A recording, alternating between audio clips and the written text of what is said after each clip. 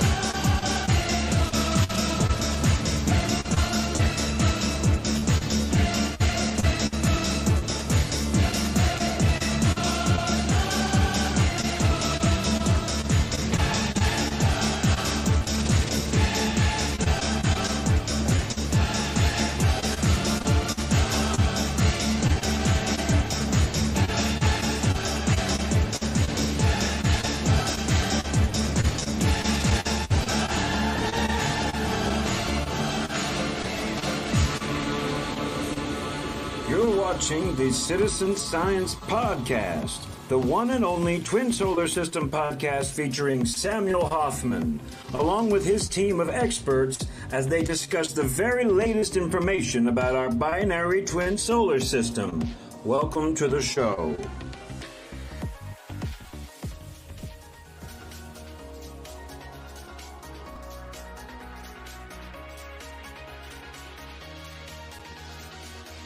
Okay, so hello everybody, and welcome to the Citizen Science Podcast. And as you can see here, I'm Rebecca, and I am super happy that you all are here. I see so many chats and people already here watching, so thank you, and I'm happy you are here. And let's go ahead and invite you-know-who onto the stage here with me, our good friend, one and only Sam Hofman. Hey Sam, how are you?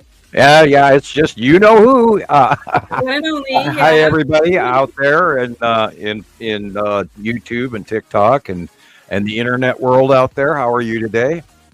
And I know that Jesus is hanging out, ready to come in. Yeah, let's go ahead and get Jesus in here. Speaking of, hey there, Jesus Marquez. How are you doing? I'm good. How y'all doing, guys?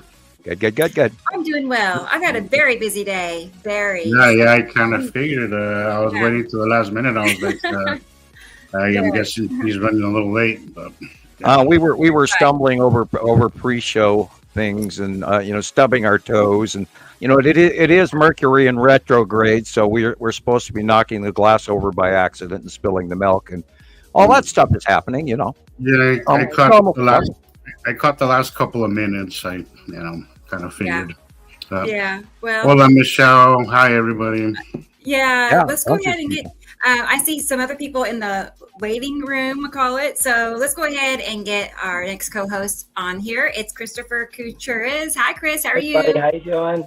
It's good to see you. It's been a whole week now. How are you? All right. I don't know what happened on Saturday, but it's just like I don't know if I don't know what happened. It's been really weird past few days. So we'll talk about it. You lost your voice. It sounds like.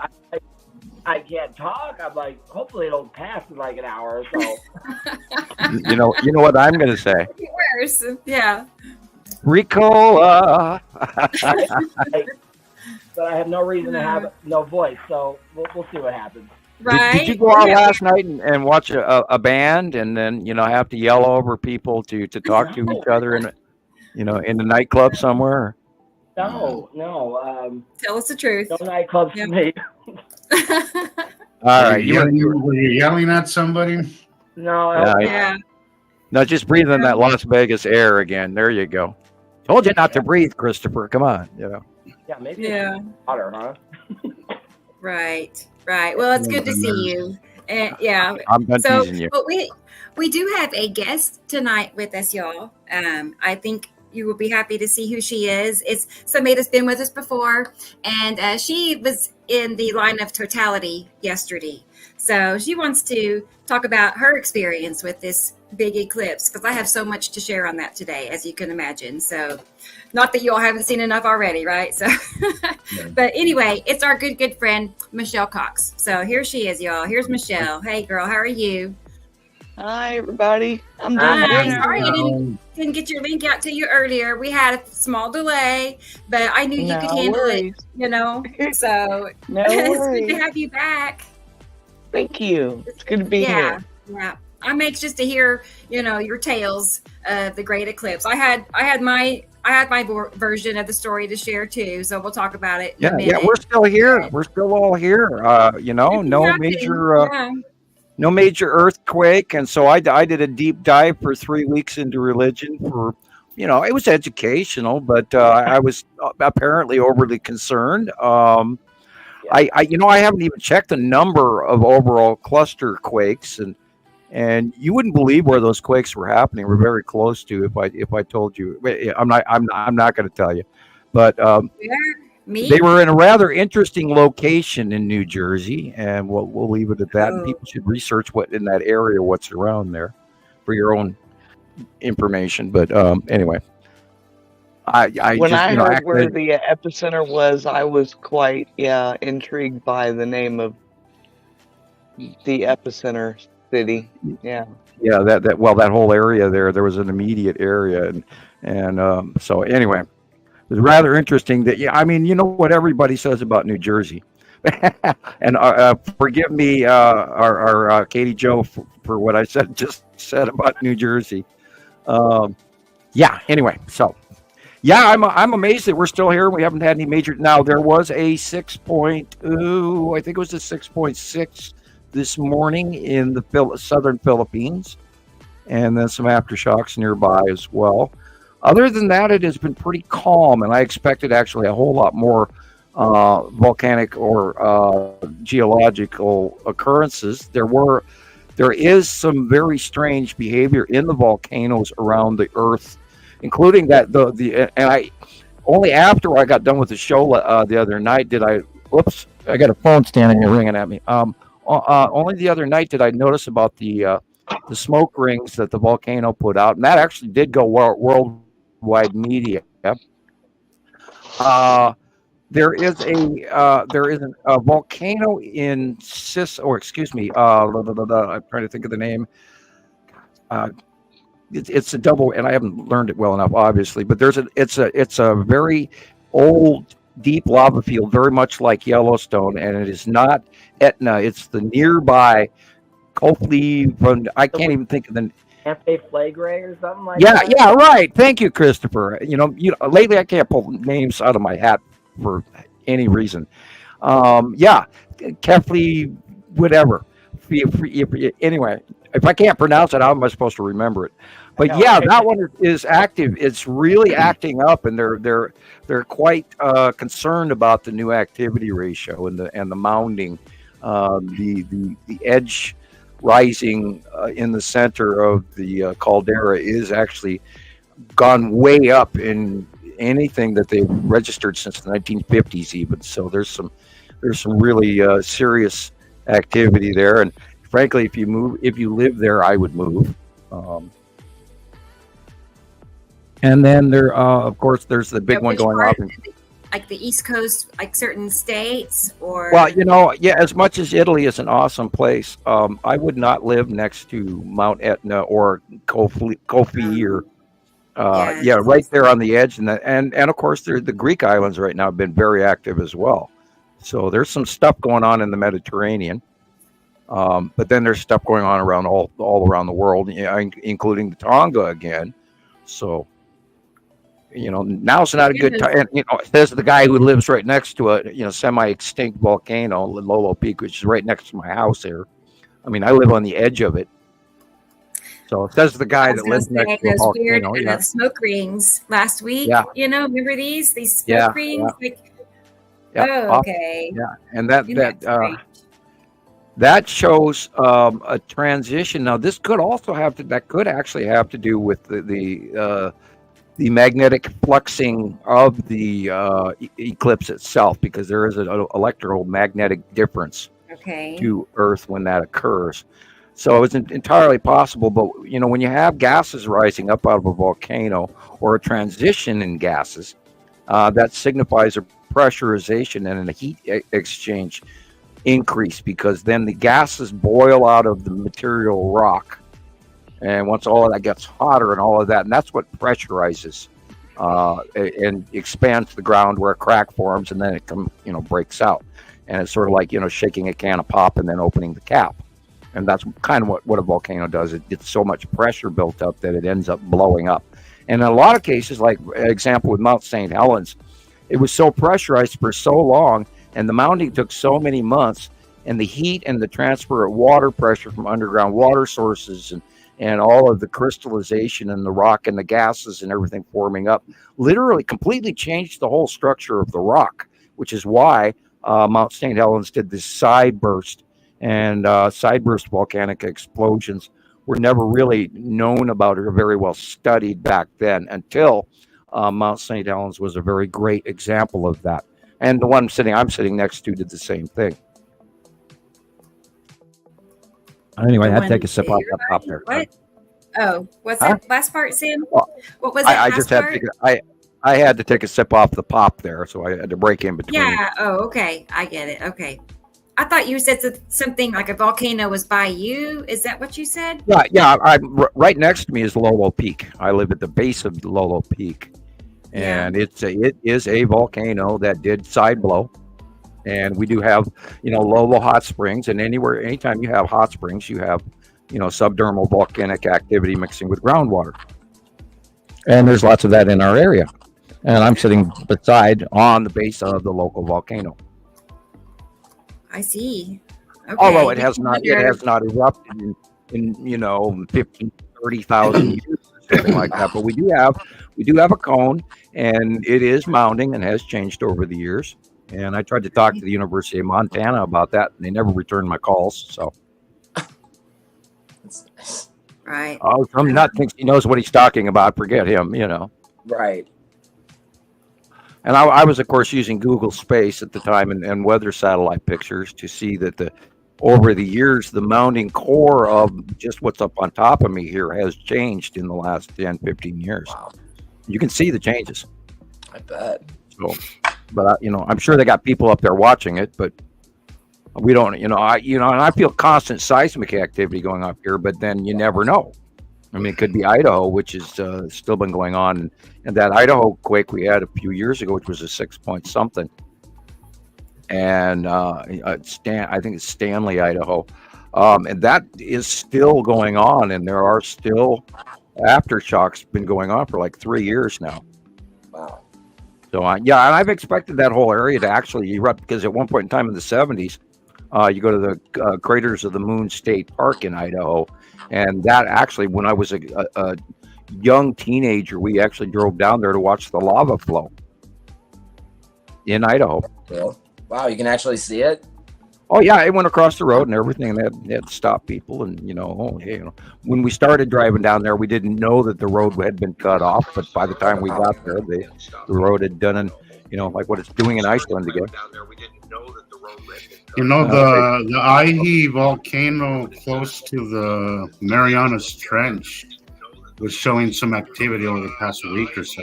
We have an echo. Yeah, it's probably Michelle. It's me. Sorry, hold on. Okay, that's okay. I had to switch my phones because my other one was all jumpy. Yeah. That's okay. All good now. Sorry. Well, you know what? Let's take a minute and look at the comments because they're filling up. So it's going to take me a minute. So let's take a peek here and see. They were full about 2 hours ago. Honestly, it's kind of cool. So anyway, but here is Dennis, you all. Dennis is first in line tonight. He's usually towards the top. I don't know if he's ever been. Maybe he has been first a couple of times. But anyway, that's cool to see you, Dennis. I'm happy to see you. And then right after Dennis, it's Experimental. Hi there. Hello. Good to have you. And as expected, T. Racy would be in the top 3, So hi, T. Racy. Good to see you. Good. And let's keep going here. They had a little conversation, didn't they? Cool. And then after them, it's our friend Katie Jo in New Jersey. We were just talking about your area. So good to have you, Katie Jo, or good to see you. Shoot, we could have you if you want to. So let me know if you'd like to join us. So. Oh, by the way, Nicolle is also still waiting for a link. Yeah, I messaged her. Did she message you? She responded back to me. Well, she had commented a couple of minutes ago, and I had just read it on Facebook again, and I typed to her that I would tell you. So I told you. We're good. Okay, we good. You sure did. So we're good. Okay.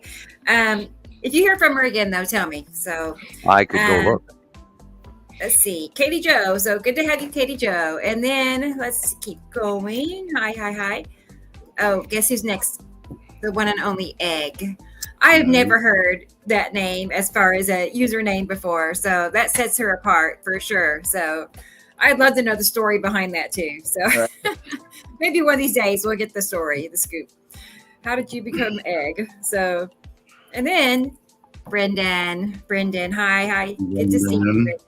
He's, well, he's always here. There's a word for it and it just disappeared, but consistent, that's for sure. But thank you, Brendan, for being here regularly too. So we appreciate our old faithful. We have a few old faithfuls. I know. And I don't know much about him. That's just it. He's like a mystery Brendan. So, but I'm glad you're here.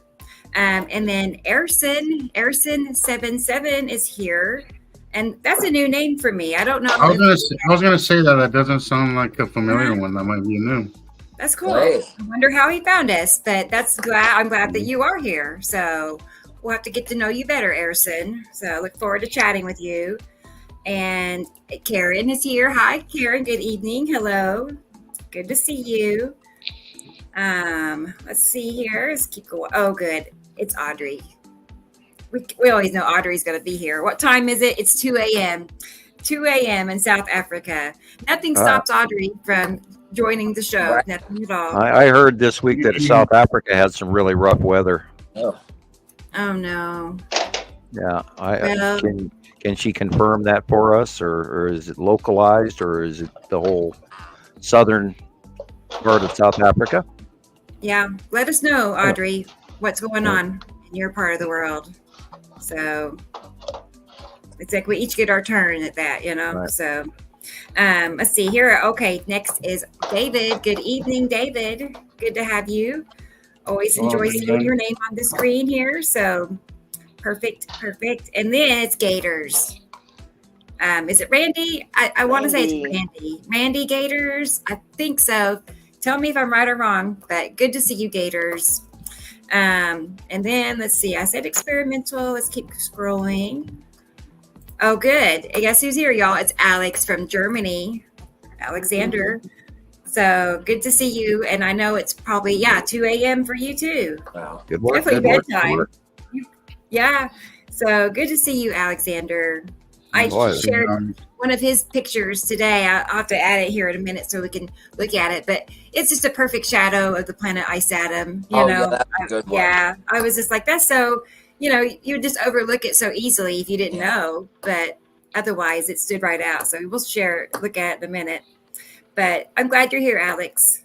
And here's another person from Facebook. Good evening. It's a mystery, but I'm glad you're here. If you do want to show who you are, you can go to that website and StreamYard.com/Facebook. And one time it'll ask you to approve your identity to StreamYard, and then they can show your name. But either way, we're glad you're here. Or you can type your name or not. So it's whatever you want to do. Let's keep going here. Where was I? Got Adri. Don't want to miss anybody. Sabrina is here, you guys. Hi, Sabrina. And it's really good to see you as always. And you should highlight Egg's comment real quick because okay. Yeah, we were wondering where the name came from, and we got an answer. And Egg is actually Emily. That's interesting. I don't know. For some reason, I was picturing a guy. Oh, really? Yeah, I knew it was Emily. I didn't know that much. Really? Did you know? That. Yeah. Well, that's an interesting story. So cool. But Egg is her dad's nickname for her whole life. And sometimes it was Eggy because her real name is Emily. Okay. Well, now we know. Thanks for sharing that with us and pointing that out, Jesus, because I didn't see that yet. Eggy. That's cute, though, for Emily. Okay, I might have to start calling her Eggy now. So anyway, so it's good to have you. And Nancy is here. I see Nancy. I see a new name. I haven't spoken yet. So hello. Hello, Nancy. Hi, Nancy. And Robin is here. Hi, Robin.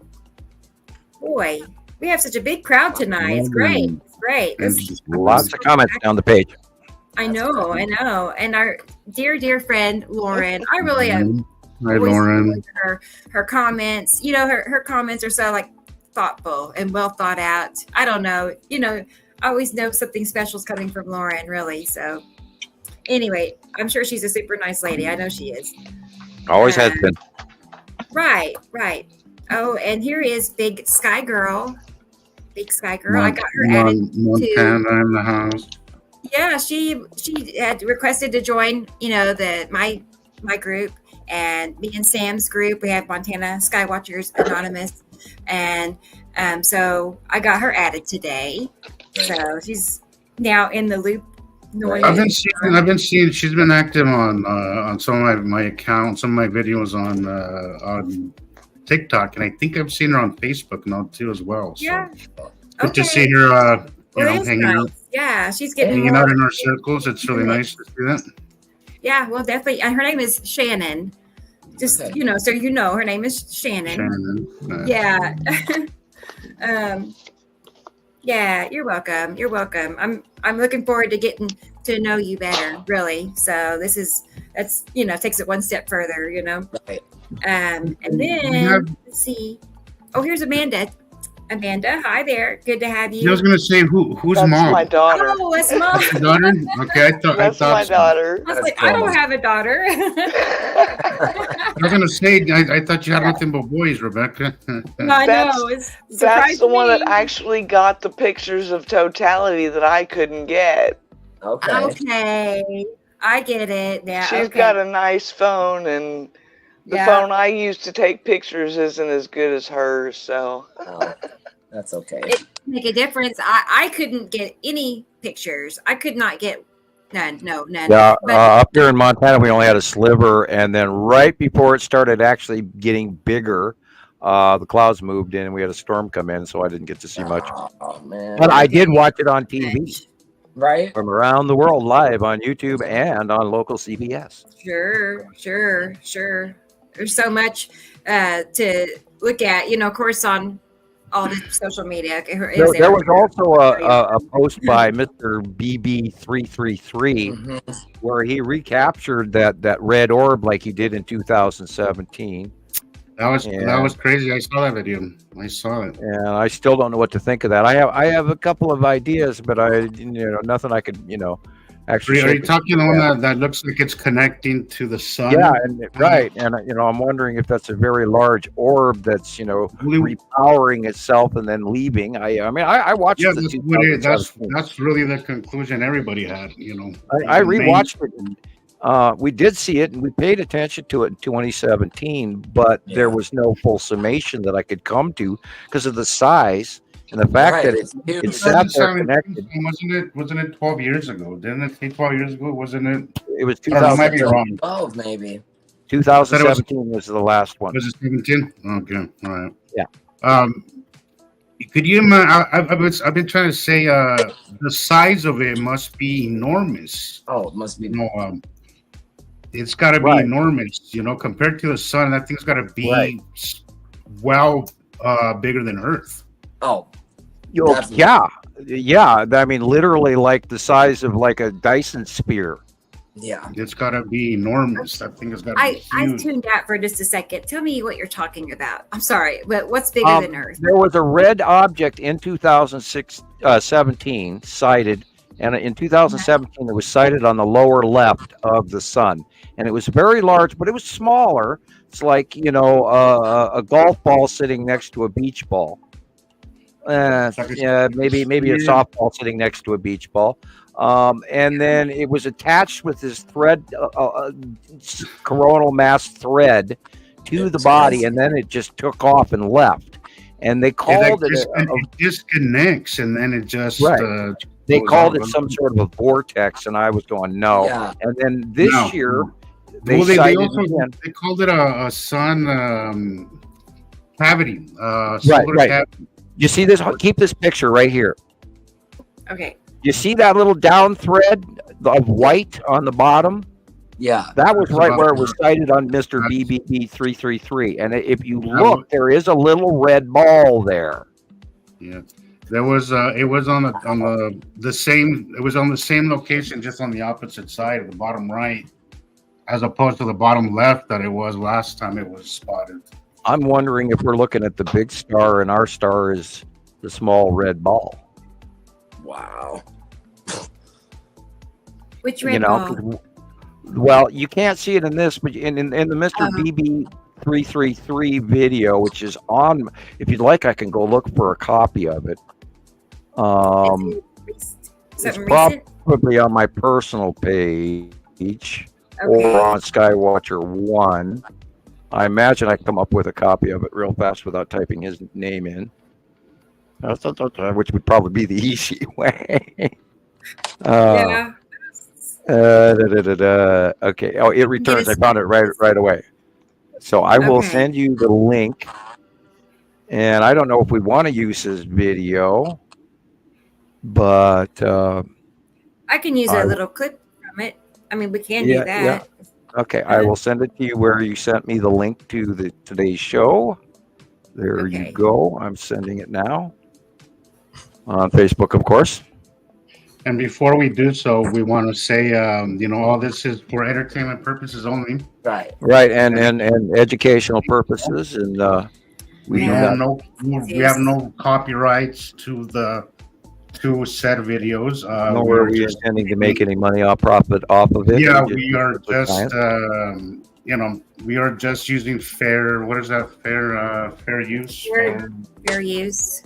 Fair use. So which I understand that actually varies case by case. I did not know that, but I just recently learned that too. So it's. Oh, hi, Lana. Lana says I saw the red ball with my own eyes. Oh. Wow. And she was in the path of totality. Wow. She did. Wow.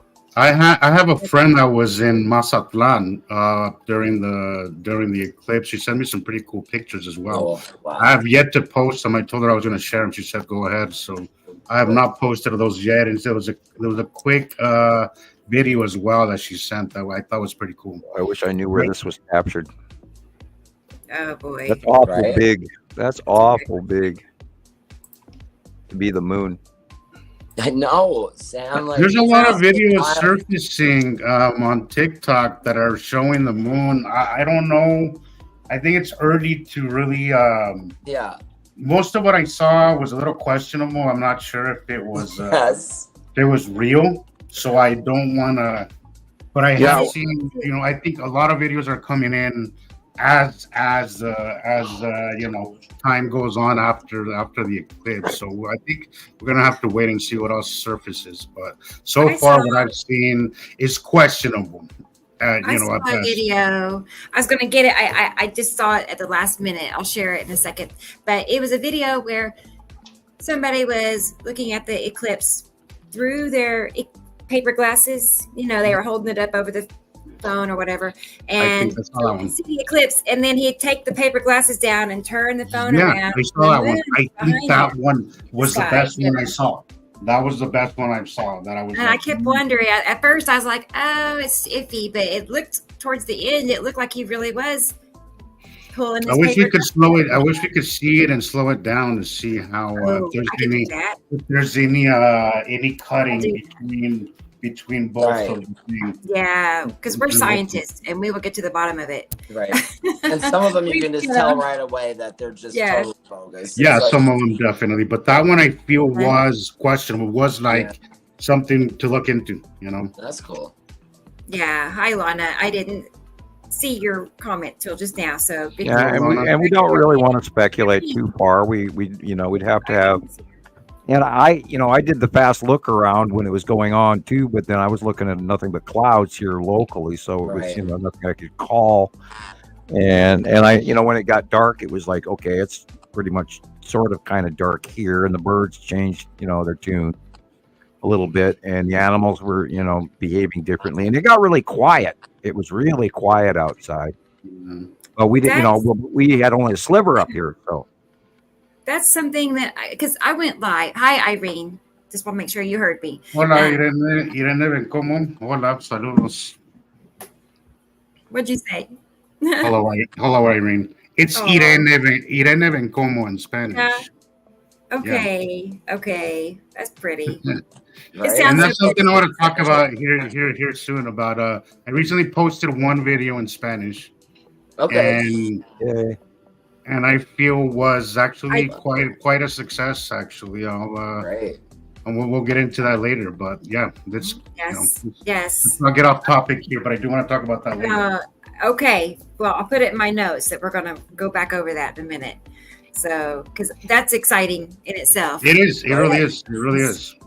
Big doors. I don't know why we really didn't think of that sooner. But I know. I've been procrastinating about it for a while, but yeah. I think we need to explore that section of all this. But anyways, go on. Exciting. What do you think of this one, Sam? Also, I think we're looking at a lens flare. Okay. The size of the moon is more believable in this shot. And you can sort of kind of actually see the facial properties of the moon. And remember, I'm looking at it on a very large screen. Not very. I wish it was bigger, but yeah. There's not much we can do, but it basically does look like a lens flare. Now, yeah, we have a lot of this stuff coming out, and I don't think people realize that it is. You're gonna have one you go through the glasses, light, and then you will have a lens flare. Like what I was getting, I use my glasses to watch it, and I even recorded a little video with the glasses over the camera. Oh, cool! But when I would take it off, I wouldn't be able to see the moon in front of the sun. What I was seeing was the lens flare, and it was easier to see it through the lens flare, actually. Yeah. Right, you're gonna get a lens double every time you put a pair of glasses or a piece of glass or window or car window. You're gonna get a double. Yeah, exactly, and it's the reason why I didn't post anything like that, because I knew it's not anything that we can use. So Yeah. Right. I have a video that we'll see in a minute. From something on TikTok that I'll get your opinion on it, but it's kind of like this, but even more strange. And I don't think it's a lens flare because it wasn't moving. It's video, so we'll see. Yes, Carol Williamson, we can see you. Can we? Oh, yeah, there she is. I see you now, Karen. Good to see you. Or I said Carol. Excuse me, Karen. I'm sorry. I apologize. Yeah. It does look like Carolyn at first. Well, I was reading through my microphone with one eye, so I sort of like this double. I'm looking at the microphone and then the screen, so with the other eye, so I misread it. I apologize. A user on Facebook. I don't know who it is, but they are here, and it's good to see user you. On Facebook. If you want to tell me who you are, you can. So I don't know. Oh, it's Carla. It's Carla. Our friend Carla. Our main folks, where all our members are wonderful people who help us every day. Right. No longer a secret. All right. Well, good to see you, Carla. Okay. Well, I'm going to pause here and I'll drop this down for a second because we have another co-host in the waiting room here to join us. Okay, guys. Dun, dun, dun. Suspense. Okay. Well, it's our good friend, Nicolle. Yay. Hi, Nicolle. Hello, everyone. Good evening. How is everyone? You look all clean and combed and made up and pretty today.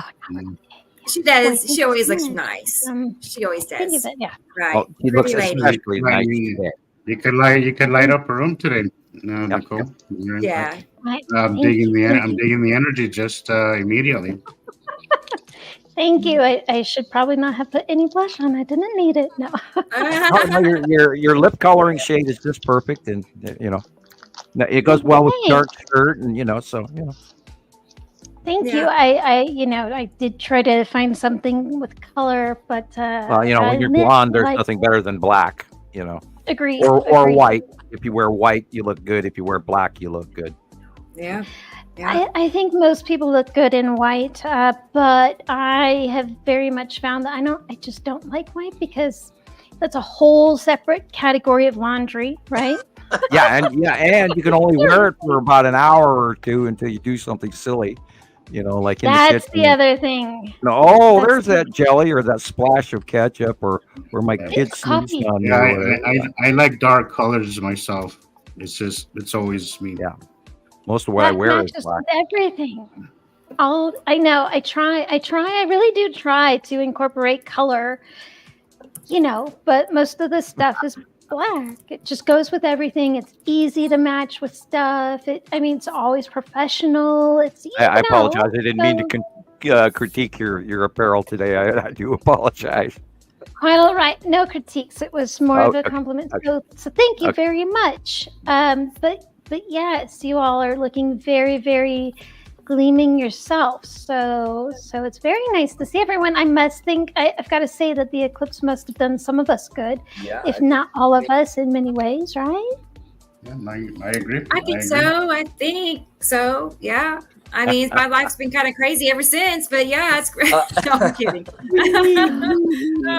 It's been, I woke up this morning and my good friend Melissa, you've heard me talk about Melissa before, maybe, but anyway, she needed to go to the hospital. She's been not feeling well for so long. And anyway, I met her at the hospital to sit with her because, anyway, so that I was gone till like 3:00 today. So I didn't have much time to take care of things for here, but we got still a lot to look at. But you know what I mean? So I've had a very busy day.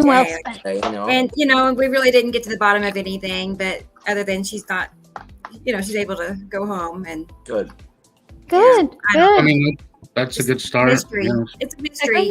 We don't know what's causing her to feel ill. So, oh no. Anyway, I was just gonna say that maybe she's going through what I went last week. Maybe she's just having a bad reaction to all this cosmic craziness. Yes. Right. Well, it weighed on me. I was, being that I took the big deep dive into religion, there was a level of created stress. And I also then looked into other things that are going on in the same equal pattern in our current society. And I was, doing a wider sociological study, trying to compare that to what I'd gone through this week, plus what other people are doing. Including the people who are fearful of immigrants invading our country and stuff like this. And the level of paranoia, unfortunately, and a lot of this disinformation that is just rocking YouTube and our other news sources, which we briefly talked about the other day. Well, I don't want to make it political, but it is political. Like you see a lot of it right before election time. A lot of fear porn. Well, there is way too much pressure on us especially right now. Immigrant kind of type, your tactics. Well, and that's the thing, they're playing on people's fears, and I think, and then the escalation in, for example, in the Israeli war, where and the de-escalation, which is also looming as well, and then what's going on in the Ukraine and all of this, and we've got all of these fearful things hanging over the top of us, and then you add on top of that the new Madrid and the eclipse is going to. I watched a couple of people were talking about it won't be the 4-minute total eclipse. It's going to last 3 days. And we're all going to be. There's going to be murders and people in darkness be outside screaming like demons. And I went, oh my God. And that's what, brought me to this topic is the level of fear out there, people that are actually expecting Armageddon or the end days or the, 3 days of darkness or the fact that Jesus is supposed to be coming now and all. And it's I kind of avoided the eclipse post because they were getting kind of nutty. They were getting really, really nuts. And I knew when you posted that religious stuff, you were going to get a lot of comments. I did. That went into that kind of craziness, and that's exactly what happened. However, I really appreciate that you did that because I've really been wanting to do that, but I don't now have time to read the entire Bible. Where I posted it was on my personal, Samuel Hofman page. I thought you didn't do this sort of thing on your website. You're mistaken where this is posted. Just because you see my name doesn't mean this has been posted on Montana Skywatcher 1 or 2 or Nibiru Followers Anonymous, or Montana Skywatcher Anonymous or any of that. So I did. Very valid. It's very valid information because, as we said, there's a lot of history, accurate history in the Bible. It's definitely been lost and watered down to interpretation and watered down over the years. But there's definitely Nostradamus and Edgar Casey and all of that were and you saw every one of those 15, 20 times this week on suggested viewing by YouTube nonstop. And so I did watch a whole bunch, and then there was a bunch of searches as well, on the computer that I looked into. And it was an interesting read. I really enjoyed it very much. It was an interesting read. Well, I went through this myriad of trying to understand why all of these people are freaking out. So I went in, and because this is what started all of this here a couple of weeks ago. We were talking about how the amount of gossip that was going on around it. So I decided to check into it deeper, and I spent 3 weeks doing it. And I think I probably personally wound myself up a little stress-wise, although I didn't expect anything. The possibility increase was notable. So I let's just say I was a little hesitant and maybe a little bit questioning. Honestly, I was surprised that you would post something like that, but I was kind of like, "Oh, this is nice because it is valid." It is valid. Absolutely valid. Well, when I look things up, I share it with people. Audrey, I probably should start with the Revelations. I hear that's where all of that information is. Most of that information is in. So maybe I will. Yeah, like Matthew is real strong. Matthew 24, and there's other. You can type it in on Google, and they can direct you. You just write in the topic of opening of the sixth seal, or type in topic of eclipses in the Bible, etc. And yes, Katie Joy, that's right. It's connecting the dots. That's why I think that getting a broader view of everything, even including the Bible, including manuscripts, whatever you can get your hands on, you can pick apart things that make sense and things that correlate with one another. We've had people talking to us in Arabic about it. On last week's show, for instance, they were saying that we were going to experience this great earthquake in the United States. And so, and because of that, that's why I did additional looking into, and I just, I wanted to be informed, and that's what I did. Hi, Dragon's Age. Just wanted to get that out there real quick. Yeah. Glad you're here.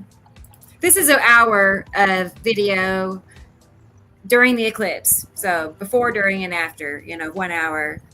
And it didn't really show a whole lot. You would never know there was an eclipse other than it got very dark, but this is an hour crunched down into, I want to say it's 2 minutes, about 2 minutes.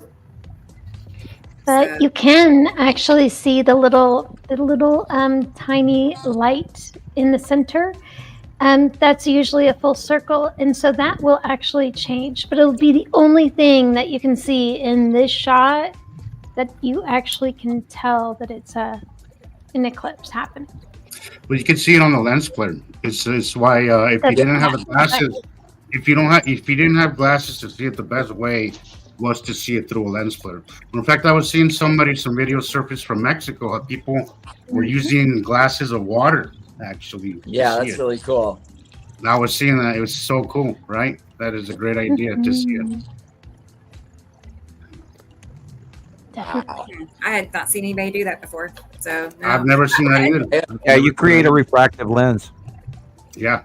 So instead of burning your eyes watching it directly, you just see it through the glass water. And see the reflection. Did anyone else see the colander pictures where you can hold a colander up and the light coming through will only be what's I did. Really? Right. Yeah. Right. And you can see sunspots and stuff like that too. If you set a room up, like some people set these rooms up where they have, just like fabric up, and it's just the sunlight coming in, and the sunlight, it'll show the whole sun, and it'll actually show the sunspots where they're at. It's really cool. Cool. Did anyone else see that? Peekaboo. I know. I was like, I was live. I was on my other phone on live on Facebook. I went live and a couple of times, and then I went live on TikTok last night, for sunset. So I was outside a lot yesterday, but yeah, I will be right back. Okay. Must be pizza night.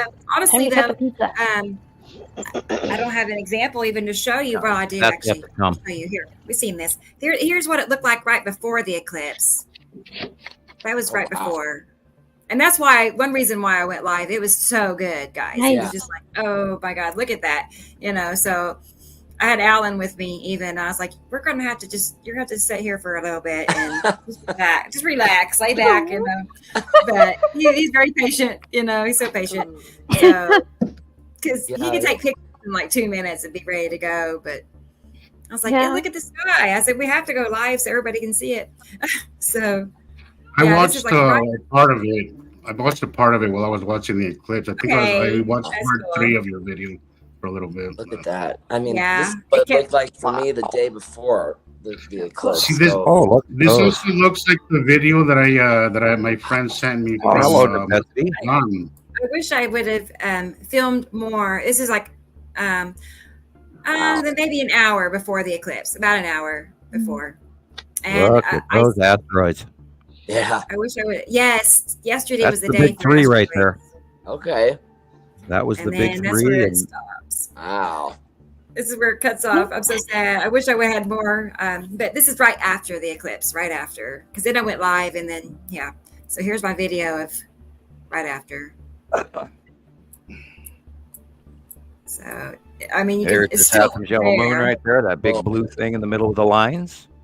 Mm. And of course, behind it is the Saturn, and then behind that, and a very large is Nibiru. Wow. And then now we're spinning around, back all the way back around again. The 360 is too fast, in my opinion. I know it feels like it's. Yeah, I get that too. Look at the straight up above the sun, that dark up in the upper left. Yeah. See that? That is Attu and Attu's moon above the sun, and they're literally straight up. And then Uri, and then we'll be back into Nepesity being right here, someplace right next to a Saturn's yellow moon, right again. Wow, there's lead asteroid. Yep. And it's all mixing in, and it's so, if you're not out there to be able to film it, it's so much harder to call as we try to spin around now, because they are so mixed in compared to what they used to be. And in the smaller days, figuring it out. And when they were smaller, it was so much easier to go, well, there's that, and there's that, and there's that, because you're pointing at different areas. But now they're all right next to each other, which just blows my mind.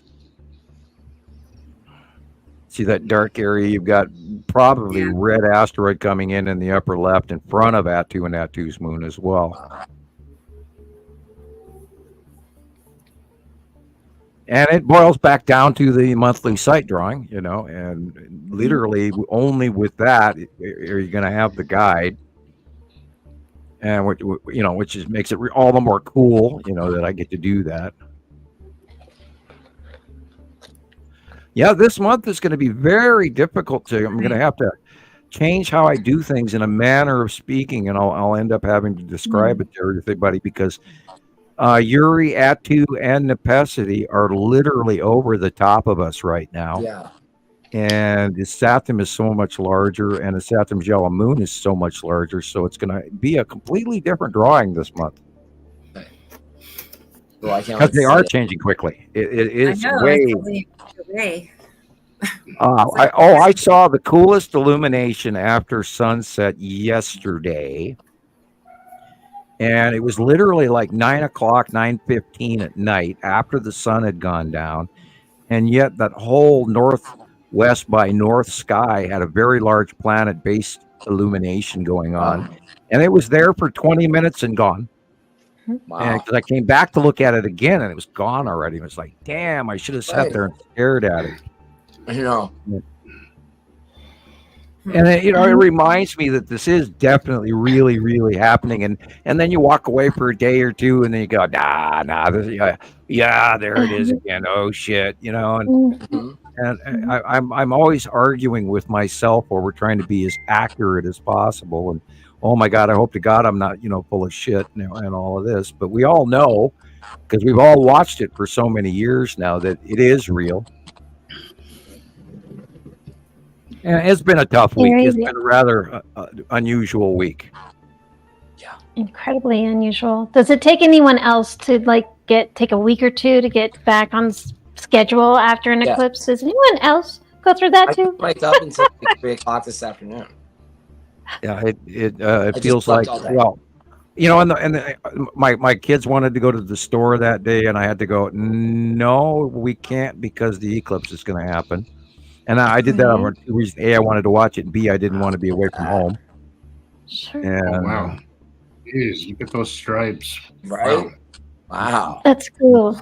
Yeah. You know, I have to admit that I was sad for the, you know, the conspiracy theorists that really were all really gung ho for something really going to happen this time. This time. It's going to happen this time.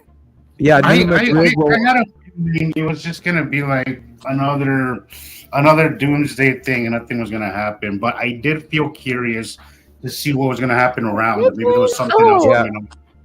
No, there's all kinds of stuff going on. There really is. I mean, galore, volcanoes going off, tectonic plates shifting, power stations, internet going down, the end of society as we know it. Yeah, celebrity news going on. Like I don't pay any attention to them. I think it's more of a false icon kind of situation with any of the celebrities, right? That's the edge of Saru right there. But yeah, like big names coming out with big allegations. So, and I'm not going to say any names because those are like, you know. I'm sick of celebrity culture. I'm so sick of it. So I'm kind of. I think this is why I think it's a good time to wake people up about a lot of things, because I think people are so past all that crap already. Agreed. At least most of us. Here, but also, there's a volcano close to the Marianas Trench that was showing activity during this past week, guys, as well. I don't know are we still hearing about the comet? No. Yeah, I have, of course, one thing or one picture about the comet yesterday. Nothing. Nope. I looked for it. I couldn't find anything. No, where was the National Guard? Yeah, where was the National Guard? They deployed. Anybody see any of that? Anybody? No. Nothing. No. Hey, they were all mainstream media hype. Psyop. They were at the community center having punch and cookies, you know, brought to you by the, you know. So, is that a cube, Sam? Like, what is in there? You know, I was just looking at that. Or is it round or square? I mean, there's both. You've got an asteroid and you've got the Texas cube. Oh, is that one? And Attu's moon is the dark area in the upper left in Attu, but we're also staring at the edge of Uri, which is in the top right. It goes, of course, to the left as well. But the cutoff going here is actually the cutoff of the side of Saru. What? Oh my gosh, that's why that flaring is there. Cool. Okay. Do you remember what time it was at, Rebecca? It was about 6 o'clock. Mm-hmm. Wow. Yeah, and it took me last week's correction on Jesus's picture to really sink in my brain that Saru is so much predominantly of the backdrop now, and Uri is moving, and Uri, if you just keep it paused right here, Uri is the gray blue area in the upper right corner, where in the left corner we're looking at Attu and Attu's moon, but these three lines that is the 3-line drag off of the Texas cube. Okay. Wow. So you can see it. You could actually see the lines right behind those 3 stripes. Yeah. The Texas cube puts off 3 lines. That's right. It does. It really does. I always overlook that for some reason. And we're talking about the smaller lines going horizontal, or the bigger, more defined lines going vertical. One's like fingering upwards. Yeah, it's like a claw if you were to look at it coming from the right hand, but it's rounding around Attu and Attu's moon, which is in the left corner, whereas Uri is in the background in the right, and then behind that farther over to the right, which is the cutoff, which is the side of Saru, which matches the monthly drawing. And this is the Texas cube rounding in the orbit, because we're seeing it literally go vertical, except it's leaving the 3 straight lines, which are rounding in our out view, but those are Texas cube eddies. 1, 2, 3, right there. So I want to point out to everyone, especially those of you watching, and any time from here on out, it's very hard to grasp all of this. Everything seems to have 50 to 100 or 1,000 different faces to it, and they keep mentioning that everything is so much closer, everything is changing faster. So I pick up on people when you're watching, how you're feeling, and I feel a lot of dismay and just kind of just not too like, why can't I get this? And I just want you to know that to the untrained eye, and I know we say obvious a lot, and it's really not so obvious to those of us that are still really trying I'm glad that you bring that up. I'm glad you bring that up, Nicolle, because you brought that up last week, and I was like, I've never thought of it like that. But I just want to say, now I'm sorry to interject, that you bring it up because it's I don't want to apologize. At least I don't mean it in that context, but I think it's something that some of us picked up from your old partner used to use that a lot, Sam. The obvious one. I think that's where I picked it up. But you're right; it's not obvious to everybody, and I hope that nobody feels. And speaking of which, if you go back, by that, I'm not trying to say you're dumb or anything for not seeing it. It's just there's no such thing in my eyes. There's no such thing as dumb. There's trained and untrained, learned and unlearned. Go back to the Understanding the Sky series. That's when it started. And when the planets are much smaller, and then I'm showing you with the cursor, Understanding the Sky series, and it's on YouTube under Samuel Hofman with one F for Hofman, and it's in the. There's only a few of them left out of the 30 or 50 shows that we did. Unfortunately, we lost a whole bunch of them because of that gentleman who had a fit. So go back and you'll be able to see the earlier planets and perhaps learn some of these base cloud patterns and stuff, and actually see the shapes of the planets when they were much smaller. And of course, that stuff will be video available on the new platform for paid subscribers. Yeah, I just put several videos up, and I got one or two of your Understanding videos up last week. So there's now videos from myself and Sam and Jesus that have been added to that site. I've been seeing the progression of that, and it's awesome. It's coming together. It's starting. I love what you did with the one of mine that said the math isn't mathing. You put the like formulas and equations in the. I know. I'll get people a copy in the thumbnail. I love that. That was pretty. Yes, cool. I'll get that for everybody. There appears to be 18 shows on that channel, Sam, by the way. 18 shows. Okay.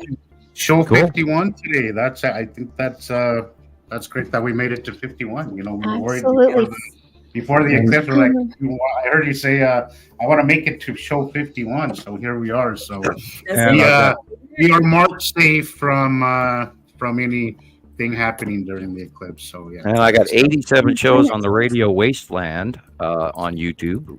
Type in Radio Wasteland Samuel Hofman. And I see Aaliyah had a big change. By the way, sorry, Sam. Sorry. No worries. I was just. What is it though? Oh, I was just picking up on the changes, big changes, and Aaliyah. The first part of her comment was just, oh gosh, I quit my job yesterday. On to new endeavors. We must protect our energy. Felt a huge sense of relief. Enough is enough. Our time is now. Very nice. Change is not easy for us, Aaliyah, especially when it's something that you depend on so much, like a job. But if you're not happy, there's more important things to life than going to a job where you are miserable. It sucks. It's like dying a little bit every day, So of course, guys, to find a new one before you leave your old one. But I know. Absolutely. I've been there. I have been there. I've had some dreadful places. I've worked. It is. It's hard to. Haven't we all? Yeah. Yeah. Before we get too far out from that video, I wanted to point out that to someone who's new to this, that finger-like pattern could look like nepicity. It could look like, so I do understand that that's not at all what it is. Please don't stick that in your brain at all. That was the Texas cube, the rounding. The planet with the most faces of all of them is Nepicity, because it's smaller and it does have different pass effects when it's close and when it's covering. I mean, we forgot 2 years or so. It's so reactive to our atmosphere that it comes through in a lot of different ways. The snorkel, the rain bomb, all of that.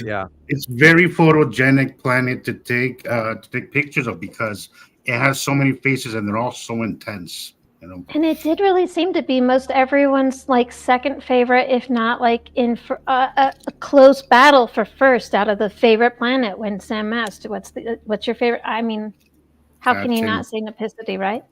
Nepicity and Atu. I love Atu too. I really miss the purple skies that we had in 2018.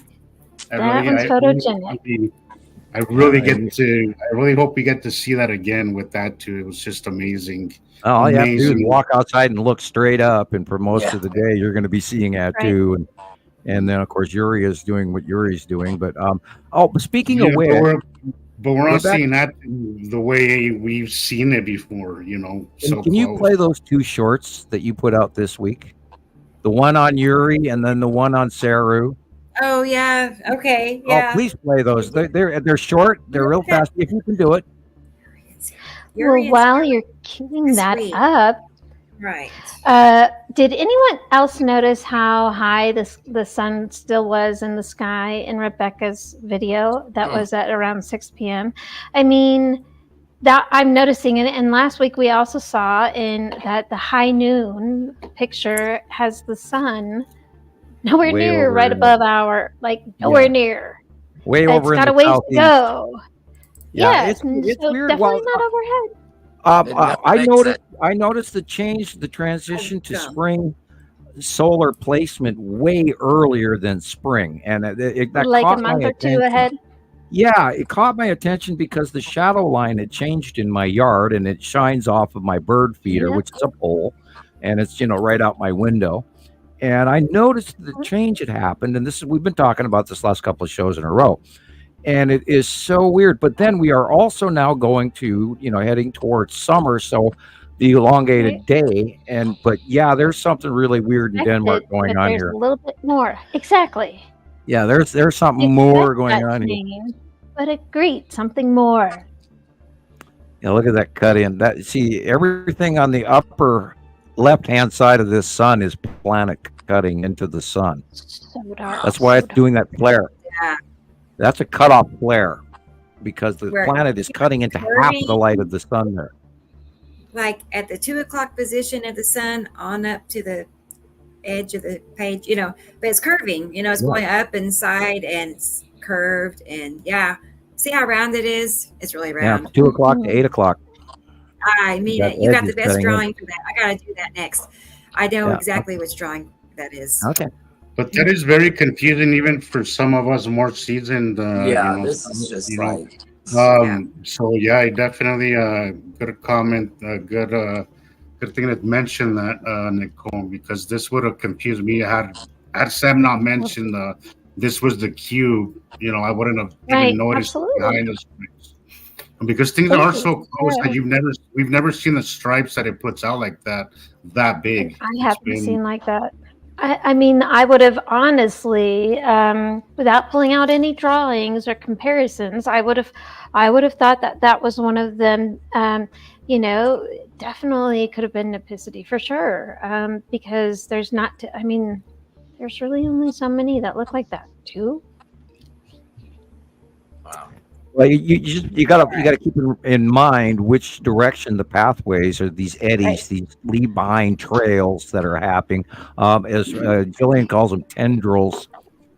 These cloud patterns that are being left behind as pathways. And if you keep into account what everything is and how big everything is, like this, for instance, you're looking at the red asteroid and the spiral asteroid here rounding underneath Attu and Attu's moon right here. See, this is what to look for right here. This is a perfect example of what to look for. This is from Alexander in Germany. Wow, that is awesome. And here the asteroids go away from us, and they are rounding, and you can see they're sort of turning around the bottom as the planet rotates. But yeah, this is a very large, very, very large red asteroid and spiral asteroid leaving that trail. And that's the much darker area. Cool. And the rest is Attu and Attu's moon, which are huge right now over the top of us. That is awesome. That is awesome. Alex, bam, home run. That is a great. Yeah. Very good shot there. You can see the dark craters on the side of Attu's moon there. Wow. And so we learned last week. Look at that.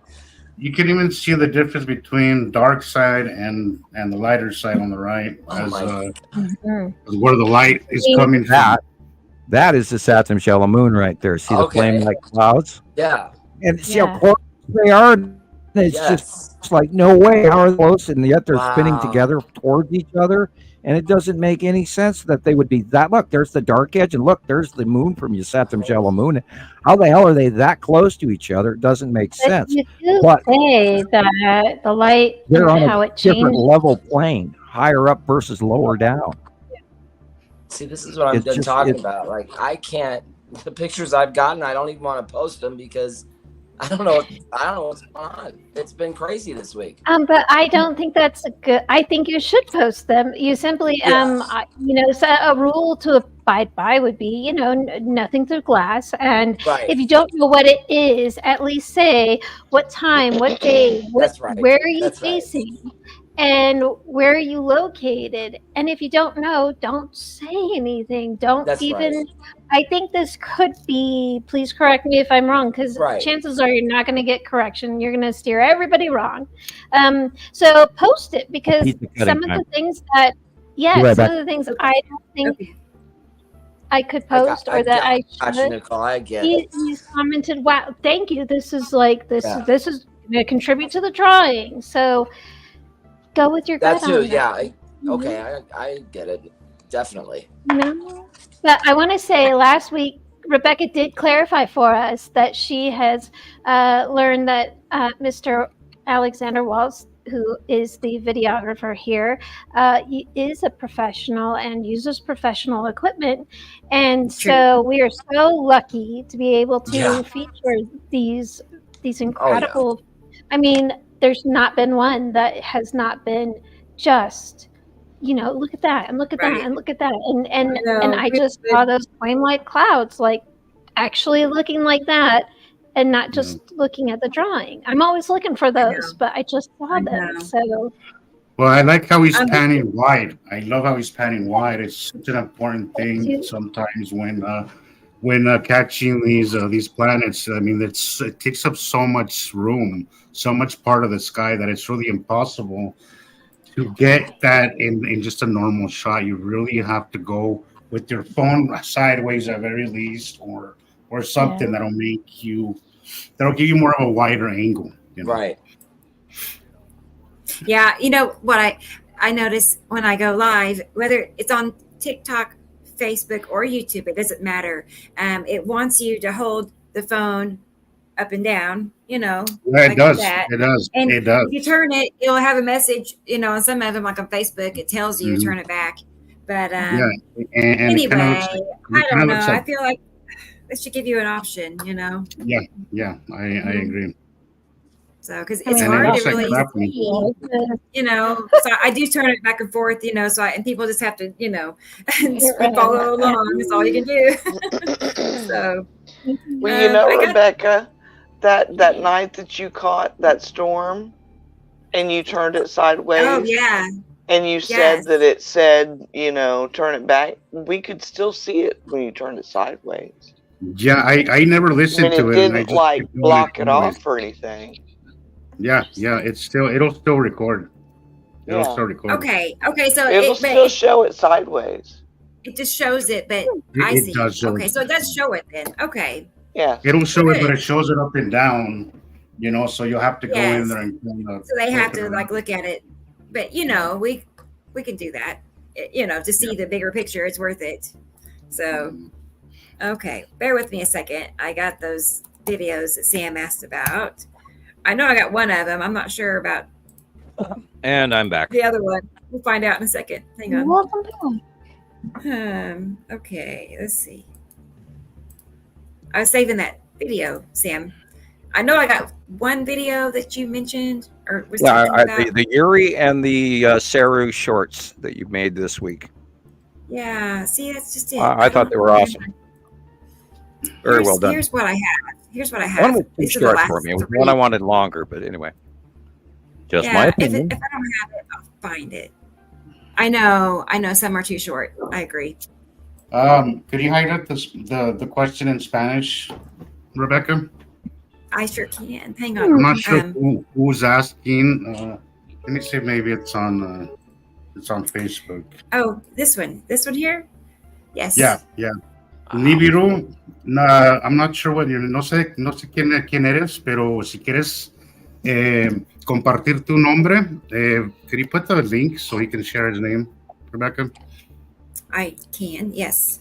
Si quieres compartir tu nombre, ve a StreamYard o puedes poner tu nombre en el comentario si quieres compartirlo. Pero Nibiru está aquí. No estamos esperando por él, ya está aquí. Mucha gente lo está esperando, piensa que está detrás del sol, pero ya está aquí. Muy cerca y muy grande en nuestros cielos. Sigue nuestras redes sociales, tenemos mucha información. Vean Nibiru Followers Anonymous, Montana Skywatchers 2. Y únete a los grupos. Tenemos muchísima información y fotos y evidencias que te podrían interesar muchísimo. Y gracias por estar aquí. Nice. Wonderful. I love you, Jesus. Yay. I know. Love it. Thank you so much. That's one of the most exciting things so far. It's parental language, Yeah. And I love speaking at any chance that I get. So, Well, it's just you do it so eloquently, and it's like music. Yeah. It just sounds. It's very beautiful sounding, and so helpful to those that actually that's a first language or a second or it spreads the message to so many more people. It does. And my last video, I posted one of my old videos and I just added Spanish captions to it and Spanish information and links as well to that. And so typically I share my videos in around 30 different groups, right? And I'll see anywhere from 1,200 views to up to 6,000 views. This one, I only posted it on maybe 5 groups, and I got over 1,000 views within 5 hours. Wow. Nice. And I got about 15 Spanish-speaking followers. So there definitely is an audience. They're out there. It's definitely something that we have to, that I'm going to have to take a little bit more seriously and kind of start sharing that, And as Rebecca shares, she's got a spot for your material on the platform. So that would be a great place for we could even create a row, another row for your Spanish videos. What I'm saying? We could make a row just for the Spanish videos. That's right. Definitely going to start working on that from now on. I'll do a video in Spanish and then I'll do something in English as well. So it's definitely something that is that I must do. That is one thing out of the last show that's the favorite thing out of the last show, and I'm so excited. That's the most exciting thing about this show. I couldn't wait to, so woohoo! Yeah, there was a very positive response to that last video. And it was just a quick video that I did just to see how it was. So yeah, I'll do that again. I'm still waiting for the short. Yeah. Oh, I know. Okay. Well, I got caught up in this question. Surfer Girl wanted to know what she saw, and we're wondering if she has a picture she could share. Oh, it looks like not now. Okay, so no picture. She just saw an enormous. It's Planet Atu. Right. Yes, it's Atu. That's got to be. There's nothing else. No. I mean, years and years of studying her when she was smaller, and Atu is literally the most captured out of all the planets because it's purple, and you can't argue with what you're seeing over the top of you. And yeah, right. This is a 2023 drawing from last year, March, and even then the planets were more discernible. Right now they're so huge, and God, it's amazing how close Atu proper is to even a Saturn's yellow moon, and it's just this 2 inches away by the eye, and yet there's this vast distance in between them, and it's entirely on our out view. The fact that they're going over the top of us, and now we're in the middle of them. Before we used to be outside them watching them come to us, and now they're rotating and doing their thing directly over the top of us, which they weren't doing even last year and the year before. So this is a whole new ball game, and it's almost twice as hard to really gather and actually be able to draw what is going to go on. And I'm going to have to, include slivers of Nepacity and slivers of Atu and Atu's moon, and a corner edge of Uri, in order to incorporate the size of Saturn, Jalamoon, Nibiru, and Saru now coming in, which is predominant in the out view. Any side, as we saw earlier with the cutoff, where Saru is actually doing the left-hand side cutoff. And prior to that, 6 months, a year ago, it was Uri cutting in.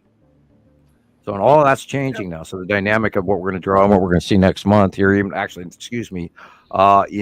6 days. But the sight drawing, I get to stress out again and go, oh, I got to do this right, I always get a little, 3 days ahead of time, I get a little paranoid going, oh, crap, I've got to do the sight drawing again. Here we go, I always want to be right. That's where the stress comes in. I was going to say, you make it look easy, Sam. So I feel like to me, it's just easy. I know. It's like, well, he'll always get it right because it's, always been right. So I don't know. I pay more attention about 3 days ahead of time. And I try to, I'll be, even when I'm not on the computer, I'll be sitting, on the couch in the living room, pondering, looking up, staring at the white paper ceiling going, they're here and they're there, and okay, and I've seen this, and I've seen that, not even using the computer or the pictures because I'm trying to plot it in my brain what how to draw this. Right. And here we go again, Hey Rebecca, could you put the email address for pictures and submissions for Surfer Girl? Wants to know where to send the image. And I want to say hi to Robert. Robert in New Zealand is here. Hi, Robert. Robert. We're fans of Robert. Oh, yeah. So he's got the best pictures. So, and Andrea. Andrea's here, guys. Hey, Andrea. And she's also in New Zealand. I wonder if they're know each other. So, how big is New Zealand? That's a big area, right? Okay. Maybe not. But they do now. They do here. So, okay. Let me get the address, and then we'll get the videos. Where is it? Did we say hi to Stardust Goddess? Did we say hi to her already? No. I thought she jumped in. Let me go back to that. Hang on. I have not seen that name before. Hi. Where is she? She is above a Facebook user speaking Spanish. Oh, here, sure enough. Hi. Stardust Goddess. Good to have you. Good to have you here tonight. I was going to say, I don't know if we've seen her before or not. Have you remembered? I don't think so, but I'm glad that you're here now. Yeah. So we have lots to talk about. So Absolutely. Good to have you here. Join us. We got such nice people. I mean, we really do. We have, as a collective, we all get along so good, and it's always look forward to our time together. So, and hopefully we get thousands and thousands more folks listening, because we are working our little butts off to try and get this to everybody.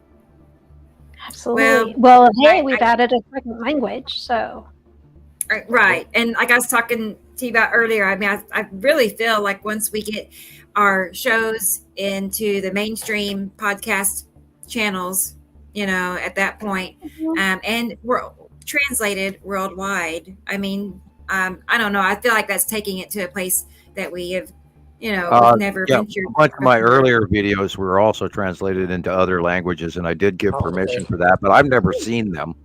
So I don't know what the fruits of their. Right. I wish I knew the links and stuff, because I've had people ask over the years, for one time I even tried to do one of your videos in Spanish. Me and his name was Michael in Spain. He helped me translate it, but it became way too complicated for me to do on my cell phone. And anyway, we gave it a go, but anyway. But I feel like we're now there, especially with Jesus. My goodness, we have an expert right there at our fingertips. Translating is a really slow process when you have to go through it won't take several paragraphs. Unfortunately, even on my computer translator, I can only put a few sentences in at a time, and then you overwhelm the translation. It does take forever to do the translating. Way longer. And soon Streamlabs will have different languages too, so that's always good. And I was mentioning earlier to this gentleman, or I'm not sure if it's a woman because it doesn't have the information, but I was mentioning that we will be doing this soon on many of the different languages, so he can come to our platform and then have more access to the information in his own language, I'll do what I can, but it is good that it goes out to many different languages anyway. So, Perfect. Okay, so here's this one video, Sam. Okay. Yay! I just my last 3 TikToks. Been waiting and waiting and waiting. It's too short. I agree. Yeah, but it's a great one. Thanks. Yeah, the Yuri one that you put out this week also was shorter than this. Look at that. Just go to your own YouTube page. You want me to? I'll grab you a copy and hand it to you. I know. Maybe I need an extra reminder. You have already forgotten your work, young lady. I know. There's how many videos. There's too many. Yeah.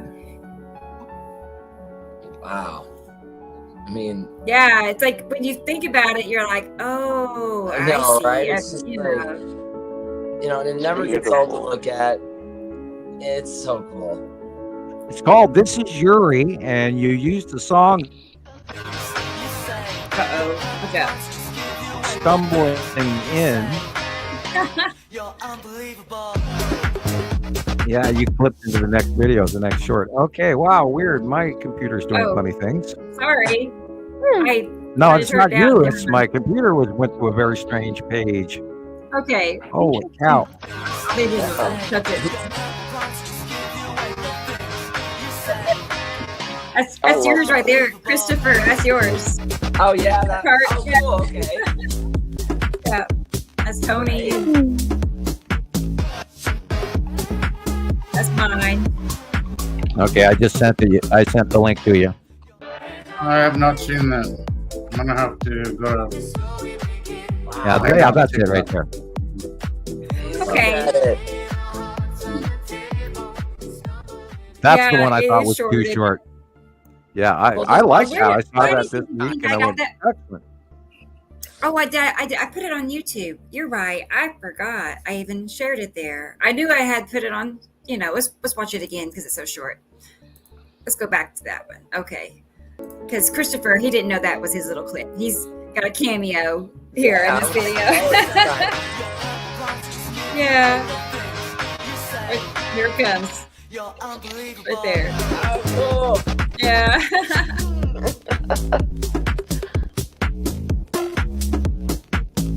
Yeah, that light pinch was so wild. Yes. It was. They're one of my favorites.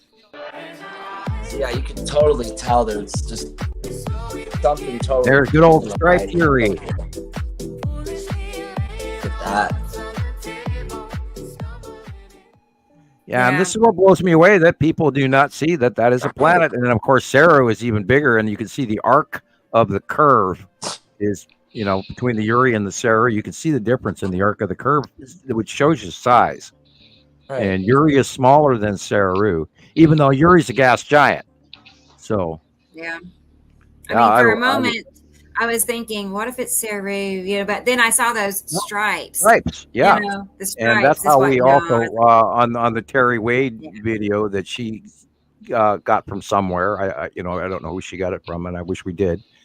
But which is this one, and you can see the absolute color difference in the sky, and there's no other way to explain this.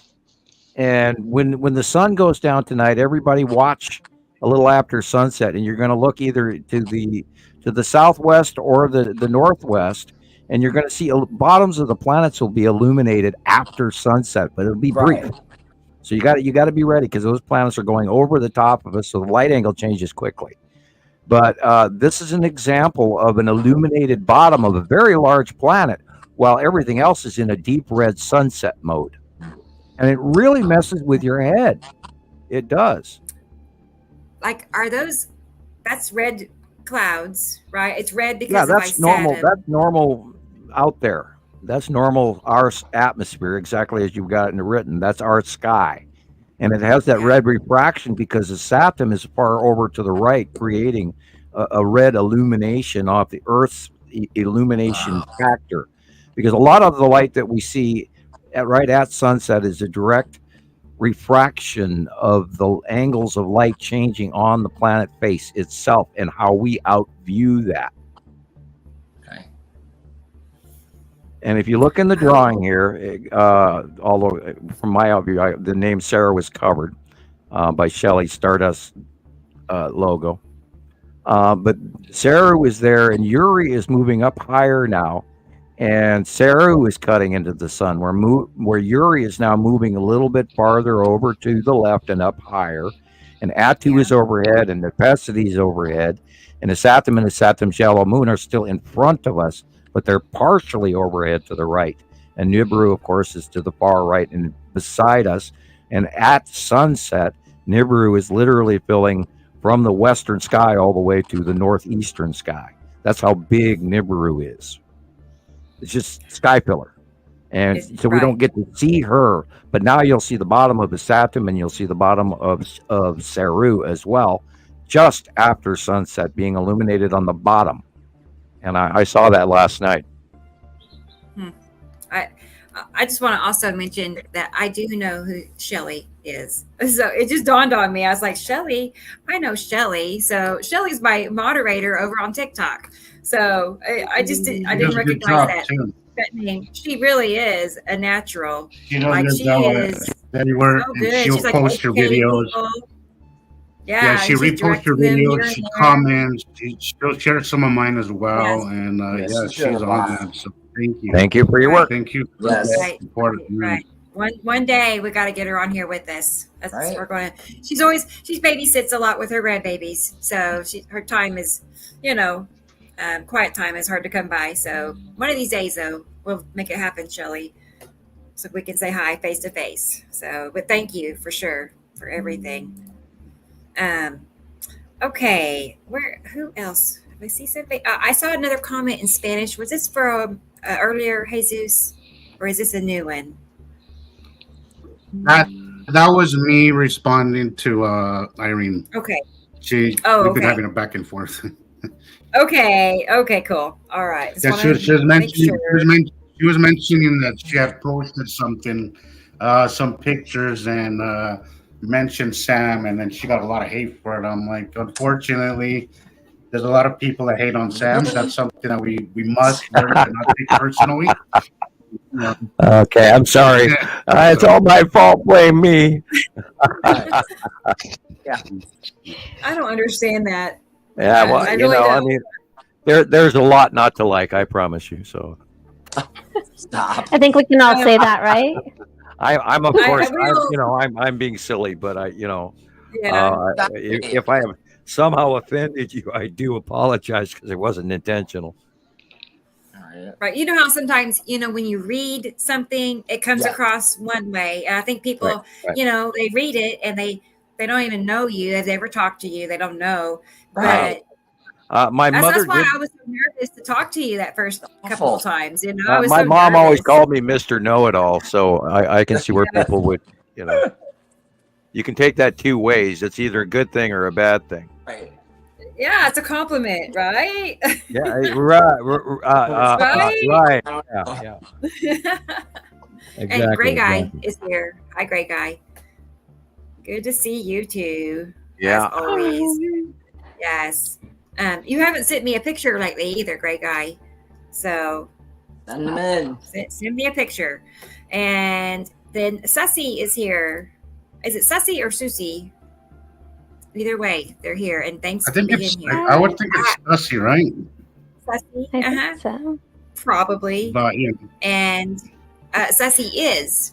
I don't remember that part being there, but I haven't seen them in a little bit here now, so it is extra good to have you with us. I and just thought of something that when we went over to Idaho with me and some of my younger friends in our 30s, and we'd go over on these beer drink. We went to State Line, Idaho, and we went to Spokane, Idaho, and we're expressing concern over our behavior because we were drinking out of the pitcher, not the glass. That was back in my beer drinking days, and Montana thing, right? And they said, "Well, it's okay. They're from Montana." And that's what they said. Okay, and they were immediately no longer aggressive toward us, and they understood. Well, okay, those guys are jerks. They're from Montana, so I mean, you can blame it on Montana. I'm from Montana. Okay, it's my fault. That's it. I was telling Robert goodbye. He's checking in for Robert. Goodbye, Robert. I'm glad you were here. I mean, it's wonderful that we get to see that he's here as well, because we look at his work all week long, and it's excellent work, and he does such a good job. Right. And this is Robbie from Australia. It's so cool when you think about it. Right this very minute, how well connected we are. And we did this on our very own. We figured out a way. And Robbie, we expect you to tell your friends in Melbourne, even if they laugh, and then you can blame me because I'm from Montana. I'll tell you, it's this guy. He's up in Montana, So. Fit right in. Right. I see a video here. Oh, and here's this Dawn. hermit in some cave or cabin in Montana. Yeah. Hi, Dawn. Good to see you too.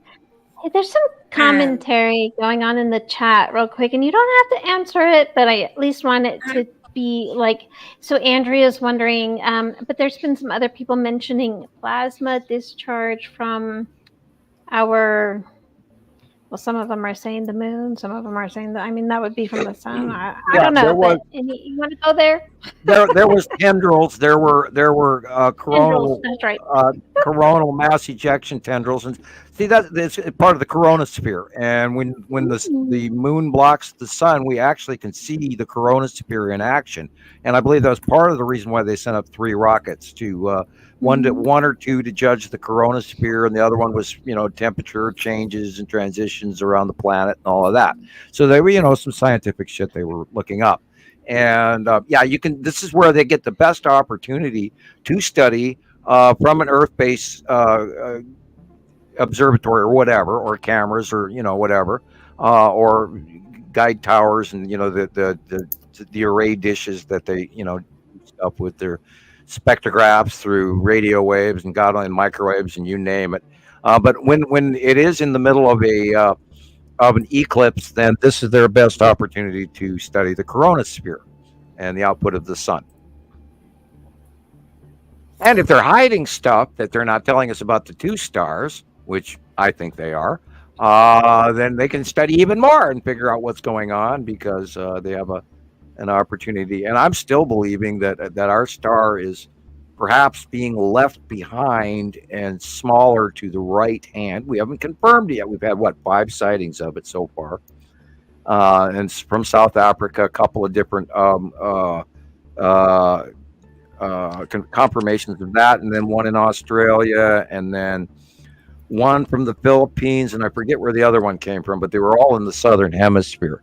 And then, of course, we've seen evidence of that as well here in some of the northern hemisphere shots over the last month and a half. Rebecca, has it been month and a half that we've been seeing the smaller?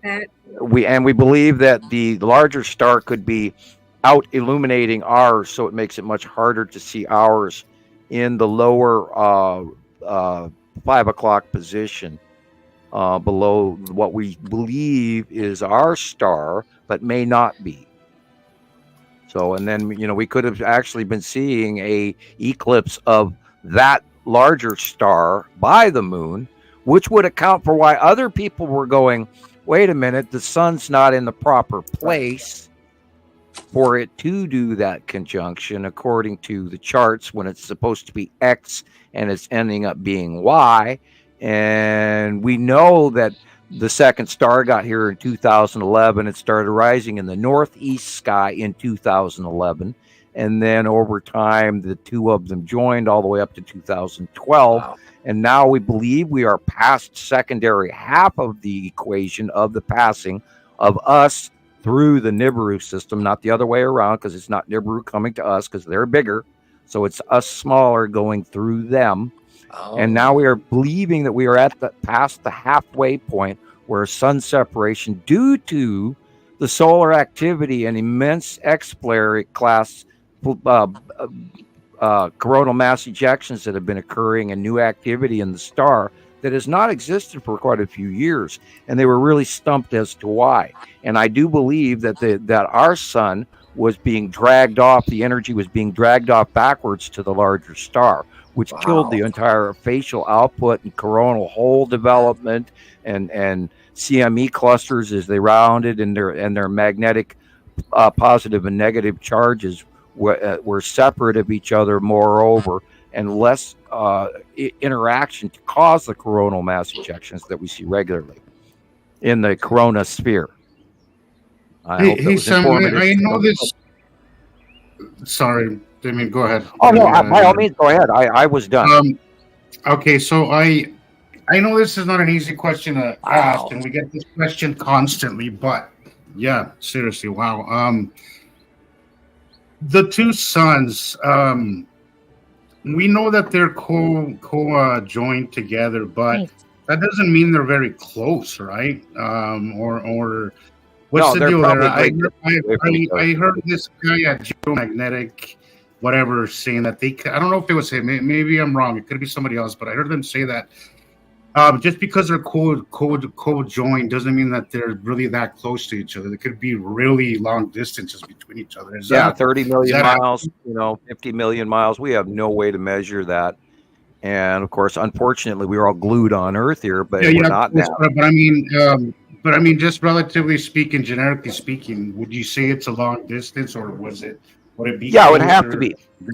They're a larger star, and our smaller star follow an electron cluster, which is the big, huge brown dwarf that everybody was always talking about, the brown dwarf, which is discussed in some of the earlier, that one guy from Mexico in the 80s, he said that he knew about Nemesis and all of that, and put out that big to-do about it. And they're cross-referencing all this information from tidbits. Are you talking about Ferrata? Yeah, probably. I can never remember, guys. Yeah. He's Chilean. I believe he's Chilean. Okay. I apologize. Basically the same. Yeah, no, but I believe that he actually visibly may have at some point in time been able to capture in a telescope Immeru, and then he cross-referenced that as thinking it's a brown dwarf star. But it is what holds our two stars. It's an electron cluster. You have to go to subatomic chemistry to realize that we are a compound, not a separate element in space or just rocks with gravity. We are an actual chemistry equation in space with two atoms, two stars. And then our planets and moons are protons and neutrons, and our comets and all of that are electrons, and the asteroid cluster group is electrons, and they behave. That's how they self-illuminate and all of that. And you got to take it into subatomic chemistry, and that's where gravity and the dinner plate that Einstein talks about, why all that's wrong. And we're a compound. We're binary solar system, and every 3,654 to 4,000 years we cross paths. we trade places in the spiral. Why, I don't know. It might be just part of the normal part of the flower of the spiral of the Fibonacci sequence or whatever, or how it's ever boiled down to. But I would love to see. I would love to see it from up there. I would die a happy man if I could see things from up there. But maybe one day, maybe one day they play to make a model of that. Yeah, exactly. We'd have to have AI supercomputer do it for us to blend a cohesive orbit model where every 4,000 years or less they cross these planetary, solar systems trade places. I'm sure they have that by now. Oh, I would imagine NASA probably does. Yeah, I'm sure by now NASA, I'm sure they have figured it out by now. Oh yeah, I imagine they got 20, 30 people working on it or more, and then they live on an Air Force base for the rest of their life. And that's what I didn't want to do. Jesus, that must be a difficult offer to walk away from, and I commend you for doing so, Sam, because curiosity always kills a cat. Always kills a cat. It boiled down to people over money. I wasn't going to. But let's say for me, it wouldn't even be the money. For me, it would be the curiosity of knowing a lot of stuff that I wouldn't really know on my own. Especially that would have been the hard part for me to just say no, because I would have been curious. But, I was immediately treated with, you don't have a right to know what you're doing. We just want your information. Yeah. And I was being left out of the loop, and this is a problem, and this is the reason why we're so limited, because instead of working together, we pull this power moves, as they did with you. Instead of working with you, they wanted to boss you around, and they ended up losing a very, very important role. Somebody, with a very important role in all this information. That's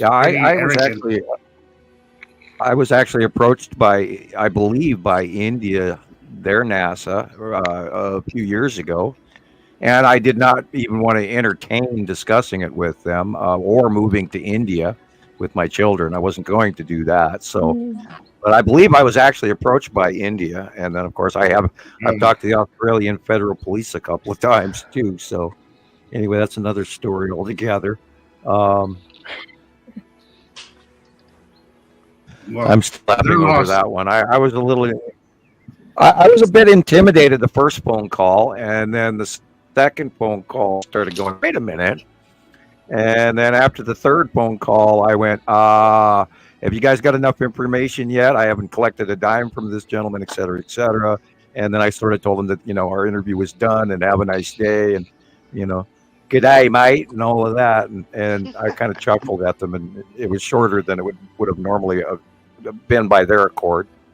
But yeah, they were threatening me and trying to, corner me to find out that what with one of their citizens. And so anyway, it was a silly, somebody called me in, and it was a silly thing, like I was doing something wrong when I wasn't. And I said, I kind of went, okay. And I still talk to the gentleman from time to time, although he has changed his name, but he still shows up on a few of our sites from time to time. And I know you're out there and all that. Interesting. Wow, interesting.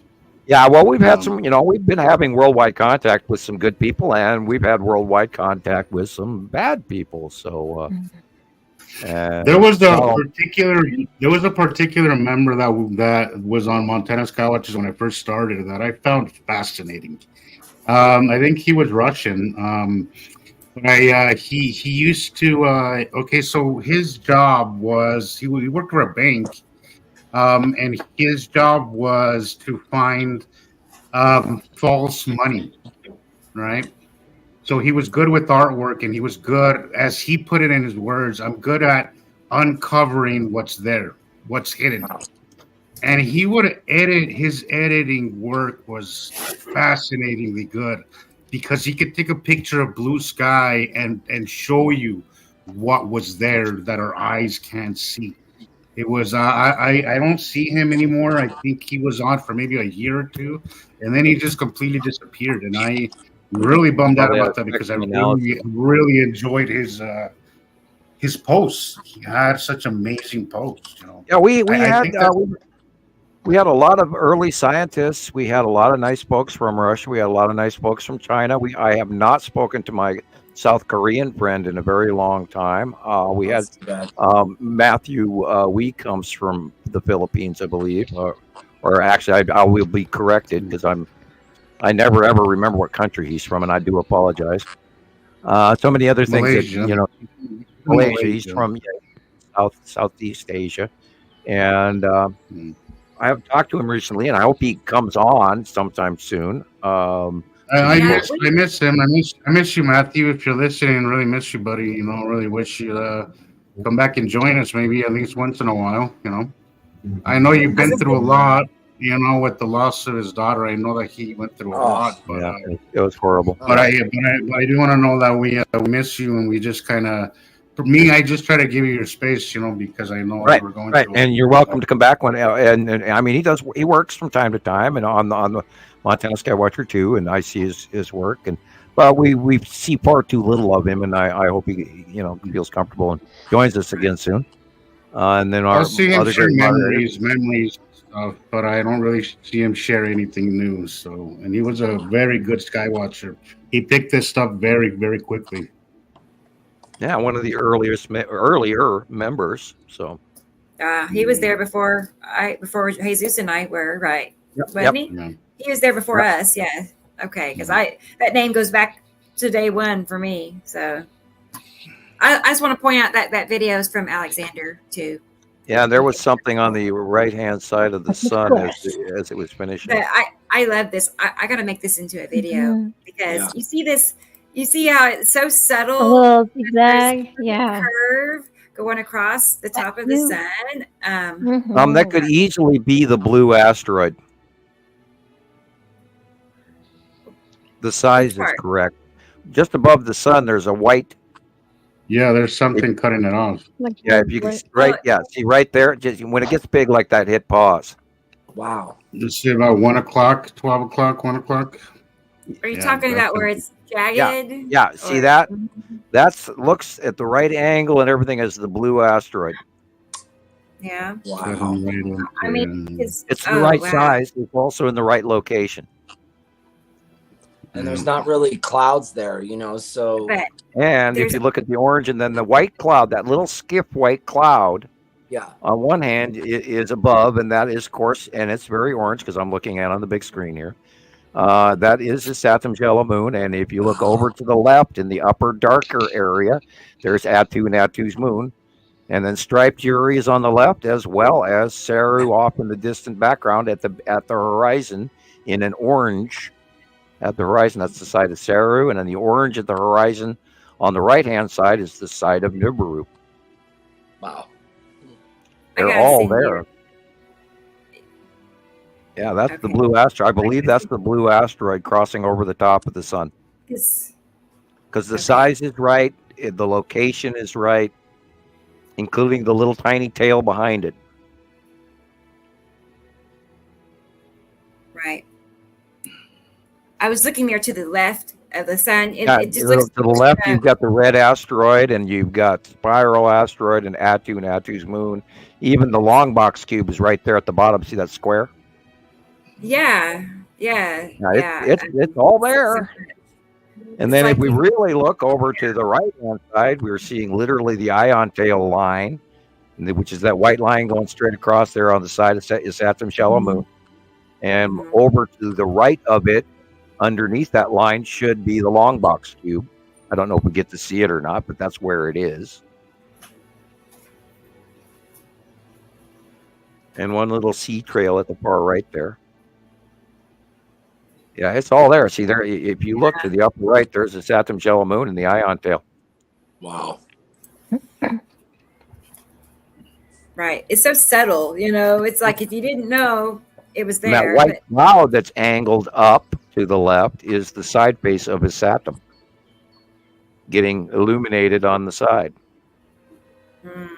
See the shadowing of the round as it pans? There's that shadowed circle right there above the tree. There's the Saturn's yellow moon, the ion tail in the upper right-hand corner right there. And that cloud angle, that white yellowish cloud angle, that's the side base of a Saturn. Wow. And there is a light pinch going on here. Yeah, I was going to say it's so Saru and Nibiru. Incredible. On the bottom. It's all peeking out in between all of these planets, and that's why it's sort of ovular and weird looking. So, I'm sorry, Sam. So you're saying Saru and Nibiru are at the bottom pinching. So Saru's on either side. Yeah, on either side. Right? In the orange, you can see the orange brown right there. Oh, yeah. This is incredible. Wow. It's like and all you got to do when you can't see them, they're there. You know, it's like and there's the blue. Away. That's all Nibiru right there. My God. That blue is all Nibiru. Yeah. And over here, you've got the stripes of Uri, which is why it's faded blue. Of course, the sun flare blacks it out right there. Right. You see the shadow right there is Uri, and then Saru is behind it, and then the asteroids are coming in from the left, which is why there's that illumination, weird yellow bottom horizontal orange on the left. And you know, just keep it in your head and sight drawing in mind, and ta-da, there it is. And it's repetitive, and it's absolutely undeniable. We've been staring at it for well over a decade. Oh, by the way, God, guess what? 14 years today. Happy! Yay! Happy anniversary! Oh my goodness. Oh my God. That's amazing. Oh, crap. I mean, 14 years today. What is today's date? April 9th. I had no idea that was the date. Yeah, I remember April 9th. I just do. Yeah. Knowing you mentioned that last week. That's awesome, Sam. Really. Yeah, 14 years. Been, that crazy Nibiru guy. I wish I would have found y'all 14 years ago. Yeah. That would have been Right. great. Yeah, Dr. Nibiru, So what? Okay, well, that was 2010. Obviously, that's when you started talking. So, right. Is that how? Okay, so it was April 9th. Like, how long Like, prior tell us to the that? day. How long prior to that did your non-disclosure agreement end? Like, how much time? turn of the year, and I gave it a few months extra depending on the fiscal. And not only that, I was, I'm talking Montana Skywatcher 1. And then I was talking about little snippets on my own first started Skywatcher. And then, somebody suggested that, hey, you should start your own side group for this information. And then you'd have people be able to post more on that and not down your middle of your personal page. So your personal, could be different than your site. And then I went and, we started out with, 10, 20, 30, 40, 50. And, within a year, we had a couple hundred. And then within, the first 3 years, we ended up, 50, 60, 70, 80,000. And then we went back and forth through some crap with Facebook where they actually made it public. And then we skyrocketed to just under 100,000 members. And then we had, because the crazy was going on in there and all the older members were complaining, we went back to private, and we literally in one day lost 30,000 members. And I don't know if it was all bots or what, or how that setup was. And then predominantly over the years, we've actually lost a lot of people. And maybe they got bored with it or found other ways or what went on. I don't frankly know exactly what's going on with Facebook, because we had examples of it today where something happened on my personal page that I did not do. And Rebecca knows what I'm talking about. And I did not do that. And yet there was a drastic response. I know. I was looking, and Sam, I just, as you said that, Katie Jo, I told her I'd send her a link, and I went to do that, and it's asking me to add her as a friend. And I have already added her as a friend. I'm saying, I mean, I have basically what I'm now realizing is I have been unfriended from people's accounts, multiple people. Interesting. Multiple. That's at first I thought it was just one, and now there's two. So there's two that I've discovered, two people that I have to send a friend request to. How is that possible? I hope nobody's jumped in and gotten a double of your account. Remember, there was one of me, which is why I had to change my picture, and then I had to sit. So, people out there, if you get friend requests from us, contact us somehow to ask if it's really us. Yeah, something because that's one of the things that is going to possibly. Well, our peanut gallery got a little quiet, so yeah. But I've been seeing the laughing emojis come back again. They have been relentless the last few days. Just hundreds of laughing emojis. Like most of the comments, most of the reactions on a lot of the posts I see, there's like 100 of them. You know. I know. So it was quiet. It seems to be coming back again. Yeah. One lady, Kaylee Lindsay. She shared a post. You know, just a post, and I don't know. It seems like some posts get sabotaged more than others, but that one post had over 1,000 laughing faces. And they're all non-members. Like, you got to tell me that these random people are all finding that one post. No. I mean, I think they're bots, and now with AI, it's become a lot easier to do stuff like that. I think Rocketman had mentioned that was the most likely AI, which makes sense. But the fact that they're targeting, it feels like it's really targeting us, you know, because over 1,000 is just insane. That doesn't happen normally. The names and their profiles, so weird. Yeah, the profiles aren't really real profiles. You know, I've gone in there and it's just like, people? Yeah, they have very vague accounts. Some of them don't even have a real picture. That's if anybody, when I get friend requests or anything, I go to their profile, and if they have family, friends, normal was something normal would be like, I'm like, all right, okay, sure, I'll give you a shot, see how it goes. But if it's vague and there's really nothing, like it's a new account, I'm like, okay, yeah, no, thank you. It sounds a little suspect to me. I know. I mean, I've gotten pretty good at not letting it get to me. You know, you kind of have to like practice some self-control and not let it like, you know, it make you mad or whatever feeling. I've gotten better at it over the years, but I have my days. Kind of keep scrolling, and I can't fight them all off. I mean, I will go in and I will block 10, and 20 more will show up. It's a lot. But I also think Rebecca, that it's a sign that we're doing something that's making some people uncomfortable, which is not a bad sign. And also, the algorithm goes by two things. It goes by comments and it goes by reactions. So regardless of the laughing emoji, they're still interacting with the post, and that does help the algorithm. So whatever, you know, that's why it's the reason why I don't really I don't delete negative comments off my posts anymore. I'm like, whatever, you're interacting with it, and that helps the algorithm push it further. So whatever, you know, that's fine. I just want to say hi. I know this has got to be Carol Ann. So I was based on what it says, you know, I'm pretty sure. I'll check in a minute. But if whoever it is. Carol, hi Carol. Yeah. Glad you made it. Let's see. I saw something else. Irene, she was in agreement. And Sandy said no new accounts get approved. And that is true. I agree with that too.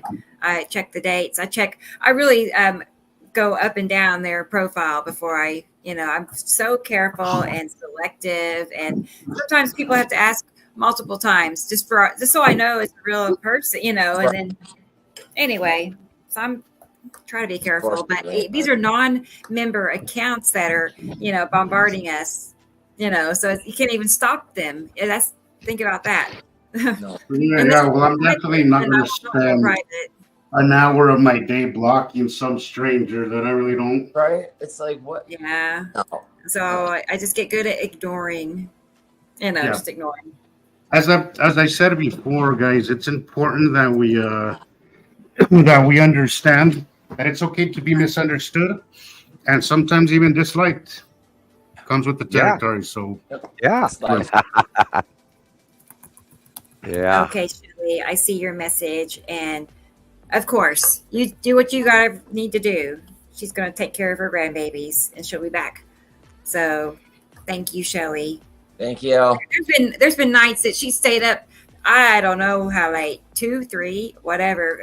I'll play Sam's recordings as if they're live. I'll play his recordings on TikTok, and it'll play for like 4 to 6 hours. I have different ones, and she'll be on there, even just with those recordings, talking to people and steering them our direction and telling them everything she knows. So we couldn't ask for anybody better, in that aspect. So, okay. You know what I want to do? I want to look at Michelle's video. She sent me some. Before that, I have to run to the pharmacy for my brother real quick. So maybe 30 minutes. All right. Yeah. All right. See you guys in a while, guys. Okay. Be safe. I'll be looking for you. Be safe. All right. Bye-bye. Don't hurry. It's not far. It's not far from me. Yeah. No, it won't take him long. Okay, carry on, guys. Okay, you're fine. We'll leave it like that.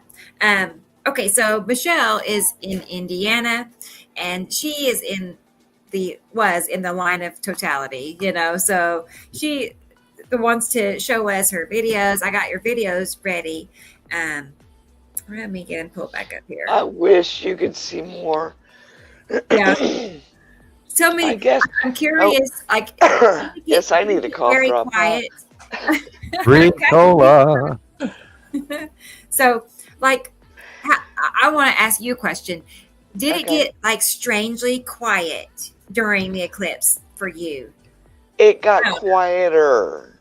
Okay. I noticed that the birds didn't totally stop, but they lessened. And my aunt even said that she started hearing the cicada. Okay. I went over to my aunt's house and made dinner for her. And I made dinner for her, and she made some stuff to go with the dinner I made. So it was a day of it. But the rooster across the street was crowing. I thought that was funny. Yeah, he's excited somehow. But it did get quieter. It's nighttime, daytime. The sun's going to come up again here in a minute. So, What's going on? Threw his calendar off for the year. You could definitely tell when totality hit, because it was like you could hear the whole town cheering.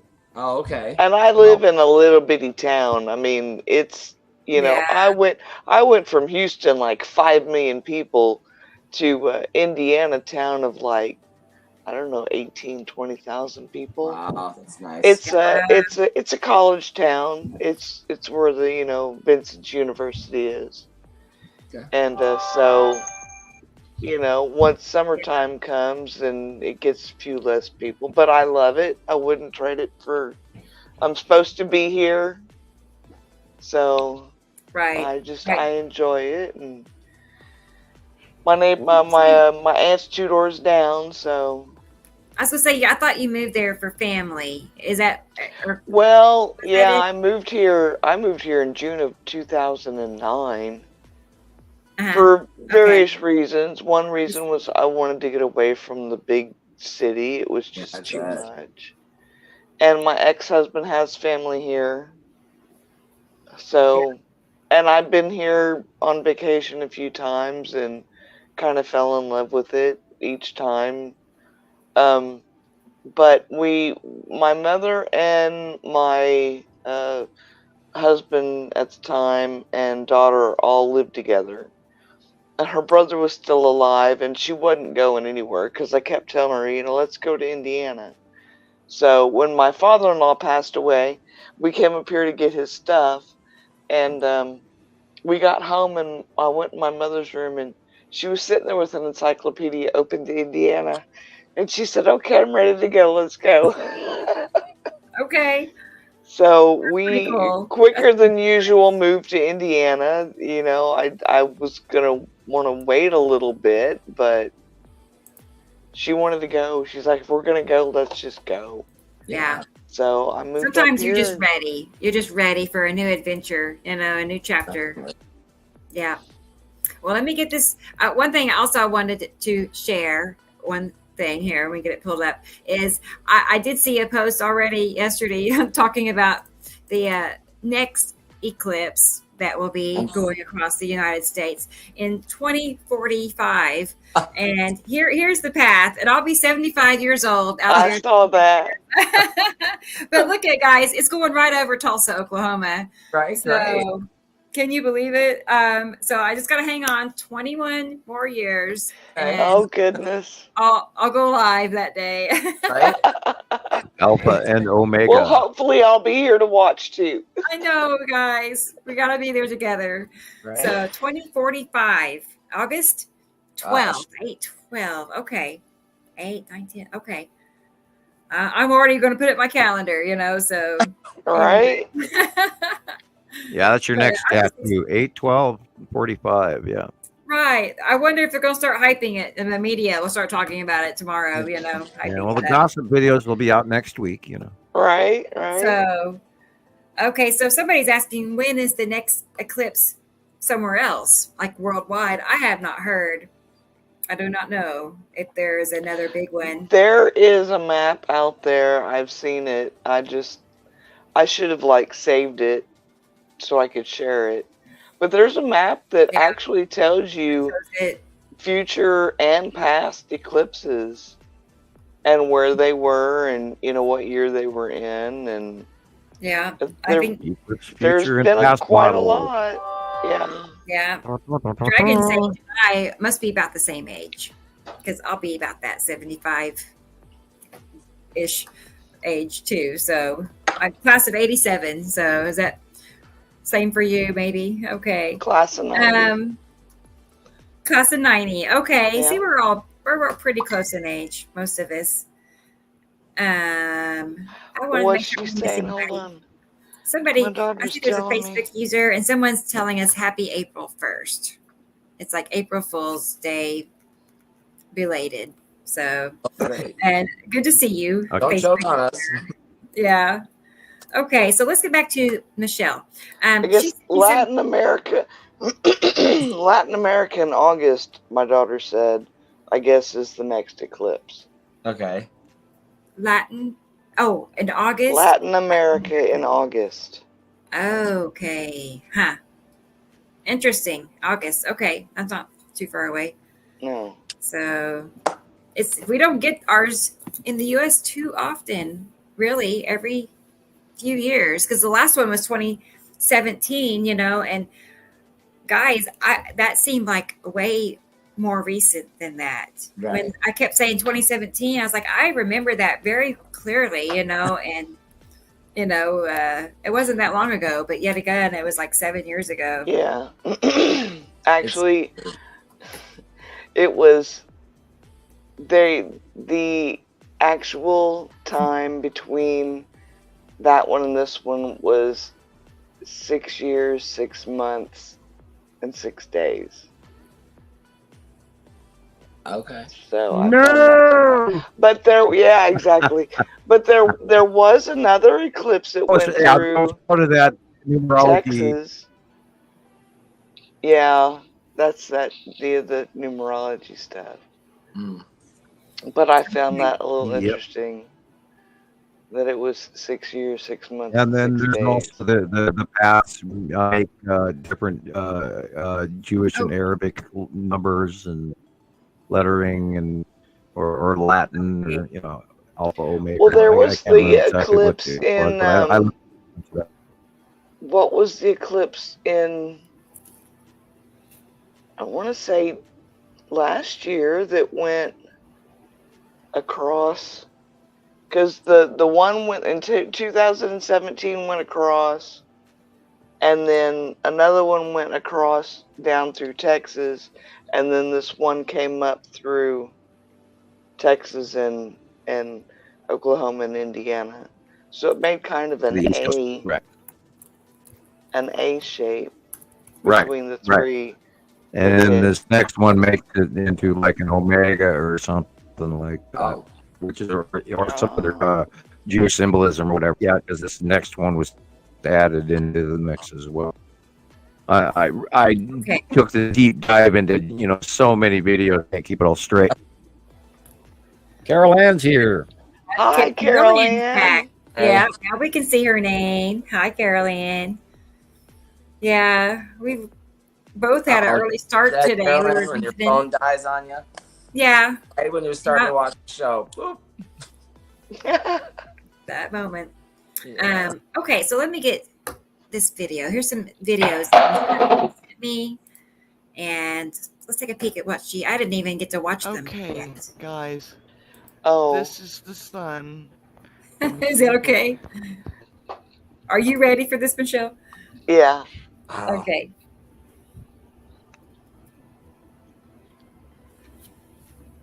See, I could not catch it with the actual sun. I had to get the lens flare.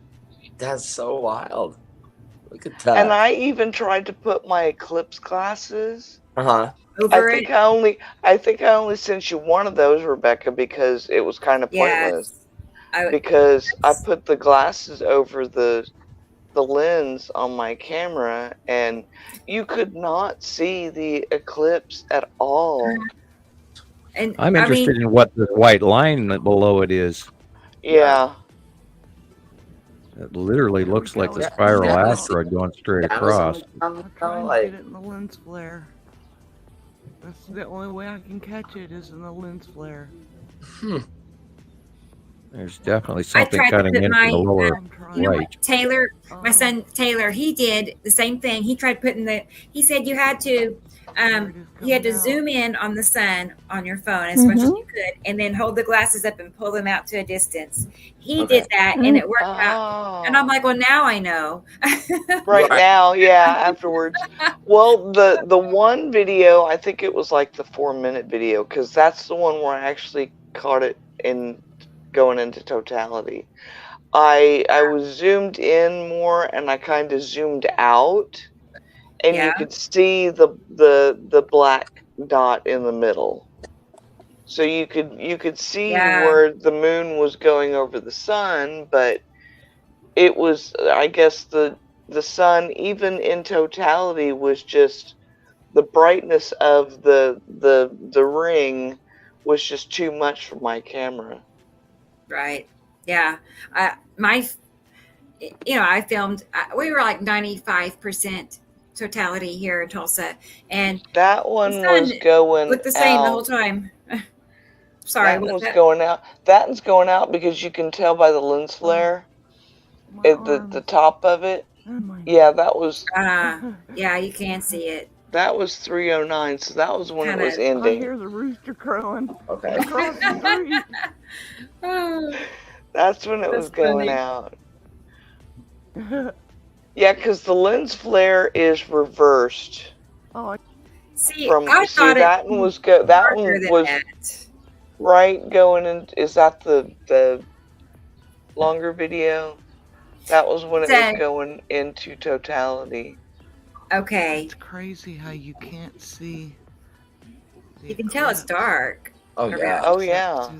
But I would expected it to have not been normal looking sun either. To me, it looks kind of normal, Well, once it goes into totality, it like. I can't keep it steady. I don't know. I'm trying. It should be any second going into totality. It's definitely getting dark. Yeah, you could definitely tell it's getting dark. You could definitely tell that it was getting cooler, and the wind picked up a little more. Okay. Yeah, cooler too. I did notice that. Yeah. It felt cooler, and it got strangely quiet. It was just unusually quiet and cooler, and the sky everything was just kind of a muted gray You're tan right, yeah. color. Just kind of like, it was cool. It was cool. Let's see. Yeah, that's. I'm just surprised. I would have thought I see that it. the sun would have been more blocked out I looking. see. You I'm know. trying to. Well, I'm trying to did too. record it, but I can't keep it steady.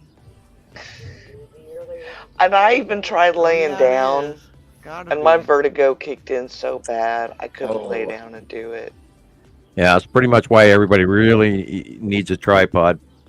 Yeah. And you know, I have one. Before my mother passed away, you see the things flying in front of me? Those are wood bees that are dive bombing me.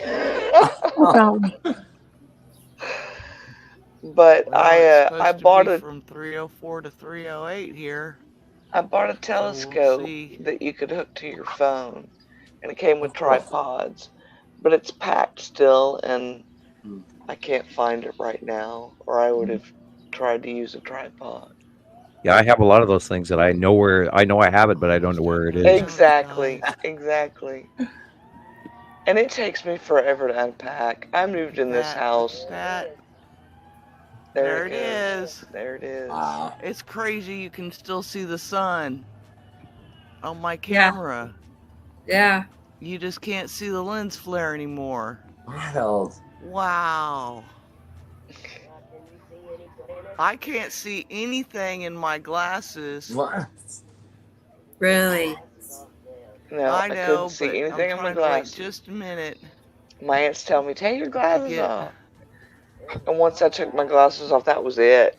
I was like... I'm not... Oh, wow. That's when I took my glasses I wish off. I could get this on camera. It was amazing. It's just... It's... I see it. Oh my gosh. And there's Venus. I see that little dot. There's a star over here. Yes. There's a star over Yeah, there here. were several of the normal planets in that I cannot get same a picture view. of totality. It's like the sun is still there. It's just darker. You can barely see a I little want to black get a dot picture in the of this so middle. bad. Look. Shows to the size of the sun. I do snap out of it and kind of try to do a 360. That's not a star, duh. But That's probably Venus. Venus, and then That's Jupiter. probably Jupiter. Yeah, there was like three that was in the out view. It is so Now dark to your out left should be but the I can't catch totality on my. This is that time of day. amazing. It would be way left for the Devil Comet or P12 or whatever it is. Yeah, I couldn't see that. PB12 or what? I can't remember the day. That was really good, Michelle. I feel the same way. I think the next one I did a 360 and tried to get all the way around. I did take a few before it was like, I don't know, 12 something, almost 1 o'clock that I sent you that I did. Right. I think I did the sun and one on either side. But something told me to look over, and it was like northeast. And something told me to look over and take a picture. So I did, and I don't know. To me, it looked like Uri. Okay. But I don't know if it was or not. Oh shoot! It's not loading. Hang on a second. It would be there, or farther back. Is that where it would be? Yeah. Uri is in the north by northeast. Okay. And it sort of spins in a circle over in that area most of the time, while the other planets are a little over the top of us. But Uri is still pretty predominantly left in the northeast until throughout the day, and then at the end of the day, it is in the southwest. Okay. See, the streets here are crazy. They don't run true north and south, east and west. So the street in front of my house runs kind of southeast by northwest. This is literally a cutoff going here. That was after. Is that Uri? Or no, that was right after the eclipse. But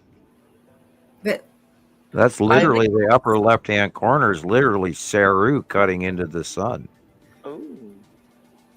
Yeah. You see it now? Yeah. No, I do. I mean, that's how long. You've got the hourglass bells flaring going on. How long after the eclipse do you think that picture was? Do you know? Well, it should be time stamped. Oh, it probably. We can go back because I have this. There you go. That one. Oh, there you go. 319. 319. 319, and it You was can that see the one. blue shaft lighting, and you can see the V shape in the right picture. Are you in Central? No, I'm in Eastern. Eastern. Okay, so Eastern. Is that like?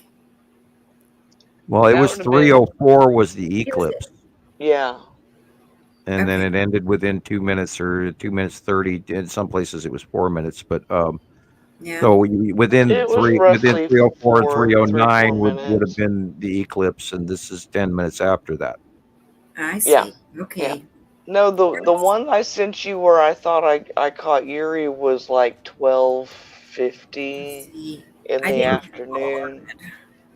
Okay, I'll find it because I haven't got all of them loaded. Okay. You said, okay, but I'll find the 12ish. I want to see it too. And some Dragon is asking about Saturn. Was that Saturn? I'm not sure. Yeah, it was supposed to be Saturn and Venus and there were supposed to be quite a few of them lined up. Yeah, well, you were supposed to and they were all on the right hand side of the sun mostly. I saw a brief blurb about it, but not long enough to memorize exactly which one of our normal planets, because there were quite a few of them in the outview expected to be seen. Jupiter and Uranus were supposed to be to the left, and I think Venus and most of the rest of them were supposed to be like down to the right. Yeah, I looked at it briefly. It just that was courtesy of my daughter Amanda. Yay! I love it when people actually share competent information. Yeah, those are what kind of is that with a cell phone?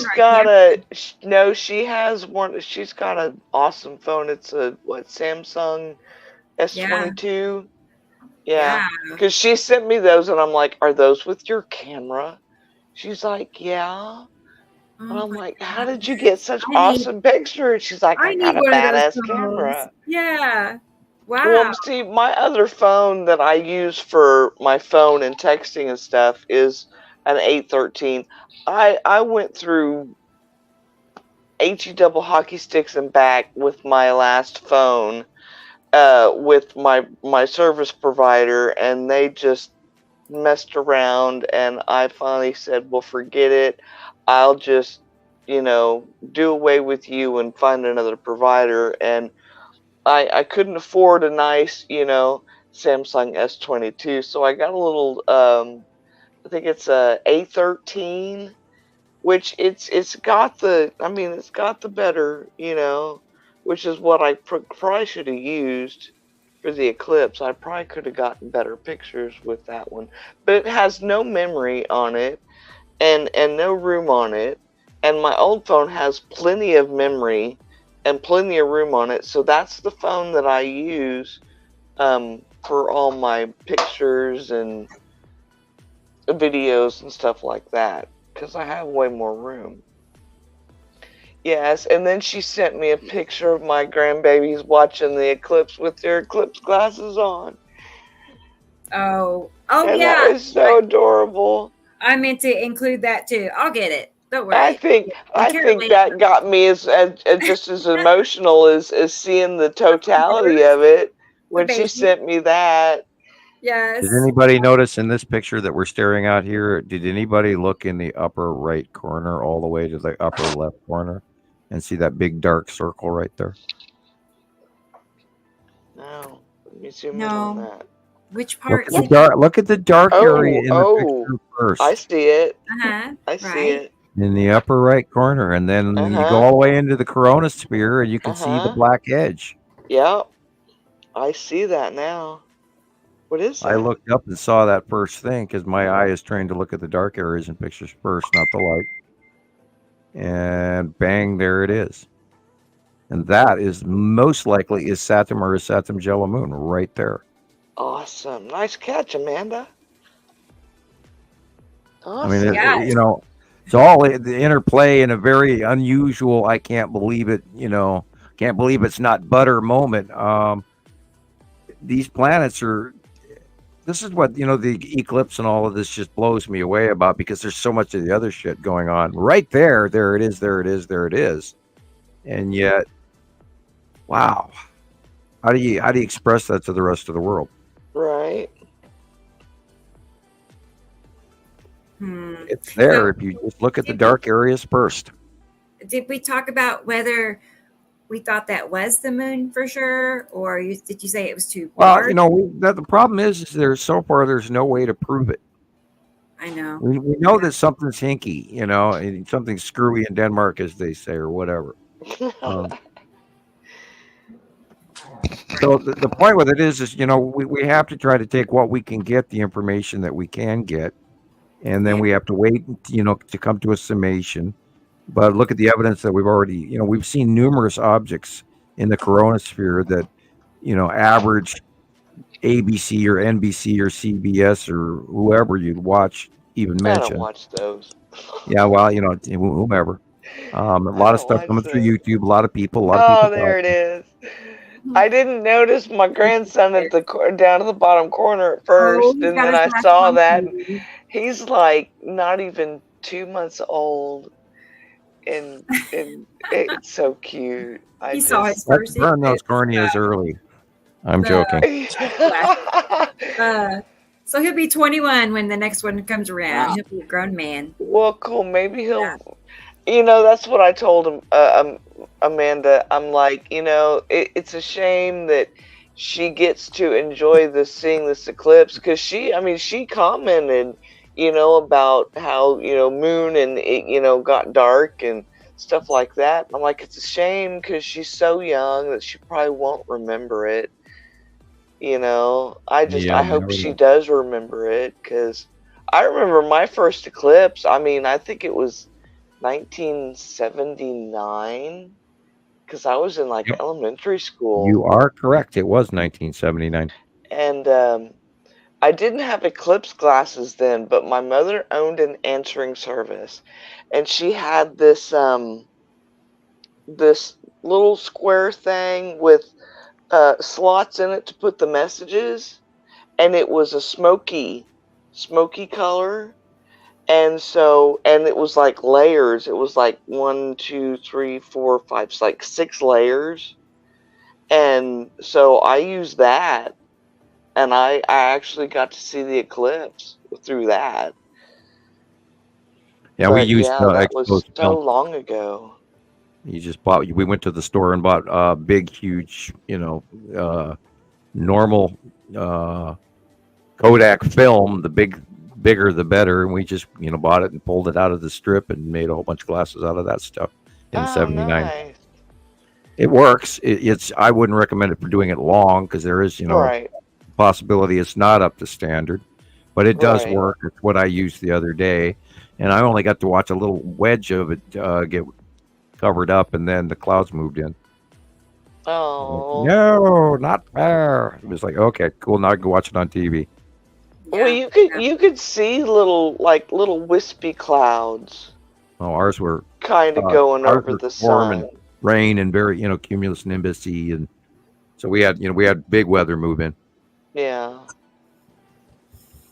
No worries. I watched it on TV, and Well, I wouldn't even thought of then, Carol Ann. I was I was born in 71, so I wouldn't even have thought in the 60s. Yeah, maybe in the 60s. I don't know. We'll have to look and see if there was a, I'm not even going to do the math for me in 2045. Nope. I don't think I'm going to be around in 2045, but hey, I am so ancient after all. The old man in the cave up here in Montana. It's okay. He's from Montana. It's getting deep in here. Ancient. I couldn't go that far north. That's too cold for me.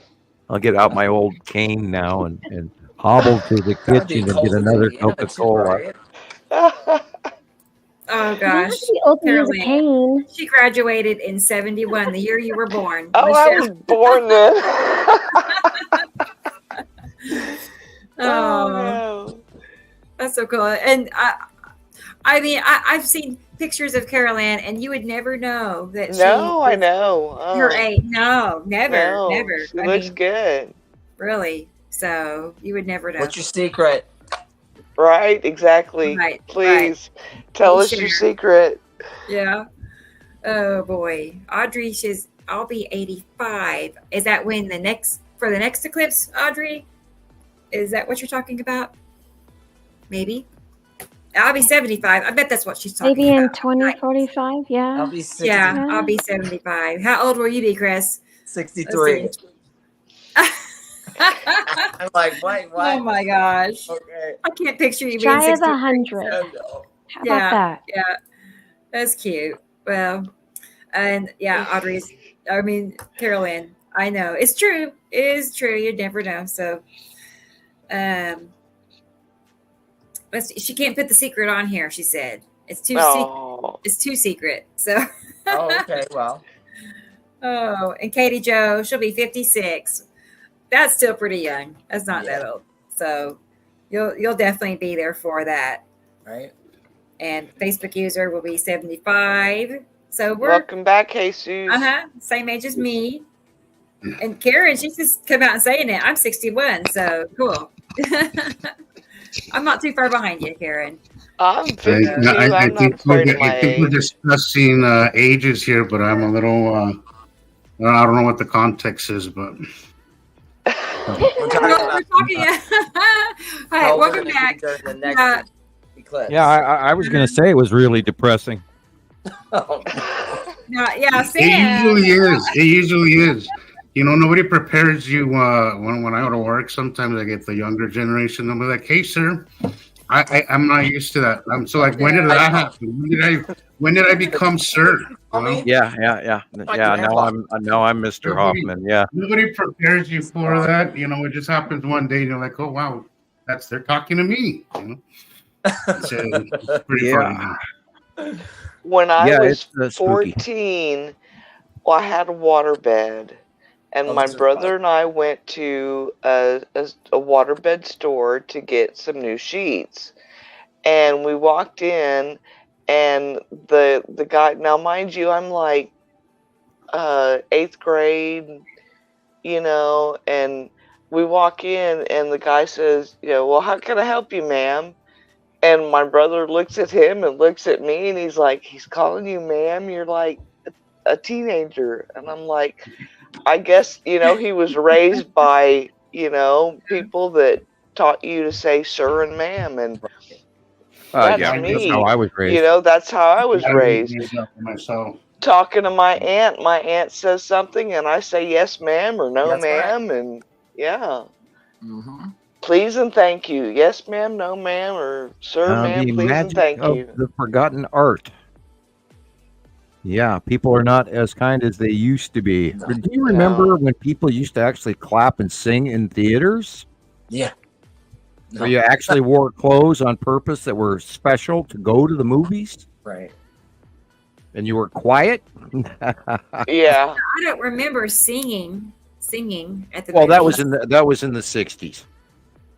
They were still singing in theaters in all the way up to about 67, 68, and then you know that's when the 69 hippie movement in Hollywood changed, and so did a lot of, you know, back when they even had these, you know, great organs in theaters and stuff, you know, and a lot of that was still used in my early childhood. And we went to this, you know, Saturday matinees with the Lone Ranger and Three Stooges and, you know, Tom and Jerry, and that's what we, you know, went to Saturday theater in town. When movies were in nickel. Yep. And then if you brought a bread wrapper and a bottle cap from one of the local companies, you also got a discount on your candy. Cool.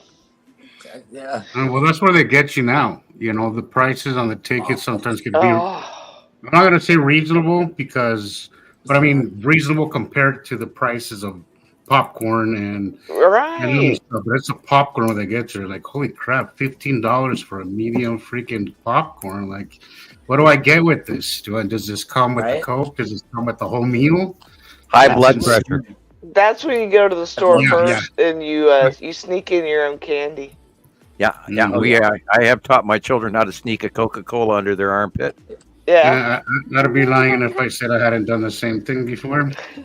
I am, of course, joking because they were small and you couldn't put a Coca-Cola under their armpit. But yeah, we always wore a heavier coat to make sure you had plenty of room for candy bars. Yeah. Yeah. Well, I mean, Jesus Christ. The last time my daughter and I went to the movie was right before she got married, and we went and we got what we wanted, and right. Yeah, but $15 for a bucket of popcorn is insane. That's ridiculous. Crazy. I wish it was a bucket. It's more like the one right below the bucket, Oh, a bucket is now $15. Oh, the last time I went to the movies, it was okay. So they got the bucket, and then I think it's the medium is the one that I got, and it was $12. Oh my god! The medium popcorn. Yeah. I'm like, they cooked 3 months ago. I'm of course joking, but they do fresh cook it and they sell a lot of it. But I think the bucket was like $16 actually. It was like 6 years now. Right. Something to the movie at the theater. Alan and I, they had a one night showing for The Sound of Music for its 50th anniversary or whatever anniversary showing. So we went for that, but and that was it. That's the last time I've gone. So Star Wars. I don't go very often anymore either. I can't. A lot of what they show now is a lot of crap. I don't really like anything that's. I know. Most of it's crap. The last time I went, my friend insisted we go watch Cocaine Bear, and it was the most horrible experience of a movie I've ever seen. I was like, seriously, am I really watching this? Is this really something somebody paid millions to make? Right. It was just out there. It was. I'm so glad I did not see it. Well, you notice they're not making, movies and music as good as they used to, and I really feel like it's on purpose. I feel like they're going downhill on purpose. Well, a lot of it is, and when I did Sundance Film Festival this year, I got a chance to talk to a lot of the young directors and producers that I give a ride to, and they were talking about how streaming really ruined Hollywood, is killing Hollywood.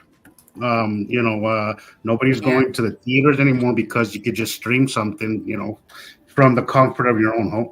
Yep. So, and they're not producing DVD sales anymore generically either. It's very rare that a movie will actually make a DVD sale and Blu-ray, and they're not producing them anymore. And I don't, and that's ever since COVID, the selection of where you can just go to the damn store or Walmart and buy a movie has gone way down. And I've noticed for sure that because I buy them, and that way I have a copy of them forever, and in hard copy. And I've got, I built some shelves. I've got literally 3 major shelves full of DVDs. And it's literally one of the few things I ever buy myself. Is like what used to be a $15 DVD is now running up to $20, $22, $23 in some cases. Yeah. I can't remember. I bought the new the Aquaman, and I have not watched it yet. But anyway. Yeah, I haven't either. Yeah, and I agree with these people about the big purses. I used to take in Happy Meals or something with my kids, when they were little, and I'd sneak everything in, so not that hard. So peanut butter jelly sandwich. Women are lucky you get to do that. Me, I just have to have big coat pockets. Yeah, right. Wear my winter parka with all that space. All right. My kids don't like going to the theater anymore. Anyway, they don't like all the crazy people. Well, they don't like the people in there. They're different than. This is a different generation of kids. They don't like to be necessarily mixed in with a lot of the public. My youngest son is like that. He doesn't like to go places. He doesn't like to leave the house or whatever. very, very much like that. So, I'm a hermit. I unless I have to get out, I don't get out a whole lot. Yeah.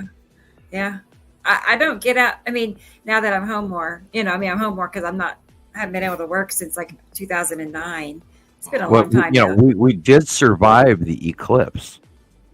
Yeah. Of course we did. Yes, sure did. Everybody was so freaked out. Now watch. Now, granted, there was a 6.6 in the Philippines today, but then there more are expected, and I should actually just be while we're talking, I could look at the latest earthquakes and see if there's anything new that's happened today. Give us the update that I didn't know.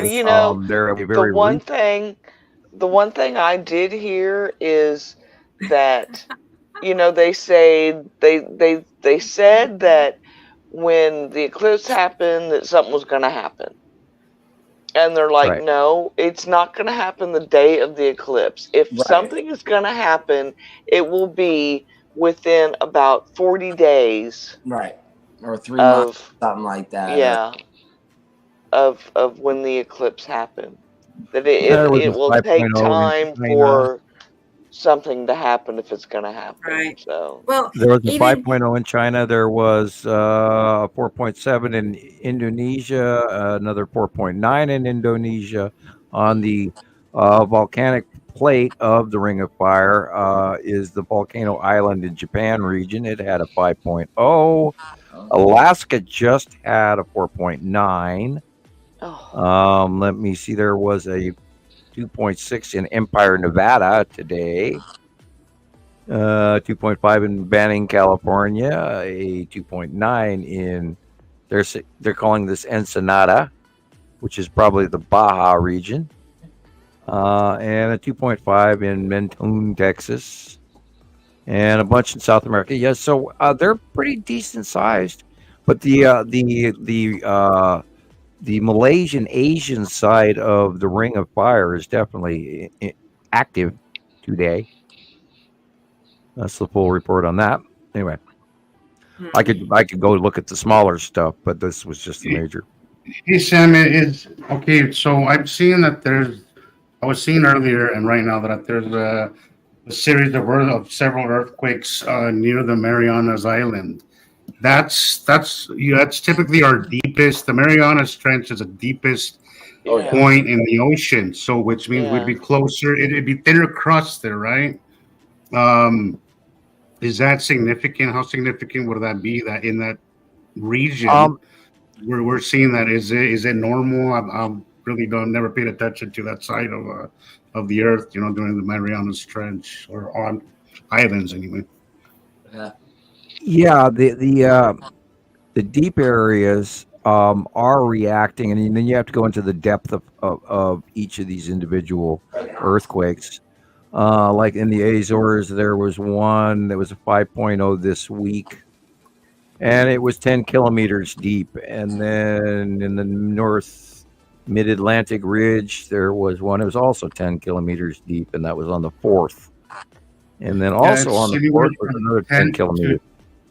10 to 222 kilometers is what it said in the epicenters, Right. And anywhere from 4.1 to 6.8 in magnitude.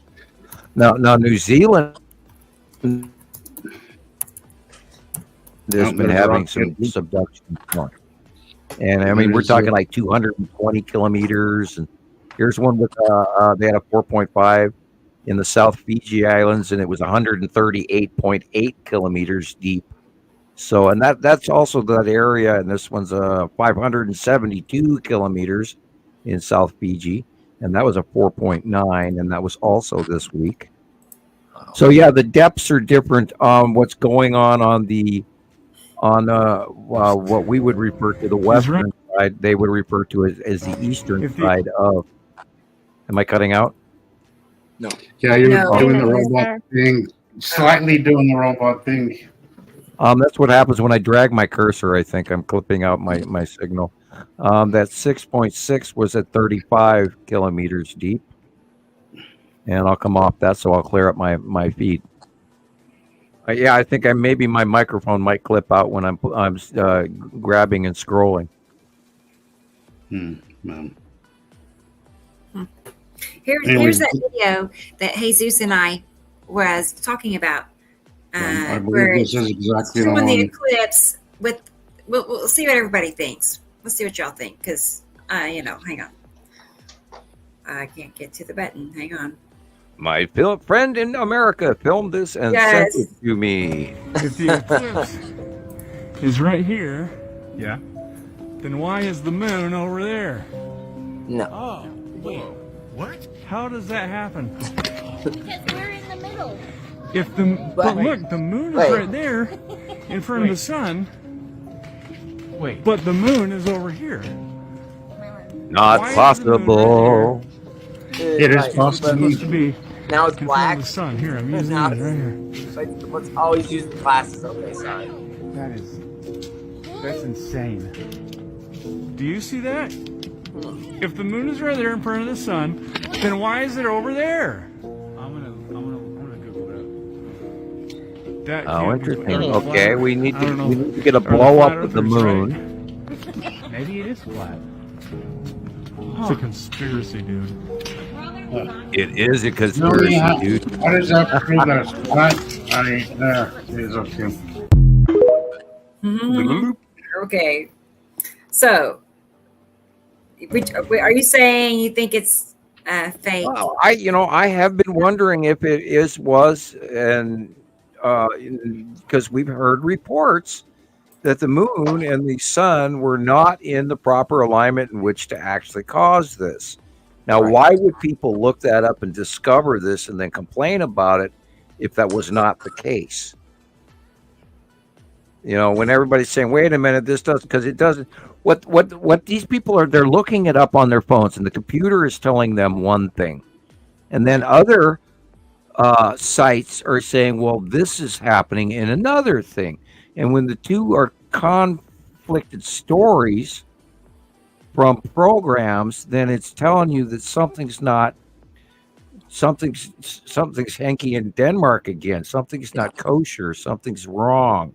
And then when we started hearing these reports ahead of time from people, semi-credible sources, more than one, this is when we started looking into all of it we could find our hands on. And this is why I said everybody film around just like he did right there. When you're seeing the totality in the thing, film everywhere else to see what else you see. Yeah. There's a great example of it. So if the moon is over there to the left, well, I didn't see actually the moon between when I did the 360, because when it went to totality, I kind of got mesmerized, and then I'm like, oh, wait a minute, hold on, let me do a 360 real quick. And I did a 360, and I didn't see anything else. Well, that's why if you can, Rebecca, if you can get a blow up off that video, when the guy films over to the moon on the left there, if you can grab a still capture as large of it, the biggest one he shows that is clear, not fuzzed out, but if you get a clear, larger capture of it, please do so. It doesn't have to be today. You can do it tomorrow if you want to, or next week, or whatever. But we'd have to look at the face of that to see if it is actually the moon, or is it the Empire orb, or is it or is it into one of the other lead asteroid, or this or that or the other thing. You have to look at the facial on a blow up enlargement of it, and then we'll go from there. Yeah, it could be the lead or the Empire orb. I didn't think of that. Yeah, it could be the Empire orb, and they're probably here for the show too. Right? Yeah. Over Earth view. Okay, we'll turn the little blue light area. Yeah, there we go. How many eclipses do they get to see? All right. One every year if they want to. I guess they fly around. Well, when y'all showed the videos of that lady talking about how it doesn't line up, yeah, and to go look at because I use Sky Map app. Okay. Because sometimes I'll look up and I'm like, well, what is that? And so I'll look it up on my Sky Map app, and I didn't know that I could like go forward and backward in time on that app. And I figured it out, and I went forward to, April 8th, and the sun and the moon were next to each other, but it didn't show them like totally eclipsing. It showed maybe they weren't partial. aligned. Exactly right. It showed partial, but it didn't show that And they this is what were. precipitated us saying, well, what could be happening if it is not our moon? Now, we also have to remember that we have sighted 2 objects when it comes to the moon as well. Yeah. There's been for like 8 years now, there's been a much larger yellow object behind our white moon, and it has been sighted up here and around the world for, it going on like 8 years now. And that's why they've been calling it all these supermoon, because it's much bigger, because there's a much bigger object behind it. Now, we've never discerned what that object was, but I have had my suppositions that perhaps that's where they're parking the Empire orb or the Norway spiral orb or whatever we want to call it for a close pass. But then we've also had sightings of it intermittently parked in front of the sun, which is the black dot. And if it was always a camera fail, that black dot would always be there. But the black dot is only intermittent.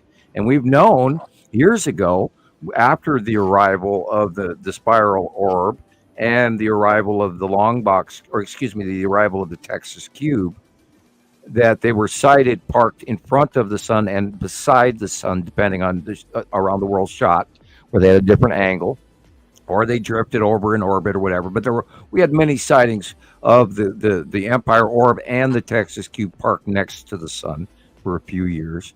And then when they came out of hiding in 2019, then they parked where the long box is on the right-hand side of the sun and the Texas cube is on the left-hand side underneath Attu's moon, and Attu parked in their little nestle spot between the two.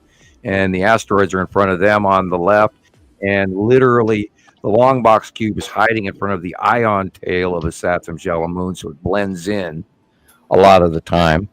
And they're sort of in plain sight, but they're in hiding as well. But they've been there ever since with minor variations over time. So there's all of this stuff going on that, especially with the pinching and how close these damn planets have become and how huge they've become. And I'm amazed that we don't have more complete cutoffs of light, and which may yet happen. We might see that biblical couple of days of darkness, but remember, there would only be a thing if the planet was actually in the way on the going away from it, but they are higher than us now, so that is less and less likely over time. So your guess is as good as mine where we're going to really see. But I mean, this is all suppositional, trying to understand this insane orbitation right next to us, in our face, in between us and the sun, and why we've seen the backsides of these planets for so long. And now we're getting brief facial illuminations over periods of time, and they're so large it's hard to discern exactly what you're staring at in the illuminated sky at dawn. And if you're seeing the sun come up in the east, you should really look to the west and see which planet is overhead in that part of the sky first thing in the morning. And you'll probably get some of the best shots you've ever seen in your life of the facial illumination of these planets over the top of us. Got to look up, not out. You got to look up, add an angle to your view.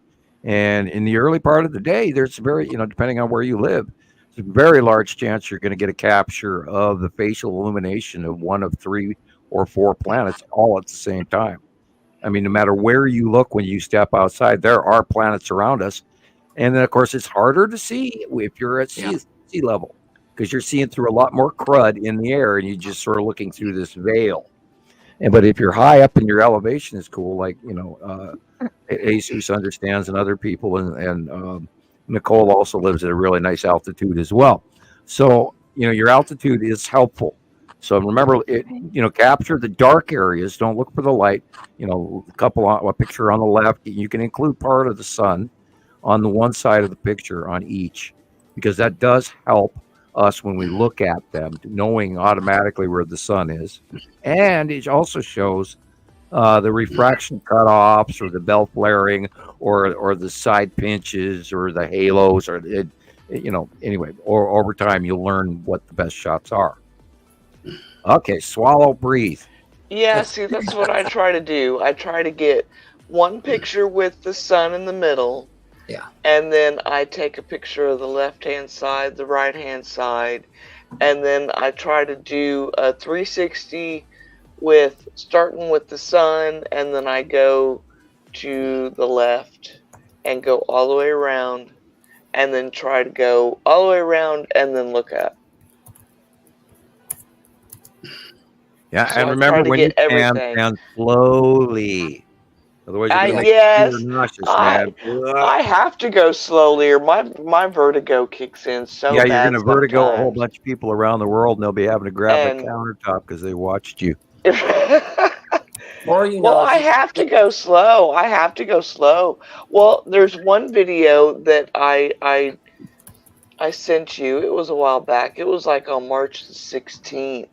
It was a really good one if you can find that one, because you could see the different colors of the dark blue. Oh, cool. And so many crazy things in the sky.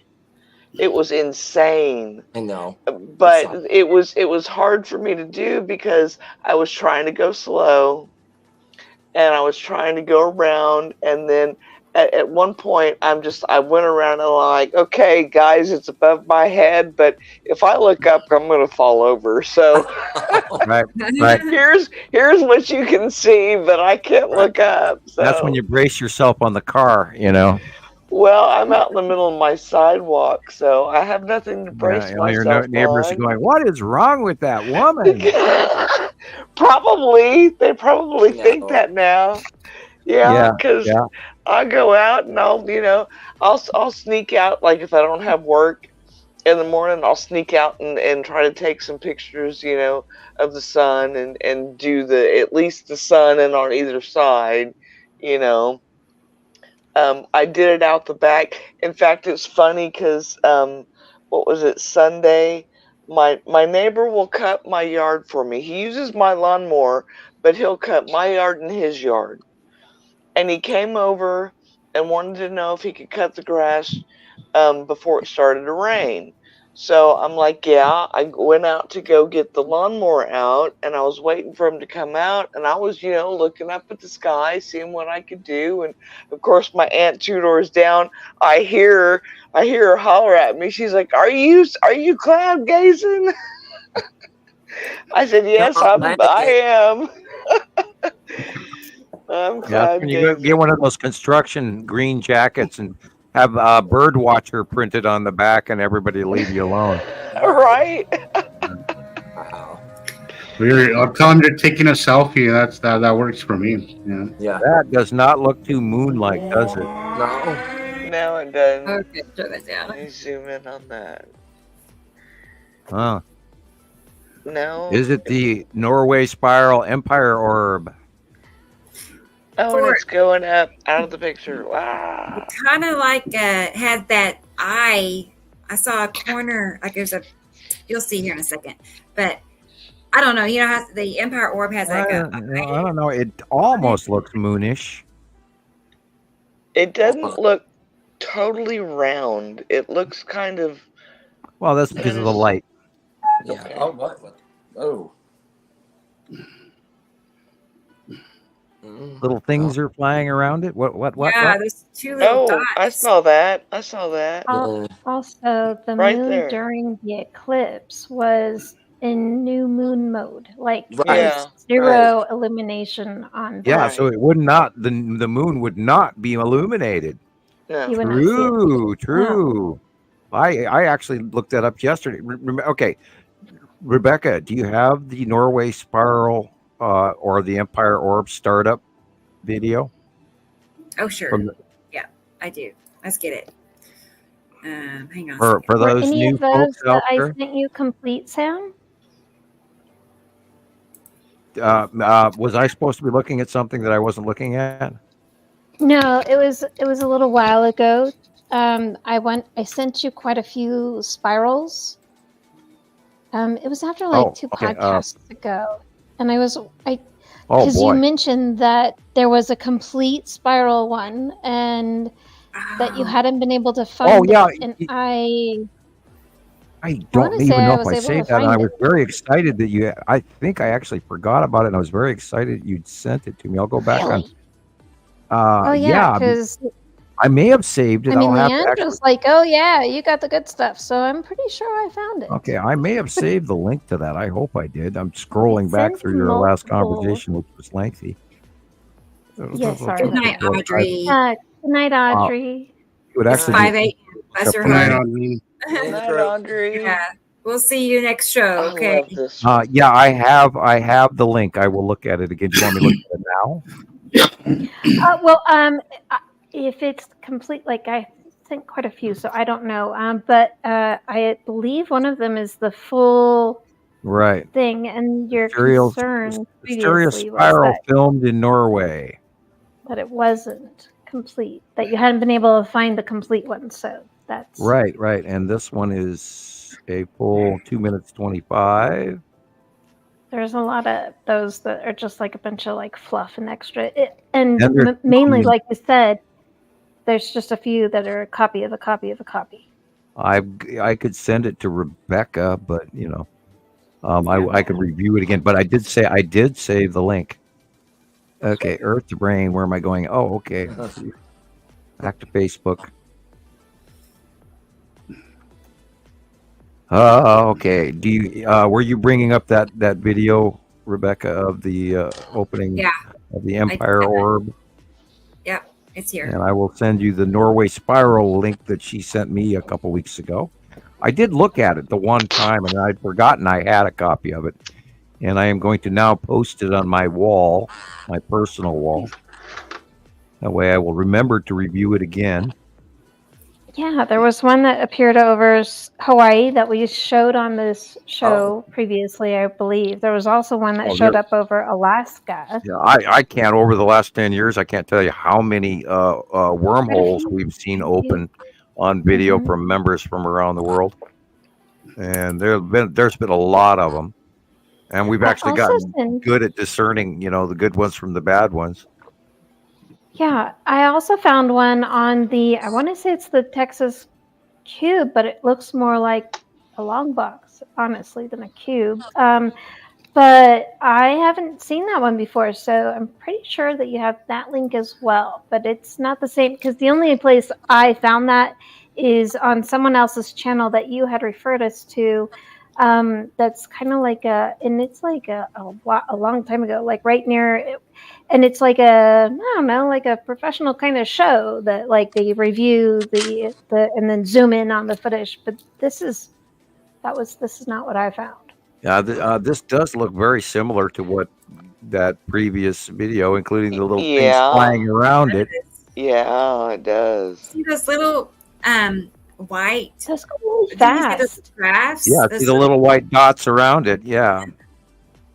Okay, so when let's go I back saw this thing, they were going slower than that. They were not going like super fast like that. Wow. See, there's a little white dot, and in this video, and they look just like that. Little white dots. Let's find it again. That that looks the same. How zoomed in are we on this? Because these things are pretty far. They're not really big, so like I've had one right overhead, and they're not very they're the size of the little guys, like around that thing is what those guys like. Yeah, and now remember that size is really hard to tell because you can't tell the distance. True. And from what I saw, I actually saw the Norway spiral Empire Orb. We call it the Empire Orb because it looks just like the Death Star. It really does. And I've seen it by eye. And I watched it drop out of the cloud in, 2:15 or something, 14, 13. I don't remember exactly when that was. But I did see it. Otherwise, it wouldn't have become topic And the only one, we have mega proof that it exists. Did we, no, we saw it, in 2009 come through, and we knew that there was an object with an eye sort of slit dot in the front of it, and it actually did come through. And I'll review that video again. I did post it on my personal wall, so I'll look at it again. And and it's literally the size of a moon. Wow. And it's got an array. And when I watched that blue light come on, and this is, of course, that video that Rebecca showed previous to that is one that we got. God, what was it, like 2019, Rebecca? Look like a yes, antenna. That sounds about right. Yeah, this one right here. And once we saw this, and then I'm watching it from the beginning, going, oh, I wonder if this is real. Wonder if it's real. And then all of a sudden, I see that blue light turn on in the video, and I'm going, "Oh shit! I saw this exact same thing myself." So yes, it's real because it matched exactly what I saw. And right there, that blue light, man. Yeah. And it came down, sank out of the clouds, changed directions, and then that is what I saw right there. And it was on for a long time, looking right at me, and it was like, "Oh my God." And had I not seen the blue light turn on, I would have thought. Come here. I would have thought it was a planet or an asteroid falling by until I watched that damn blue light. So, is anyone else seeing the tiny little one that is at the bottom of it, like leading it? Yeah, right. Parked right and next then there's to it, orbiting it. bigger ones, like the big ones that's like shooting out. That's kind of what that looked like. Okay, this is the old Norway spiral, where this is where the opening, and it looks like it's ground emanated to open the gate. Right. Think of this as a Stargate being opened from the ground. Mm-hmm. Somebody on Earth is opening that door. I mean, because it certainly looks like it originates from the horizon, and not necessarily like it's bending over and like coming up and over like the planets. What would be? Right. Oh my gosh, that's just crazy to even think about that. We're opening these portals, and these people know, or whoever's doing it knows what's going to be coming through. This is not the one where you actually watch it coming through. Okay. Unless that was many tries where they opened it and it failed, and they opened it and it failed. Because you can actually, in the other versions, you can actually see the object inside the hole and actually come out of the hole into our area. And that was the original. This one is a version of it much farther away from the original. Well, actually, there was like 4 or 5 people that actually captured it, and on way back in 2009, and they've been butchered and got shorter clips of them, and there's you don't like see 100 the full of them. event. Yeah. Wow. I've sorted through a bunch, and I'm still looking, but found quite a bit of stuff otherwise. Now, in 2009, the planets were not even close to Earth, and they were a blob in the sky. If you held up your phone, or back then it was these little video cameras, and the screens could see the blob, and when you pulled the phone away or the camera away, you couldn't see it at all. And then you put it back up, and you could see it again. And that's how I first started watching and realizing that there was an anomaly in space coming our direction. And then in late 2009, early 2010, I actually saw a close planetary pass of a very large facial illuminated planet. And I immediately went, oh shit, they're here. And I just linked back. I was expecting them to come. So then I got to watch them and form Skywatcher 1 and Montana Skywatcher. And the rest is brought us today, 14 years today. So got my little horn, the little push out thing, that rolls out. Anyway. Yeah, this looks like another one of those Jesus videos. Yeah, it's Jesus's turn. Hey, look at that. Jeez. One of his videos did that. How often do we see that eye on tail, guys, to the right of the sun? You can't say. Yeah, every day. Yeah. This is not too recent. Just want to say that beforehand. It's maybe 3 months old. Sometime in January, I believe. But I just wanted to put on. I ran into it. I just wanted to put because the ion tail is how big that is. Yeah. Look how big a Saturn's yellow moon has become. Right. It's so big where I can't. That one photo, yeah. That's actually what I'm looking at. I mean, it dwarfs the Rocky Mountains. Right? Yeah. Recently, sometimes during the day, Saturn's yellow moon seems to be under the sun. Some days it's way above the sun. And some days it's cutting into it. It's getting into the top of it now. Right. Yeah. Mostly by the time sunset comes around, that's when Sam's, drawing always lines up for me, at least. But during the day, it's all messed up.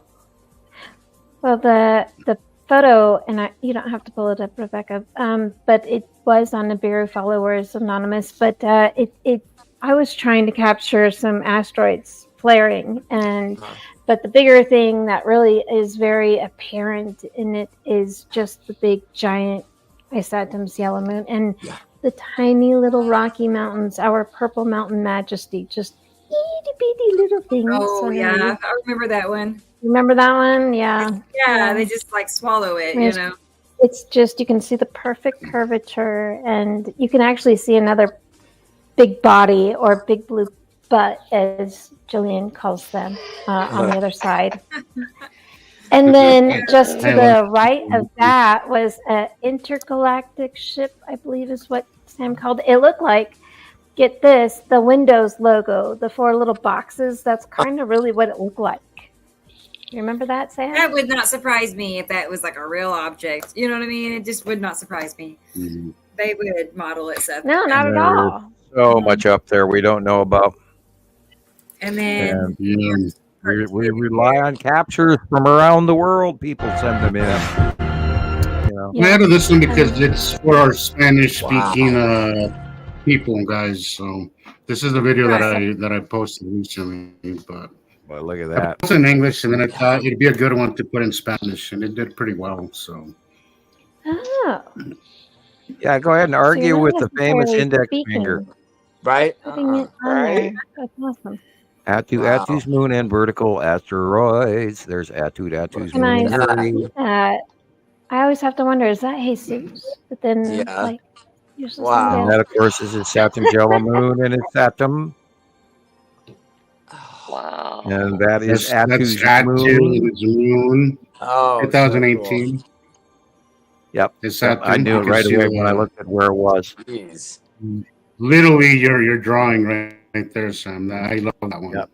It's right. It's exactly matches one of your drawings, most of your drawings, but one in particular where you put the little tentacles. And it's exactly the same. Exactly. And this one, the object. I mean, that's obvious. And that's earlier. It's Saturn's yellow moon right there. That big circle right there is a Saturn's yellow moon in front of a Saturn and Nibiru.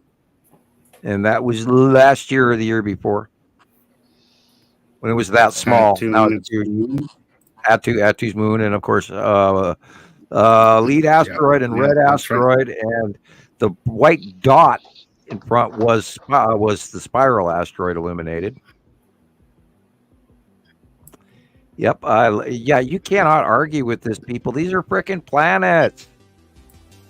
Look at the blue area in the bottom right corner. That's the real sky. Everything else in this picture is a planet and the base cloud atmosphere around it. This is the side of Uri. This is the side of Saturn's yellow moon. And I want to point out, okay, that is Saturn's yellow moon, and the second video, they're pointing out in the same direction, 1 week apart from each other. 1 week apart from each other. One, maybe a week and a half in the same direction. One was clearly closer, but let's rewind it. I'll point out which ones, guys. Not this one, but the next one. Okay. So, can we play this again? Is that what you're saying? Yeah, play it real quick. Let me point these out. Okay. Real quick. Yes. Okay. Okay. So Okay, so this one, you want to pause that real quick? Sure. Look at the building on the bottom. That's this is outside of my window right here. Actually, I took the net off, the mosquito thing off, so I wouldn't have that problem. So I just open my window, and it faces south, and I get a view up east as well. So it's just I'm on the second floor, so you could just see my neighbor's top, the roof.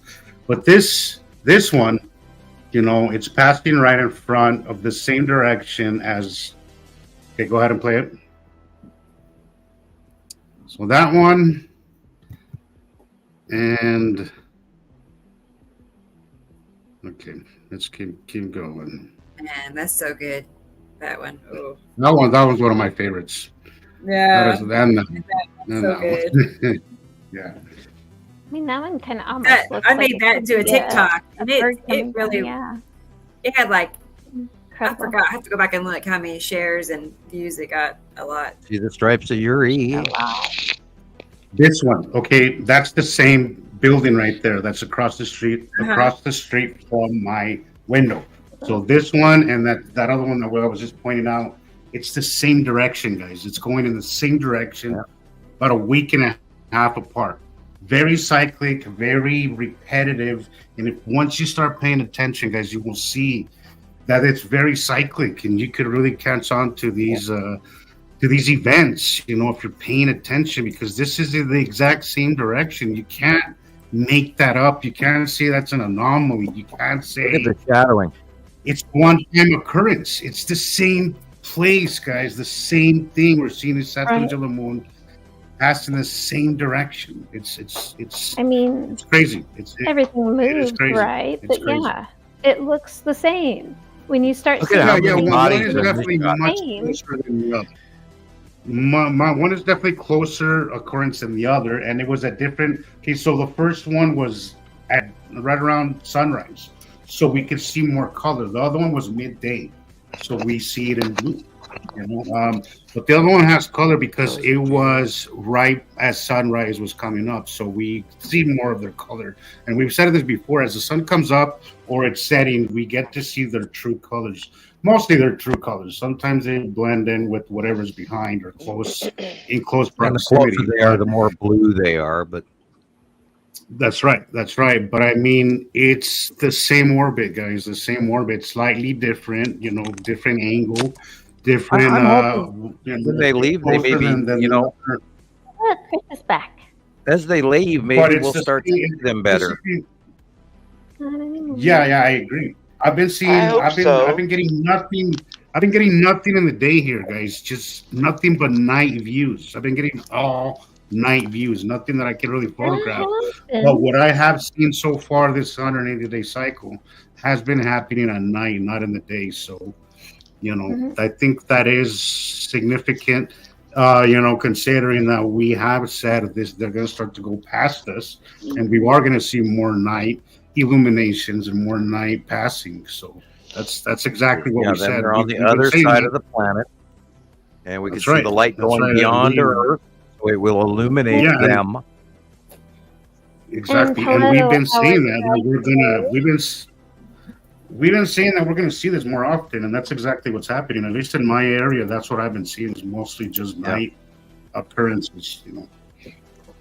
Right about, I'm going to run real quick to my window because it was literally last night at this exact time. Well, actually, it was a couple minutes earlier, but I'm going to look out the window, north window, real quick. I'll be right back. Okay, Sam. All right. Pero para nuestra gente de habla hispana, aquí está este video con evidencias de que el sistema de Nibiru está aquí, con 7 planetas, su propio sol. Y y como, no sé, 8 o 9 lunas. So, síguenos en nuestras redes sociales y nuestra plataforma social que vamos a tener próximamente y para más información. The sky in the north west is illuminated again. And it is well after sunset here, so the illumination is shining probably on the bottom edge of Nibiru or Isatum. but it's not colored as Saturn color, oddly. We had seen earlier, about 6 months ago, those unbelievable red skies. So it's hard to say. Yeah. You know, it could, for all I know, it could be Saru popping its head over the top of us anymore. It's moving faster. The transition is changing quicker. And so it's all a new learning curve. That's been a lot more to keep up with. You know, I noticed that last night. Well, I guess I should say this morning. I didn't get to sleep until like 4 o'clock this morning. Oh. Because my mind, after the eclipse yesterday, it was just going, and I couldn't go to sleep. But I got up because I thought, well, it kind of looks brighter outside than it should. You know, being like 4 o'clock in the morning.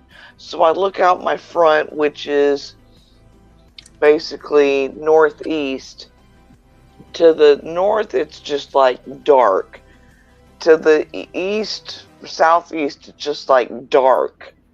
And then to the like northeast, right in front of me, it was like the sky was light. Yeah, and that's where the generic sunrise since the second star has been. That's part of it. It's also part of the tipped Earth axis, because remember, when the second star got here, all the normal planets' axis is tipped. And so our view that's why part of why our sun doesn't go across the sky at high noon anymore. Instead of it goes in this rounded arc to the south and then rounds its way back to the west at sunset. So that's why all of that is going on and has been going on for many years. I pointed that out to my aunt Monday because I took those few pictures at like 12:50. And, you know, I mean, that's between 12 and 1. You know, the sun should be, you know, it should have been overhead.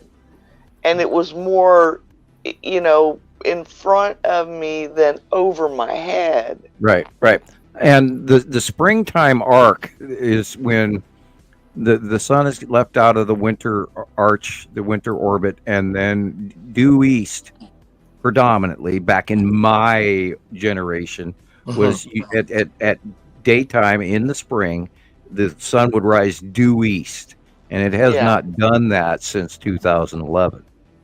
No, because I could see that perfectly, because I have a really limited view outside of my window of my east direction. Okay. Well, so we had Nicolle that way, Yes. and it's easy to see the difference. Yeah, we had Nicole's picture, her capture at high noon, or excuse me, the southeast noon. And it's not supposed to be there. It's supposed to be directly. Now, in the spring, it should be, a few degrees towards the south from overhead in the spring. It's a little bit lower, and midsummer is when it is high noon directly over the top of us. But we have not seen that in many, many years, period. It doesn't exist. About that thing. I do have, I put a little compilation folder together of slides for Rebecca, just because I put some together and pulled it from a content stash. Tried to pull from there, but there were a few that were through glass, so I can't. We don't do those. But the first picture in that slide is the picture that Sam is mentioning. Oh, okay, cool. So this one is the timestamp I have, and I apologize. I will get those videos posted to the sites that show you how to set up your own watermark through your camera on your phone or on your iPhone, Android, and get those posted for you, so you can all have a timestamp just like this one. You can personalize your message. That would be awesome. Right. Yeah, and so this is at noon, right there, timestamp. That's my phone, which is geosynchronized to the satellites and all that different stuff. However, and so you can see the bright spot in this picture on the right side unless your camera's reversed, I don't know. It's going to be, that's the sun, and it's at noon, and I'm looking east, right? And, you know, like, that's southeast. And it shouldn't be there. No. And it should be overhead. It should be right over my head right then. Yeah, and we've talked about this in numerous shows where even right before the onset of spring, I was noticing that angle of the light had changed off of my bird feeder. You know, it's sort of, I could actually use it mostly as a sundial because I know which direction is north and all of that. And because they've even been talking how people have been talking about how Polaris isn't exactly, which is, by the way, the North Star. Right. Right. Where Polaris, the North Star, isn't where it's supposed to be either.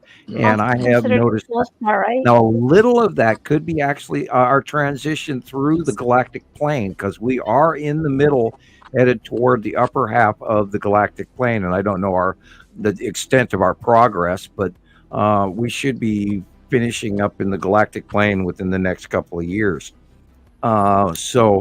And our out view of Polaris may have changed also due to Earth tip as well. Right. So, I think that's a combination of the two things, but which will affect your sundial as well in true north. And many people know that the North Pole has direly moved on the planet. Anybody who's been watching the last decade, the magnetic North Pole is now somewhere in the middle of Siberia or something. Wow. So everybody's taking that as a pole shift, and it's more because we're tilted, guys. We are way tilted. Well, that second star it's a big, huge magnet, and you add a second magnet, and all the positively charged planets in the room all turn to that magnet and tip farther down than our normal axis, which is also tipped down to our star. But you have that second star, and all the planets go and they tip over. Like little boxing dummies being pushed by a magnet weight that changes all of our axes. And that happened when the second star got here. And even NASA announced it, along with temperature variant changes on all the planets. And they don't tell you that. They announced it once, and then they drop it, and they go into detail. But all the planets are heating up. It's not just climate change. And we don't foresee a full pole reversal. I mean, that's only happened a few times over the last millions of years. So we don't really foresee that.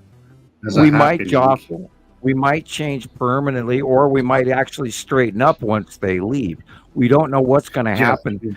Now, if the direction of that star is leaving,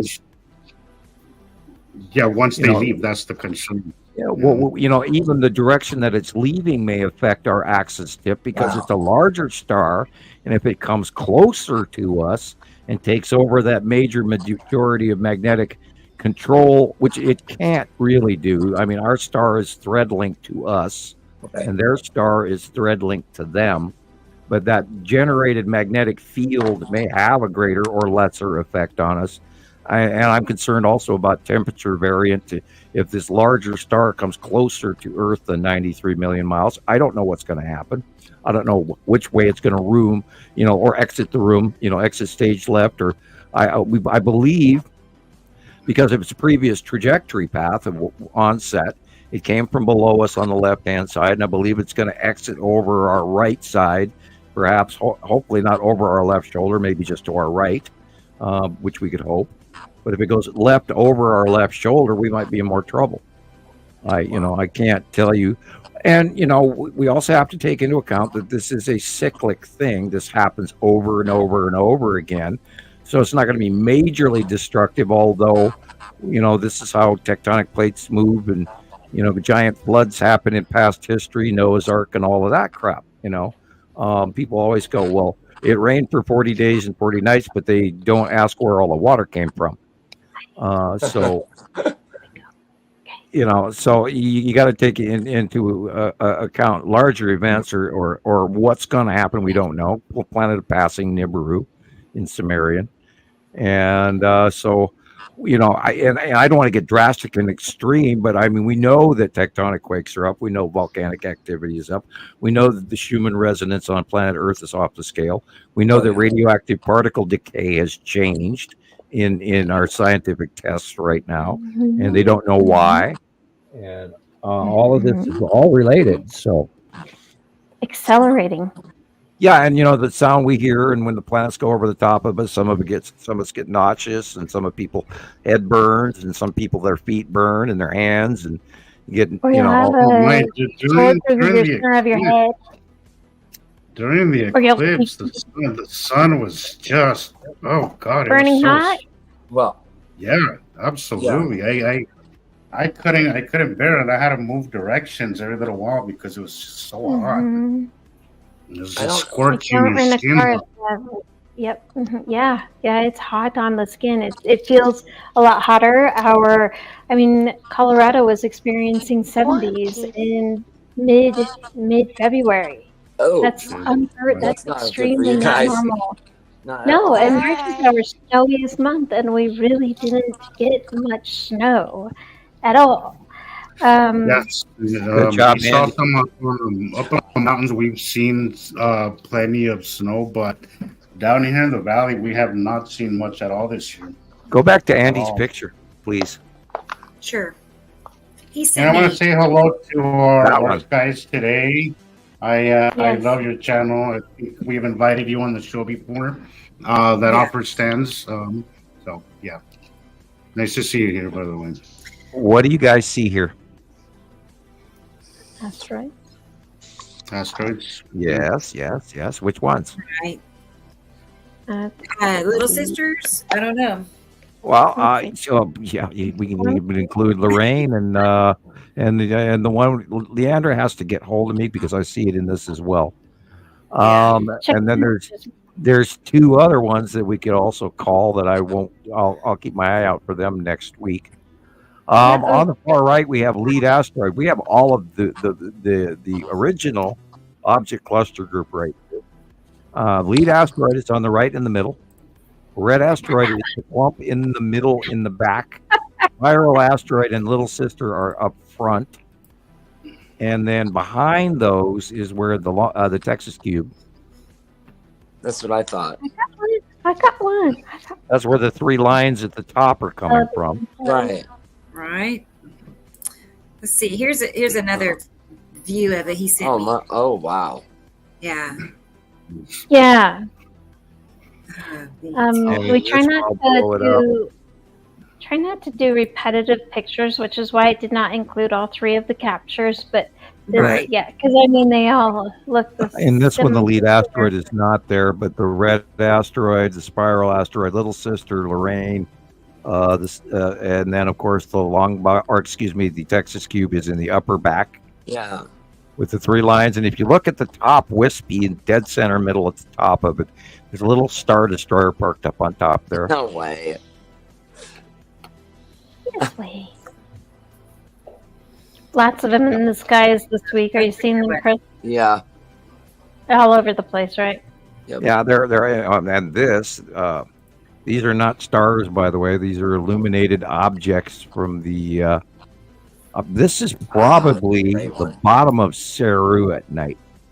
That is great. This is 11:55 p.m. Look at the angle. Night. Look at the angle of the bottom edge of the planet compared to how Uri's angled edge is. Yeah. Earth. Uri's over in the upper left corner.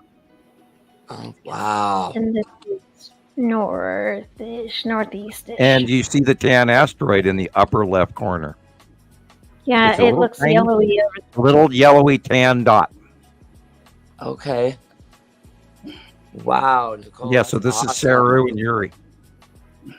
And all of this cloud stuff on the middle left is the bottom base cloud of Uri. Wow. Yep, this is a nighttime illumination of Saru. That's so good. That's cool. I have a few more. I'll send them over if you'd like. Yeah. And those white dots could actually be curved line is so big. Go back to that. Those white dots could be cities. What? No way. Yes. Remember, Saru is green, blue, and it's populated. Yeah. Okay. Those white dots could be cities. I gotta turn my light off. Interesting.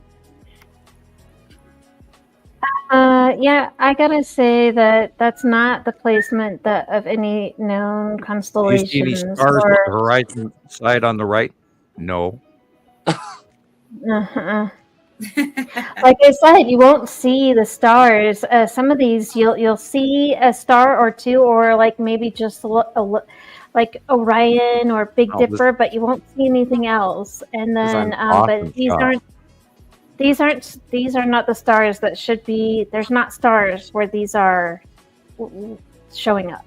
Not there. Crazy. By the way, I've got the sun coming into my bedroom at like just about, I don't know, but it's never ever done that before, ever. I've never. I've been here 6 years and I've never had this sunlight. It's a very small sliver of it, but yeah.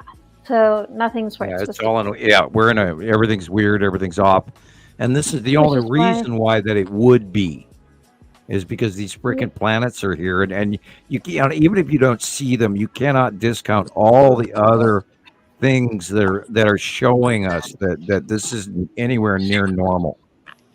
I mean, let's talk about the storms. Oh my God, China's still getting nailed, and look at the upper illumination there is awesome. That illumination is Atu's white moon in front of Atu. Yeah, just keep on Asteroid. trying to figure this stuff out because you'll pick it up, and even if you just get one that you kind of start noticing, like just keep trying, don't give up. And what seems, very well recognized to others is not so easily recognized. So don't get frustrated. Just keep on trying. Keep on. Yeah, there was trying a because it's time. clear. There was a time that I was completely oblivious to it, guys. So it does me take a little practice. It takes practice, and you're here for a reason. If you're feeling it, if you're seeing these things, it's for a reason. You're meant to. So don't give up. Don't give up. It takes time. And the more you watch it, the more you will catch the patterns, guys. Even if by accident, sometimes. A lot of what I learned was by complete accident, but because I was consistent in watching the skies and recording them and looking at my captures, because you might take a picture and not see it with your eyes, and then you go later and look at your picture and think, oh, wow, because our eyes miss a lot. We are very limited in what we can see. There's so much of a when I find captures, I don't understand. I'll come back to them 4 or 5 times. Oh yeah, that's right. That's right. And then you look through your pictures, and you're like, "Oh my gosh, I didn't know I had that. I should have got." Oh well, remember that one main picture? It's like it's just awesome. The main the capture of one on the Nibiru that I had for years. I stared at that thing for probably 3 years before I realized that Saturn and its Saturn's yellow moon were right there in front of Nibiru. And I had just ignored looking at it because to me, my eyes said, okay, clouds. And I thought, okay, space clouds. And I was like studying the face of Nibiru going, oh, cool, look at this. And here's the land masses there. And there's the ocean. So, oh, cool. And then one day I just sort of was looking down and I looked up at the picture because it was in front of me, very large. And I went, wow, that's the ion tail of is Saturn. Of course, it has to be there because we know it is there. And it was just like, duh. Here's another picture for you, Sam. It's 49 minutes after noon, day of the eclipse. And I'm looking southeast, and that's where the sun is. Not overhead or past being overhead and heading towards it's the way horizon. southeast. It should not be at all. Not at so all. There's it's supposed to be there's above another you. one. Even if it's in the due south sky, it should still be due Should south. still be right at noon overhead It's in and the middle, not not off in the east. And if it's in the southeast, then it's still way, which is what's weird. And look at the edge of the illumination on this shot. Of course, you got a Saturn's yellow moon in the entire from middle to the right corner is very large. A Saturn's yellow moon.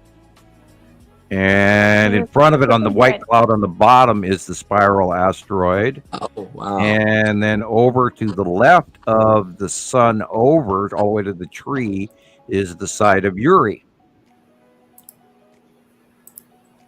So remember, look I at the see dark areas first. Look at the dark I see areas. Dragon Sage is saying that she's trying. He or she is trying to learn, and great, that's awesome. And just keep on trying, because what I did was I would get on the Facebook sites that are like the big ones, and I would watch for the big like the people that you see here on the podcast that are here, the people that have been on the past shows. They're all pretty good at knowing their stuff. They're not there for any other reason, really. So watch if they're posting stuff. Watch what they're posting. If Sam is commenting, like, that's how I would look for Sam or Rebecca's or Jesus's. Like, if they're noticing the pictures, like, now some of our pictures, we just get kind of shadowed and we don't necessarily get everybody seeing them. But if they're commenting on it, then guaranteed there's something about that's right. And so even if you don't know what it is that's right about it, know that, like, follow the people that you see here and watch what they post, watch what they're sharing, and that's another way to learn. But absolutely refer to the site drawing that Sam puts out every single month on the 15th on multiple pages. He also puts it on his own page if you're a friend there. And you could even, if you can print it out and keep it with you in your car or whatever, and just kind of hold it up everywhere you go, you'll learn. Let's look at this. This is a really good cap. This is a really good cap of Attu and Attu's moon and the asteroid group coming in from the upper left. And you can see all the asteroids in the upper left. And this is sort of a snail foot base cloud going here, but this is Attu and Attu's moon. Attu's moon is dead center at the top, and you can see it, being wrapped around by that core facial. And you see that line underneath it often. Yeah, that's literally like a developing snail foot, especially now that they are getting smaller. So we're going to see more of the snail foot behavior. We'll see more of the Nepenthe snorkel again here anytime soon this summer, which means really big, nasty storms from hell. And then, of course, rain bombs and close passing. But generically, Nepenthe has been going literally over the North Pole, where our out view of Attu directly over the head is actually closer to the northern latitudes, middle equator.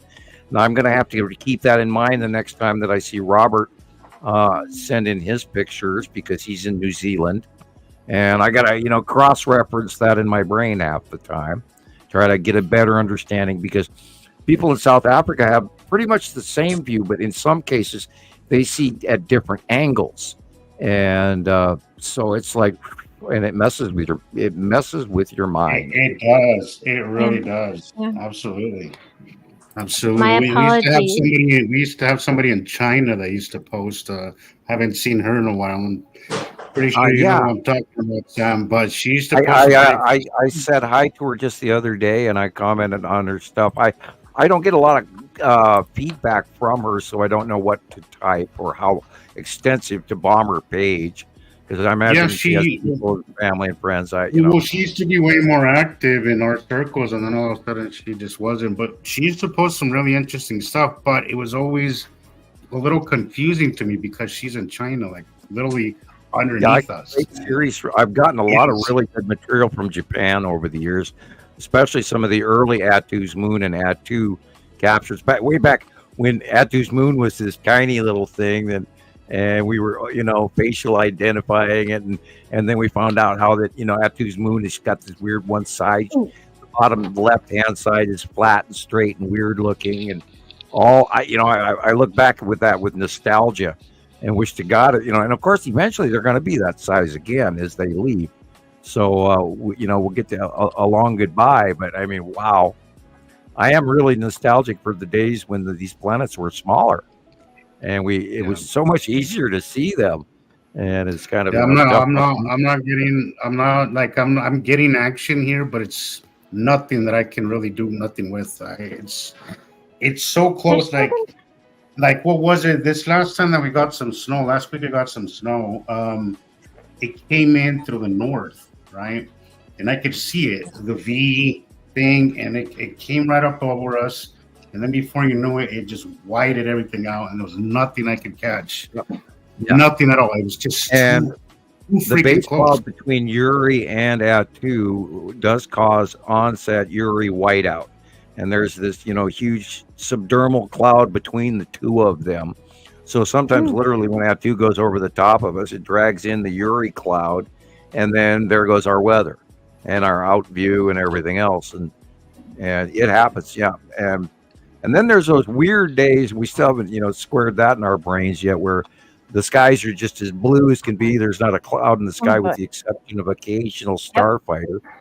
And then you wonder, where did they go? And you can still see the dark areas, but you can't really see them. And I always call that away week. But now it's sort of like away 2 days rather than a week now. And all of this, it keeps changing. And there's, the 4 faces to each one of the planet. Nepenthe has 5. And and there's so much information that we've learned over the years. It's unbelievable. And yet, it's a nightmare. There's so much that it can get really confusing. And as I say this, I have a face twitch going off in my right eye. It's like, oh, that sucks. Quickly, I want to just say thank you for. Sorry, hang on. Real quickly, I'll just say thanks for the clarification. Dragon Sage is a chivalrous rogue, not a lady. Yes, he said he's a chivalrous rogue. Thanks, Caroline Bob. And with that, I've really enjoyed joining you all tonight, and so much love to everyone. But I must take my eldest out for some nighttime driving skill learning, and rack up some hours after dark. So away with thee, fair maiden. May thy quest be fruitful and safe. Yes, safe. Thank you. And no more white hairs, but heck, I've been looking for a change of pace anyways, right? So. All right, well, thanks again, everyone. Enjoy the rest of the show. And once again, what a wonderful show. Great to see you all. Thanks for everything. Thanks for all your help. Thank you. Good night, Absolutely. Nicole. Oh, hey. Good night, Michelle. Likewise, and hey, that it's just a few, but the file I put together for Tracy's in the slide too. That slide's ready for you. Okay, perfect. There's just a few that weren't really good. Yeah, those were really good ones too. Man, I missed an awesome sunset this evening. I discovered because she lives not far from me. Right? So I was like, but at least I get to see it because of her. So yeah. Exactly. But again, thank you all and enjoy your nights, everyone, and stay safe. Talk to you soon. Okay. Have a good night. See you soon. All right. Good night. You too. Good night. Bye. Yeah. And Carol Ann just sent me a couple of pictures. One of them, I'm working on it right now, so I'll share it in a second. But man, it's pretty awesome. You'll see it in a minute. But here's Christopher sent me 3 pictures. So let's take a peek at his pictures. I don't know what happened with these pictures. So this one was, I think, Attu's moon and Attu, right? Correct. Okay, cool. I have a whole series of this one, but the day before the eclipse, there was some pictures there, Rebecca. I don't know if you saw the one that was like totally whited out from the light. Oh, it looks like a bad picture, but yeah. So okay, I think this was a long box cube, and then suddenly the sky turned completely white, and I couldn't see anything, and I captured it on film. I don't know what happened. Oh my god. It was just this like flash of light. It was so weird, and everything changed.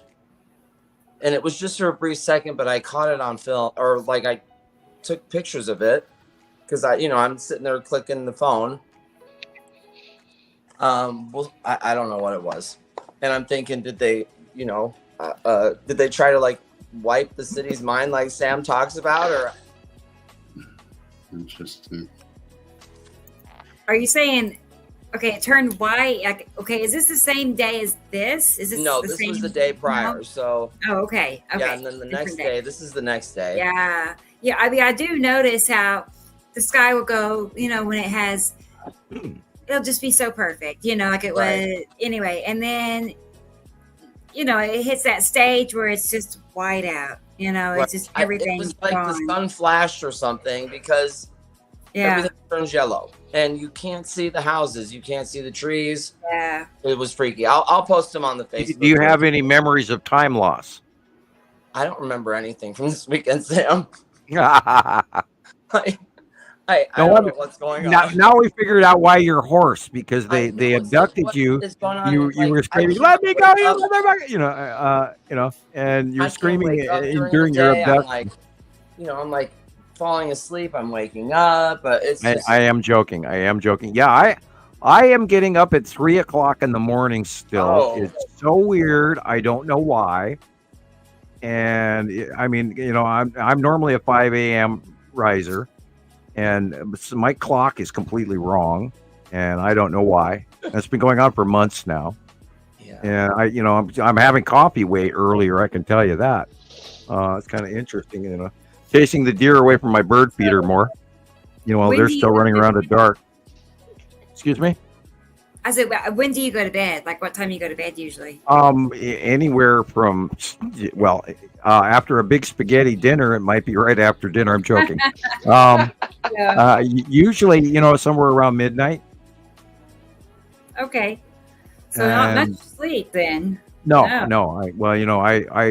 I don't really require. I haven't had 8 hours sleep in many years. I think I actually did sleep 8 hours a couple years ago. And that was only after getting up once and then going right back to bed. And I've gotten close. I've had 7 and I've had 5 recently. But generically, I sleep about mostly 4 hours a night if I'm lucky. And I don't know why. But, I mean, I snap awake and off I go. I hear you. Now, for the longest time, I really had this overwhelming urge to be the first guy that had all the news every morning on Montana Skywatcher for everybody.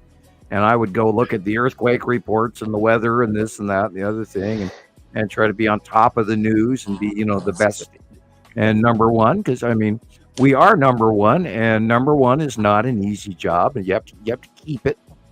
And this is part of, why I stress out every 15th of the month when I do the monthly site drawing, because I want to absolutely be correct.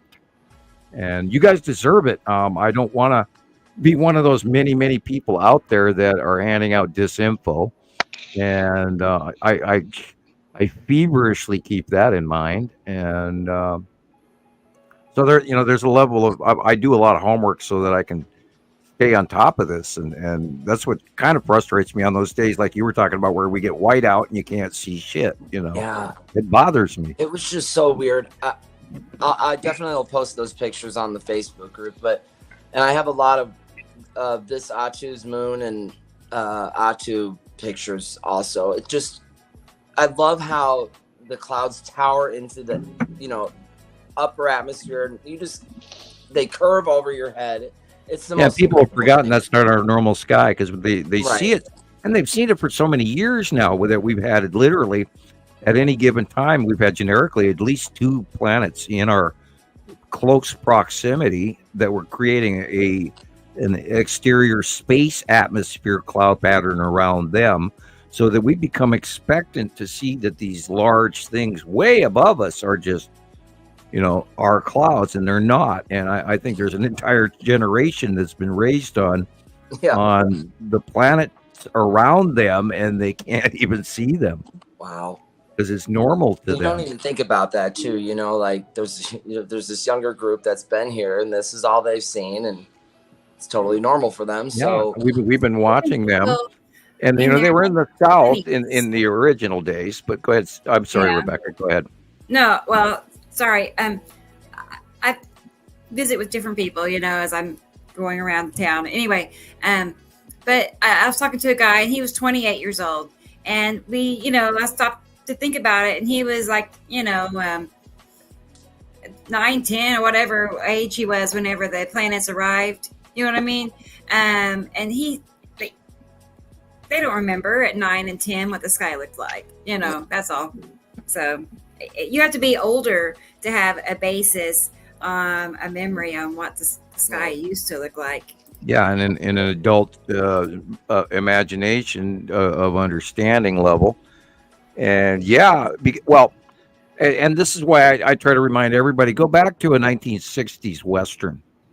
Go back to a 1980s movie where they're going to show you something in a long fishing weekend or something. Weekend at Bernie's, for instance. Oh God. An old movie where they got a lot of ocean sky scenes, while they're dragging the body around. And look in the background. Look what our skies used to look like in these older videos, and you can find dozens of them out there, if not hundreds. Just real quick, when you're watching old videos, look at the sky, and you'll go, "Wow, that is completely different than anything we have today." Very uneventful. I think that's why people associate the skies with boringness, because they used to be boring. Yeah. They're anything but today. No. All right, let me get those pictures from Carol Ann. She sent me 2, and I made one of a comparison. Sandy Cheeks, what are we going to do with you? Uh-oh. You know me. Oh, no, go ahead. Pin up her comment. Go ahead. Let's see. Let's get back to this. Yeah. What are we going to do with you? Oh, my goodness. I mean, that information is so heavily out there. It's hard to avoid it. I mean, but that's an idea that they want people to think, Sandy. I mean, that's what that project has put out there for. Oh, God, the Alaska HAARP site closed in the 90s, I think, or the 80s. That one closed, and they did other stuff. And the reason that it's harmonic atmospheric aeronautical resonance projection. Okay. Now I'm bending really close to classified on this. And I did read the documents on that, and they have to have a receptor module. I can't go into too much detail on that, but they found out when they tried to use this that was created because they too were expecting gravitational objects to come crashing into planet Earth because Nemesis was going to hit Earth, and so this is why they developed that in an effort to repel harmonic atmospheric aeronautical repulsion program. Wow. To push things away. But they found out a negative to the use at the opposite spectrum of the Earth, wherever you were to have for instance, we'd call it the barrel of the gun. On the opposite end of the gun, on the stock, there would be earthquakes and serious harmonic resonance issues on the other end of the planet, therefore rendering it completely unusable. And so, and if you're gonna, and this is why I'm sort of chiding you, Sandy, and I don't mean to, I'm not trying to down you, because it is a pretty widespread rumor that these cloud waves and cloud patterns that we're seeing in the sky in our upper atmosphere, which is above our normal, in our ionosphere, etc., where our 35, 40,000 feet, where our normal cumulus sphere or the cumulus nimbus clouds reach to the top of, which is where our weather comes from, and what blocks our view. The rest of the stuff is mostly see-through above that, and it is not what people say is happening, and that HAARP is doing this and HAARP is doing that.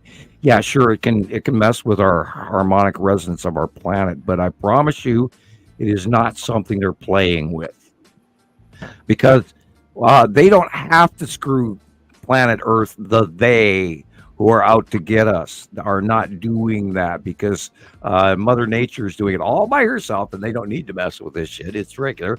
It happens every 3,654 years, and including the sounds in space and the sounds over Jerusalem last week, and all these harmonics in the atmosphere and all the cloud patterns. It's all natural. It's all from these passing planets. And I promise you, the government's busy doing other things like stashing MREs underground with all everything they ever wanted. And the part of that too is them over processing an imminent threat from projects that were created far before the information of even the electric universe became accepted in science. And they were, gravitational, we're going to be screwed, we're going to get hit by nemesis, blah, blah, blah. Even our governments believed that. And I'm sure some of that has been pushed away, where hopefully some real scientists started working for these guys and could tell them that no, the little stuff can hit us, but not the big stuff, because it electrically repels, and it is cyclic. Otherwise, this would have gone paradoxical, 300,000, a million years ago, because we've always had a binary system, always. And that's 6, anyway, it depends on who you talk to. It could be 4.5 whatever billion years, or 6 billion, or 8 billion. They don't even know how old Earth is, especially since now they're now finding out that their calculations on the Big Bang is completely wrong.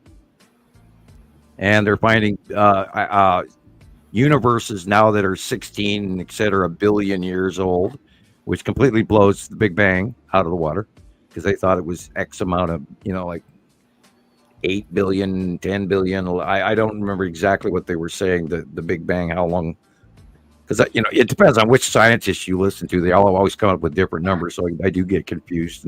And I don't remember exact numbers all the time, but generically speaking, their belief of everything that they thought they knew is now being changed. It's like, well, hello, come on.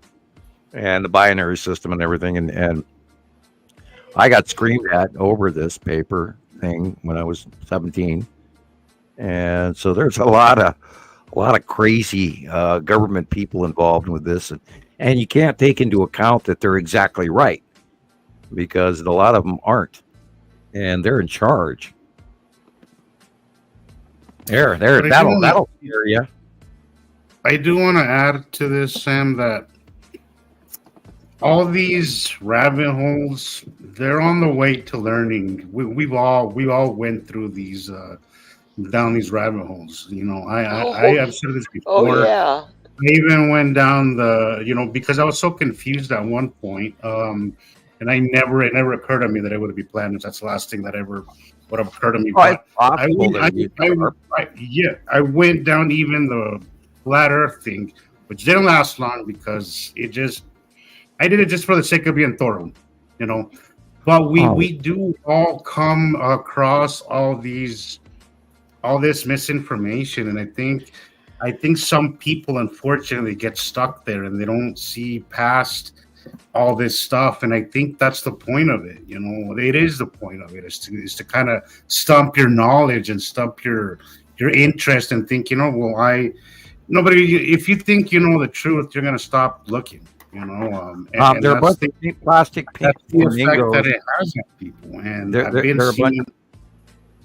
are a bunch of lawn ornaments when you're trying to mow your lawn, or the gnome in your yard, and you just got to mow past them, through them, and go on, and or hey, pull the pink flamingo or the gnome and put them on the porch, then mow. But you know what I mean? It's a metaphor. It's a screwy one, but that's what my head said. So I'm hoping that anybody new here who is stuck between is this or is this that, just continue learning, and don't stop just because you come across some BS patent. That there's a lot of stupid patents out there. That doesn't mean absolutely nothing. Yeah, and then we could talk about the sun simulator, because that's exactly right. That's what I was hinting at. But yeah, there's just so much. I ran across this, and it's been coming up on my For You page on TikTok a lot, of this guy that's obsessing about seed trails, and I've been commenting.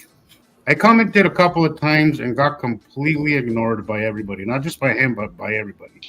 Not a like, not a comment, not a reply, nothing. And I was like, there's more than that. Don't focus on the seed trails. Try to look beyond that.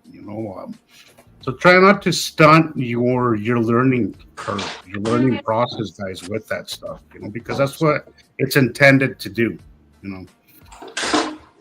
Sorry, I don't have time to shut up. Somebody's going through the garage. Here's this picture or two pictures from Carol Ann. Oh, yes, y'all. That's awesome. And Katie, Joe, you were one of the few ones, because not everybody seems to get past that. Not a whole lot of people are able to cross that line between all this crap and what's really happening, and it thankfully you did, and to get into a conspiracy and then get out of it. That's sometimes you get stuck in them, and Sandy Cheeks, there are numerous patents for that, but see what you got to take into account that and especially with the Chinese version, the sun simulator is created to illuminate a small area of a regional area over an individual country, not illuminate the entire planet. Yeah. I mean, what? And China's the one that's in the lab, the one that they're still building in the lab in China, which has not even gone out of the prototype stage. That is meant to illuminate only a small area of China to aid in their seasonal growing.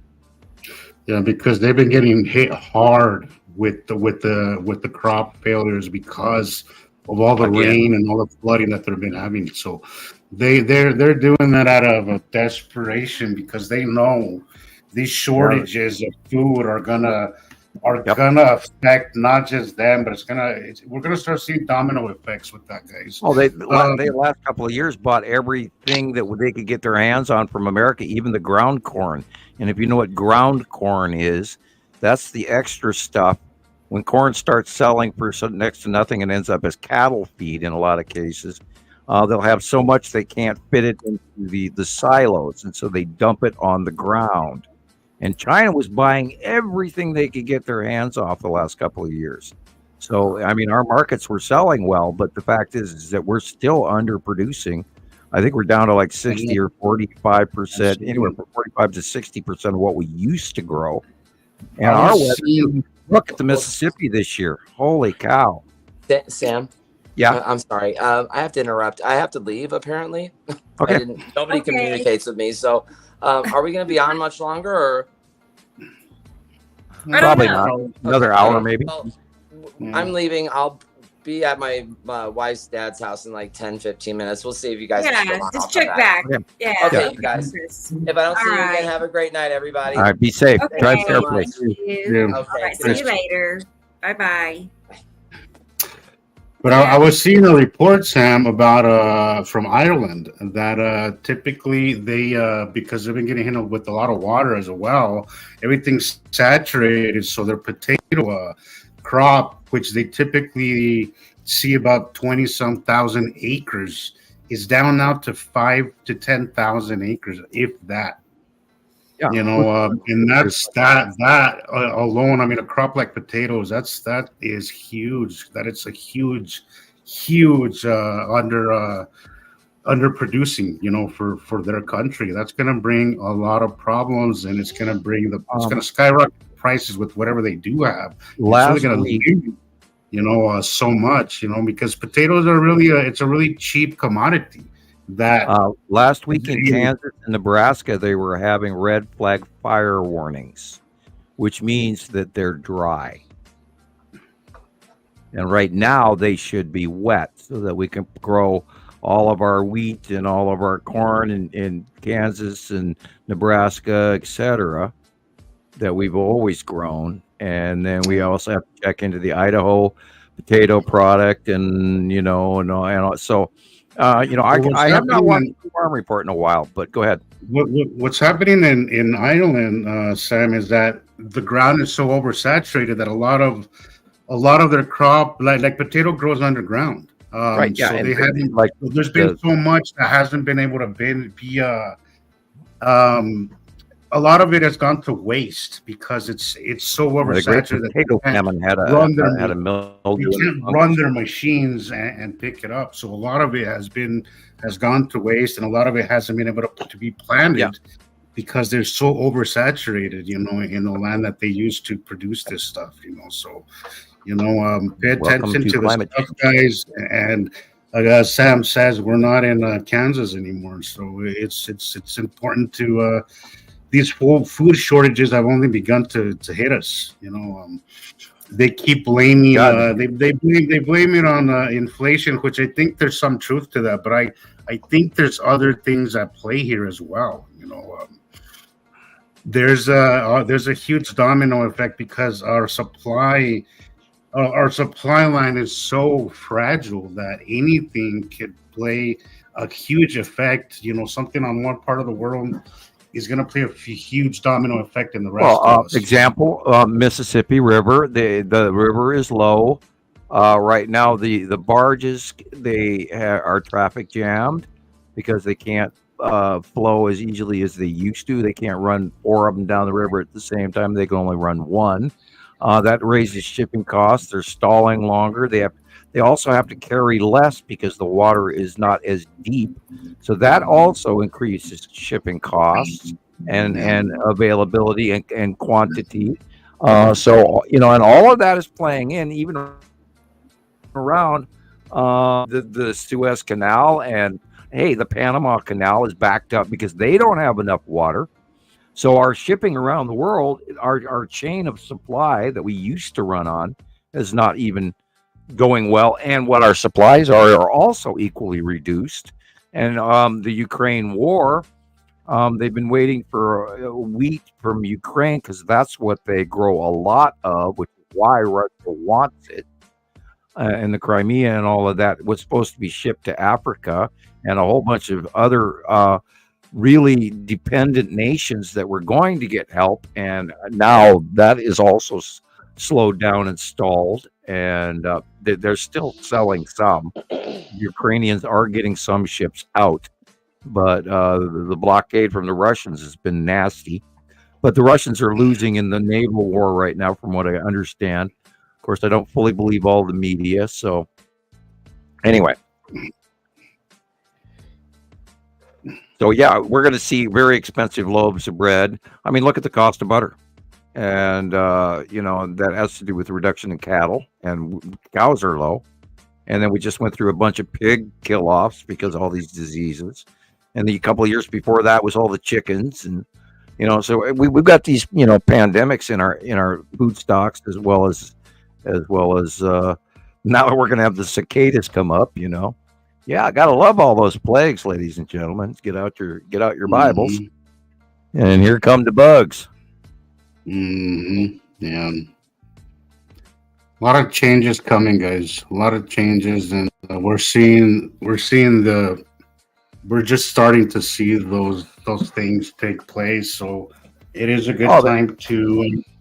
As Adam's right, we need to learn to grow our own food, because we are too dependent on just going to the store to get all these things, and soon the shelves are going to be half empty, if even full at all. So we're going to see a very hot summer. So I'm sure of it. I think we're going to fry, and we've already seen the Texas and Oklahoma wildfires happen, and that was in the spring. What's going to happen by summer, and the winds, and what's going to happen to Nebraska, what's going to happen to South Dakota, what's going to happen to Kansas, what's going to happen to Iowa or Missouri or Indiana or anywhere, and poor old Ohio. I don't think they're going to have a fire problem, but they're trying to spoon their water out of there because, that storm that went through last week really raised up the flood levels throughout center Ohio, and all that river water has to go somewhere. Fortunately, it is going to go to the Mississippi, which direly needs it. So that's a good thing. It takes time to get there. Maybe they ought to reverse some of the Great Lakes and try and feed that into the Mississippi currently. I think there's a system going through Chicago that could do that. Anyway, yeah, the Mississippi a couple of years ago was literally dry, and that happened 2 years ago. All around the world, all the major rivers dried up, and that did not make the national news. And you have to go out and look for all this information, and that too is in the Bible. When certain rivers and around the world were dried, and that's one of the quatrains of Nostradamus as well. So all of these signs keep pointing to these severe scenarios that are playing out right before our eyes, and so we have to pay attention and look at we're often told that, and this is you brought this up before, Sam. I have brought it up. I think we've all brought it up here. But we often hear, well, what can I do about it? Here's the reason. Here's the good reason to be in the know, guys. Because as Carol is saying, most of these people don't realize what's happening right before them, but we do, and at least we can somehow be at least a little prepared. I do know that most of us live paycheck to paycheck, but at least knowing the information, I think, is half the battle. There's a civil defense thing where if you are aware of what's going on and everyone else around you isn't aware of how this catastrophe or whatever, boom, the explosions, fires or whatever, and people aren't informed, if they don't know where it came from or what's going on, those that can keep their heads around those who are panicking are golden, priceless. And so this is what we hope that's what you can do, is by being informed. That way you are aware and can make the proper decisions, and whereas other people may panic or ignore the warnings.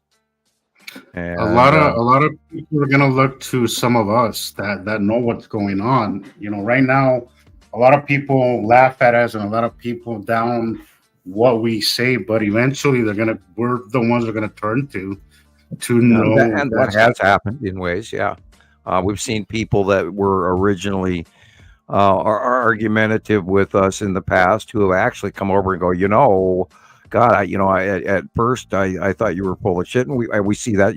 We talk to people every week like that, and I thought you were crazy at first, but then after I watched you for about a year, and then one day I looked up and there it was, and just like you drew on your drawing. And and the story goes on, and there's thousands and thousands of people around the world that have that exact story, because we've talked to a very large number of people in the last 14 years.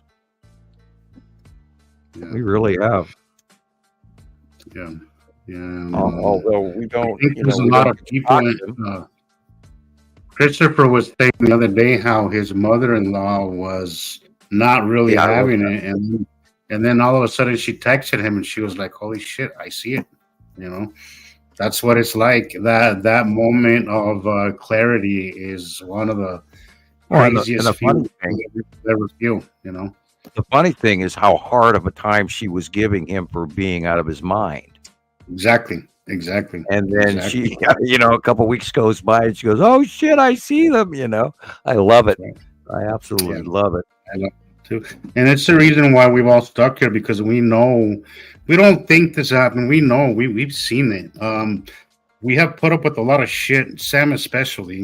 I hate to say, but I haven't dealt with half the shit you deal with, Sam. But it has not deterred me, because it's happening. Like, we see it. If I didn't feel, if I didn't know this was happening, I would have quit a long time ago. But because people could be really nasty, really, really hateful, and really you have to learn to have thick skin and not take it personal, because these people are really talking out of ignorance, and out of the system has done a good job of deceiving people, and we see this, I don't want to go to the Bible again, but even the Bible says, the great deception, and you will see signs in the sky, they're here, and the Bible talks about the great rocks and wonders above and things like this, and even thy kingdom come, thy will be done, and all of that in the prayer, in our holy prayer, the kingdom is coming and it's now here. And then you cross-reference the fallen angels, and of course Rome's way to talk about aliens and other higher races, I might add. And then you go back to the Olmecs prior to the Mayan and the Incan civilization, and then just a little bit before those guys are these really weird shaped mummies that have these elongated skulls, and they're going, well, that's the elongated skull period, and they're not attributing extraterrestrials. And it's hilarious how we've been so cornered into believing that we're the only ones here in this little tiny planet, in this little freak dried out solar system, and then there's nothing else out there. It's like, excuse me. It takes a hell of a level of arrogance to believe it's just us. Like right. That is one of the most arrogant things human beings are guilty of doing. Just the sheer size of one galaxy alone. You want to hear my favorite one? Billions out there. My favorite one to this day is "We Own Earth." Yeah, we own anything. We don't know anything. we are just the worker bees in somebody else's hive. We're cogs in a very big wheel. Yeah, very big wheel. I hate to be so cryptic, but I mean, we do not even own Earth, and currently we're subject to a very large mass fleet, or fleets plural, over the top of us, and I've been screaming about it for God, I don't know how many years now. And what amazes me is that this has not gone viral, especially since we have so many pictures of them that are definitive beyond doubt over and over and over and over. I mean, we're getting sightings, and I haven't really even tabulated the last month, but we get sightings every day of the cubes and the long box and the star destroyers and the little guys, and then we get numerous people sending in stuff we can't identify with the smaller craft, the zippers and the fast ones and the weird shit where their cows are dead and their lips and their backsides are missing, and some little faction came in for cow lip stew, and those are other factions. And remember, it's not just 10 little guys in a saucer. Remember what they blamed it on, Sam. It's chupacabras. At least that was that was the thing. I don't know if it reached the American news, but that's what was going to happen in Mexico a lot. Was they were blaming it on some preacher. Hey, you want to scare? Look into cryptids. Look into the number of sightings around the world right now of a term called cryptid or a skinwalker. You want to have the shit scared out of you, and those are real too, because there's a lot of that. The problem is that there's like 2 real ones to 10 fake ones. Now with AI, and again, I think AI is making its debut right around the perfect time, right around the time where things are going to get heavily recorded, and it's up to us to individually we have something like AI that's going to discredit all of it and create. We have to discern for ourselves. We have to get good enough to be able to see the difference. Exactly. Because personally, I can tell the difference. I was seeing a comparison the other day of one, and it looks, if you just look at it right off the bat, it looks, you wouldn't see, but if you really pay attention, it's unnatural. Like you can see the person, their look in their eyes is completely dead. There's no emotion. There's no nothing there. So it's like a robot. And if you kind of pay attention, you could actually sense that it's not real. Like it's just not real. They're also kind of 2D. Yeah, that's right. So, but it's enough to confuse some. Many people. The masses. There's a lot of responsible and. Maybe we need to ask, ourselves as a society, how much of this misinformation that we're going to tolerate, and how many of these non-credible sources are we going to listen to and get likes and views on them, so they continue to do it just so that they can get their YouTube money and all of that. We have, fortunately, nobody really now has. You said something that I really when I first came across you, Sam, you said something that really resonated with me. You said we have a responsibility to our fellow man to be more conscious about what it is that we post and what it is that we claim and what it is that we say. We have to be more conscious because we could really, our words are more significant than most people would like to think. This information. That's why we waited 2.5, almost 3 years before handing the names to the planets. We studied and studied and studied and watched it, and we didn't dare call anything that wasn't repetitively time proven. And that's another thing that I like about the group, or Montana Sky Watchers and Viewer Followers Anonymous, is that discipline that has stayed strong. Because in any form of science, you need some discipline, and you need to do things the right way. And that is what has made Montana Sky Watchers and its sister groups, different from a lot of the crap that's out there. Is that we have remained consistent in the same message. Right, and we don't run the gossip channel and the conspiracy chain, and we don't support information that is vague. And for the longest time, we've had a pretty stat rule, especially while Lucinda was around, that it should be your capture, so you're aware of what you were sending in. Now, of course, the reins on that have become a little loosened now that myself and Matthew and Andy and Deb are running Skywatcher 2, and most of those guys also have their jobs in the real world as well. They have to deal with as well, so are not spending as much time as I do. But I've been a little more relaxed with some people, and then the older members do get a little more leeway, which sometimes can adversely affect what the new folks post. And my spam level has fortunately dropped, but then I have not been adding new members, so I haven't had to deal with all the and I have been clearing. Last week I cleared over 200 Indian Asian bot applications for membership on Skywatcher 2 alone, and it was just like, wow, you got to be kidding me. And they all put the same thing. They all answer the questions the same and put this code at the bottom, and I just like, hello, red flag, you're done. Hello, red flag, you're done. Hello, red flag, you're done. And I couldn't believe it. I spent, I think, 2 hours removing people just from requests alone, and just trying to get to the people that really want to join Montana Skywatcher 2 and who want to be serious scientists, citizen science.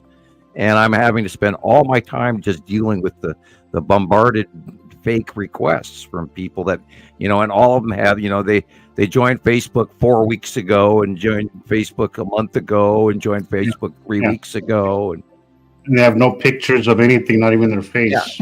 Yeah. Have 3 friends, Yeah. No profile. You're muted. No personal photos. And we have to go through all of those people, and then you get good at it after a while, recognizing You're them. muted, Rebecca. So Rebecca's talking, but she's muted. Oh, shoot, she says. Yeah, I was like, okay. No, but what I was going to say on that was also one of the things I see, because right now I have like over 2,000 member requests in my group. I was just going to ask you about that. How's that going? I trickle a few in every so often. Yeah, I'm putting in, not every day, 5, 10 a day. And unfortunately, there's all the new people requesting, and I can't even get back to the old request. So if you have to do a sort, and you have to filter it down to get it to the oldest ones first. And it has become a very large part of the day, especially in I'd say the last 6 months we got bombed. Yeah, that's all I was asking, because I know that you're so busy, Rebecca, and I know that there's a process to vet some of these new member requests, because we've all seen what it's like when you just accept, people to come on there. You have to vet them, so it's a process that I know takes some time.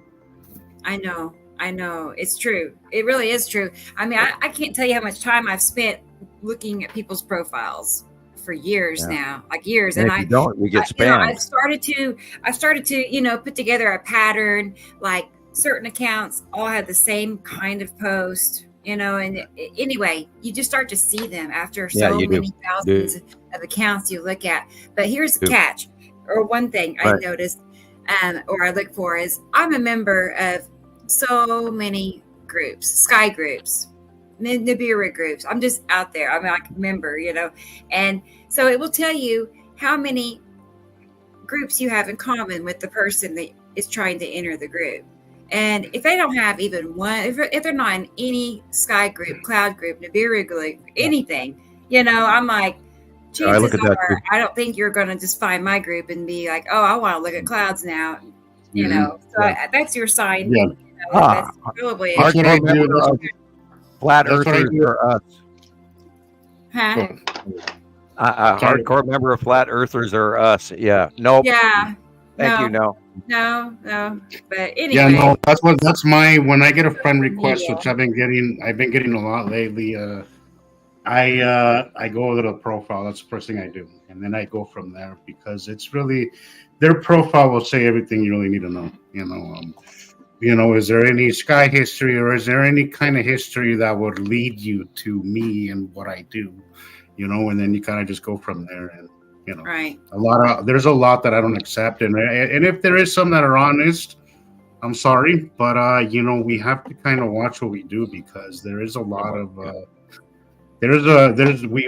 Rebecca really and Sam have spent hours having to clean up these messes, just and we've over the years we've had to become more picky over who we've had to because of the number of people that have just turned out to be there to screw with us or just to even bomb their information and never even visit the site, which we get some of those still. And they're interested in sending their material only, and it's not like they ever even come to our site. They just bomb us with their stuff. And a lot of the times, unfortunately, a good portion of the Nibiru information, they're showing the single orbit of one red planet. It's like, oh my God. I mean, where did you dig this up? Did you take this back out of 2008? Wow. And disinformation. And there's so much here that has really been vetted and been. There's a lot of good information that we provide here, on Rebecca's side and on Sam's side, on my page that has gone through years and years of studying and disseminating and seeing it under a microscope. Repetitive verification. Take advantage of that, folks, because all of us here have spent a great deal of time to put this together. Just ask how many times you've actually seen Necessity, for instance, each of you. I mean, how many times have you seen Planet Necessity? That's right. In your captures, and hundreds and thousands of times we watched that one planet alone, or Atu's moon, or lead asteroid. Or how many times have we seen Uri, each of us? Or how many times have we seen a Saturn Jella moon, each of us? And when you break it down and you think about those individual numbers of sightings that we've actually been doing this for so long that we're almost kind of like numb to it. And every one of those, and what really, to this day is when I do that one drawing or the side drawing or whatever, and then we get a capture within a very close period of time. To that exact, literally, pen stroke of the black marker versus the picture, and you could literally overlay them, and they're so exact. It's just freaky, and I love the shit out of it. I really do, and I think that's and I go probably every month through several cycles where I just sit here and I'm like, oh my God, am I doing this right? And then I go, yes, I am, and no, I'm not. We am because we love it so much, and I dare anybody to actually start seeing this and not be completely addicted by it, because it is fascinating stuff. But because we are so obsessed with it, we have become good at it. If you're good at if you love something, you will become good at it. Because you're doing it over and over. So. We that's what makes this such a good thing, is because we all have obsessed over it so much that we have become good at what we do. So Yeah, let alone the aspect of the fact that there are people on these planets. And I don't think we don't touch on that very often. And, of course, they're here to pick up the commodities, but then there's the other factions as well. And I saw some stuff this last week, dipping my toe into religion. And I of course, then there's the video, the Pleiadian message that we have now posted on YouTube on Nibiru Followers Anonymous. It's listed as the Pleiadian message that Sam asked that we post immediately. And that's a very important background history about stuff that we don't even talk about. And the reason that I had it posted, because we got a back copy of it back that I'd lost the link to. And then Gillian had reminded me of that because I sent it to her years ago. And it's literally one of the closest versions to the truth, according to what the Pleiadian told me. And that's why the way it's marked as the Pleiadian message. And I can verify to you that it's 95% accurate. There are some intonations of political nature, etc., with minor variations of opinion. And they actually tell you that in the video that this is not the only version of this story, because there are minor variations depending on factional agenda. Because each one of the multi factions involved in this story that is real, which is the truth going back hundreds of thousands of years, is in that video. And I do encourage you to go and watch the Pleiadian message from start to finish, please. Take into account that the beginning part about the Matrix is a metaphor. And that metaphor is also directly related to the Pleiadian messages, because the overall reason that they're connected is because you don't know who to believe. And that's what the Matrix metaphor is trying to teach you in that clip. And the trick is to maybe now listen, because this is as close to what I was told from an alien person face to face many, many years ago. And that's why I strongly advise people to watch it. And it's important. Very much so. And now, I do believe that some of those are messages placed there for us to see. I really do. Yeah, I know. I've often thought about it was like, so since when do the Pleiadians advertise on YouTube? And who made this, and who originally posted it, and you read the subtitles and you can check into this. We should actually send our research dogs in after the original. But the accuracy of it is so close to what I was told that this is why I say it's not 100% accurate, but it's so close to the truth that I was told, that I took over 25 years to try and deal with this. And I remained in hiding afterwards because I didn't have my name on a mailbox. I didn't have a phone or anything like that. I even for a while was taking some under the table jobs just so that no one knew where I was. And that was on purpose. And I had to go through stages of paranoia that I wasn't going to say, psychotic paranoia or anything like that. I wasn't, conspiracy theory crazy. But interpersonally, I had a lot to deal with to try to believe that any of this shit was real. And then here we are in 2024, and oh my God, it is real.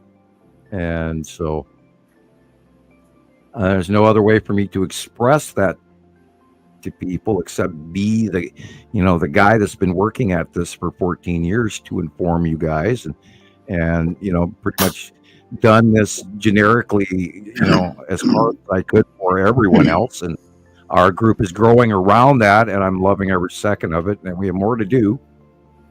So here we go. Let's just do it. I'll keep going as long as I can. The message hasn't changed, Sam. Like, you have been very consistent in the same thing. One of your trolls said once that you're not consistent, and I'm like, have you met this guy? He's been saying the same shit for years, the same thing. Like, there's been learning along the way, of course, but the message has been the same. It's been the same thing that we all have proven over and over.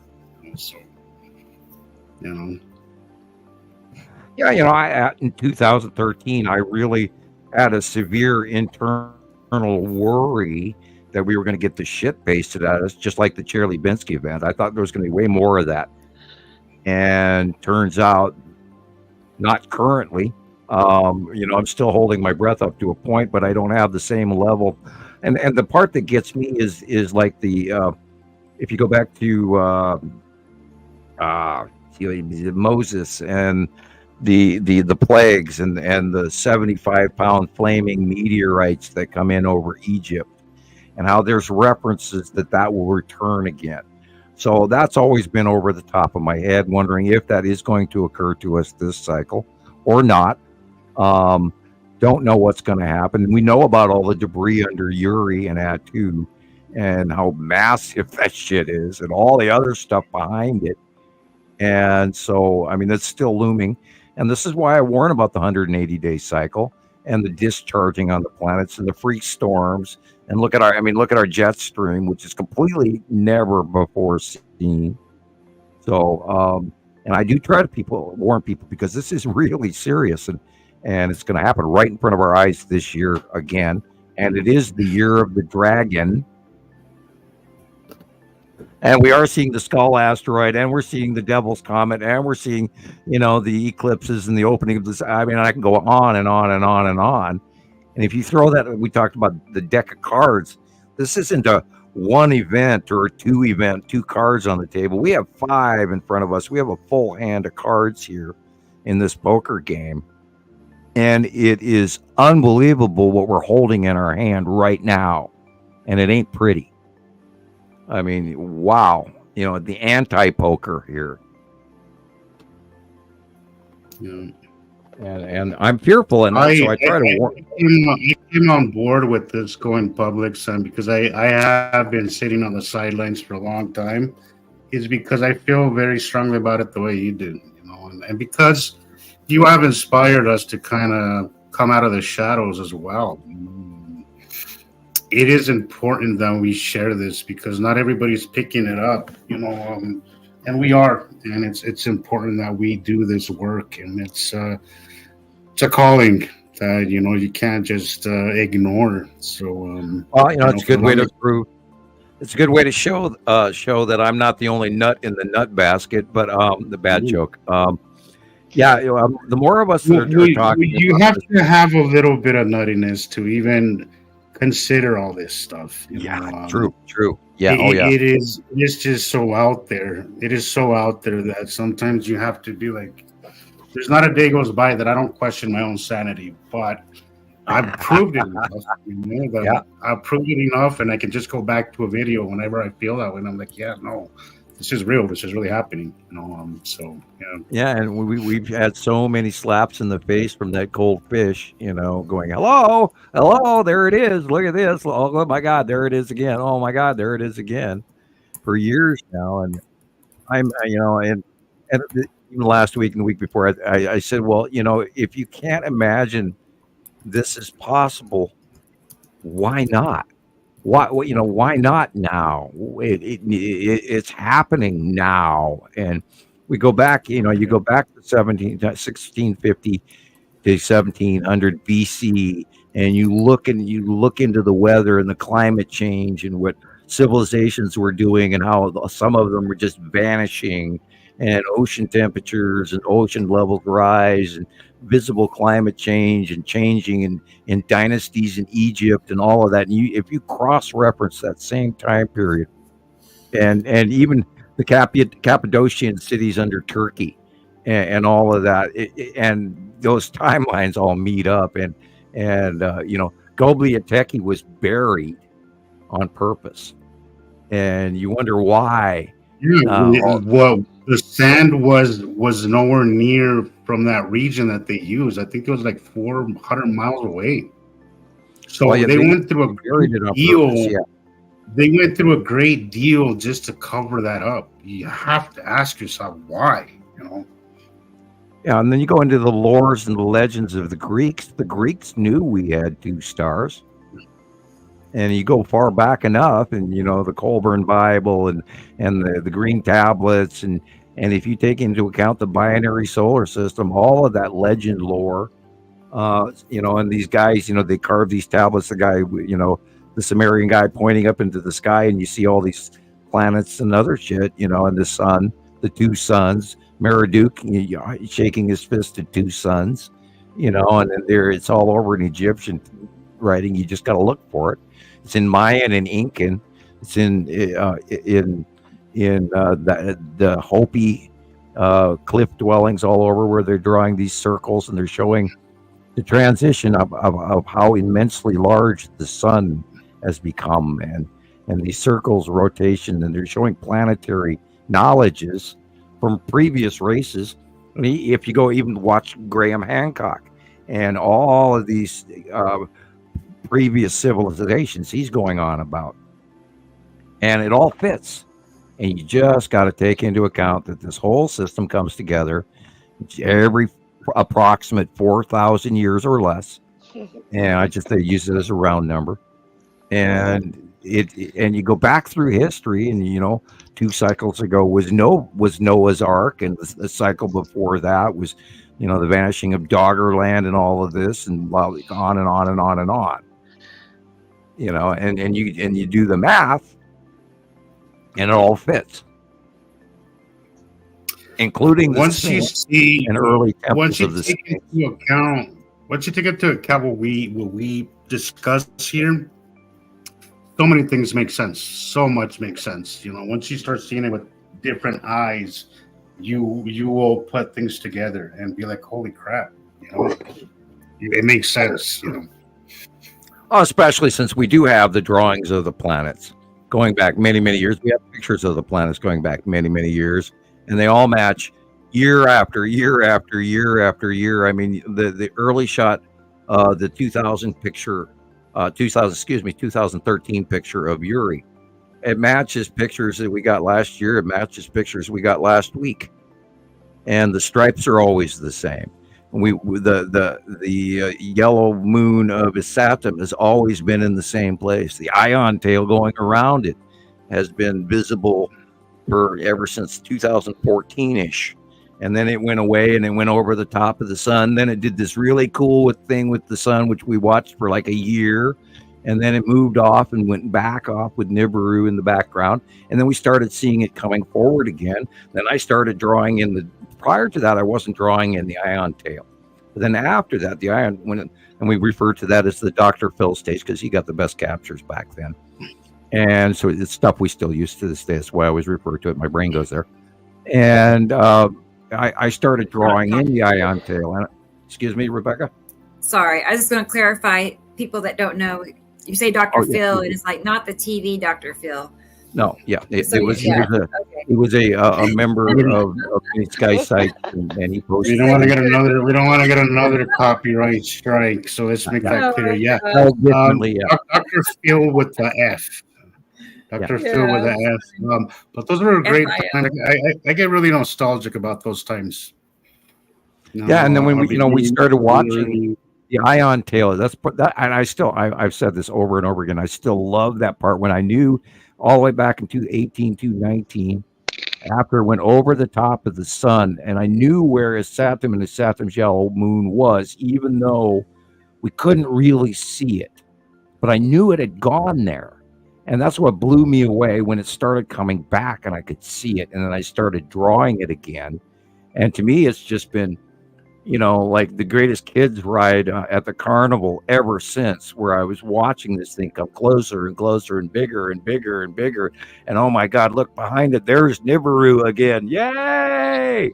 And again, this on the 15th, I'm going to have to include Nana and Amel Saru, because I actually saw them by eye the other day.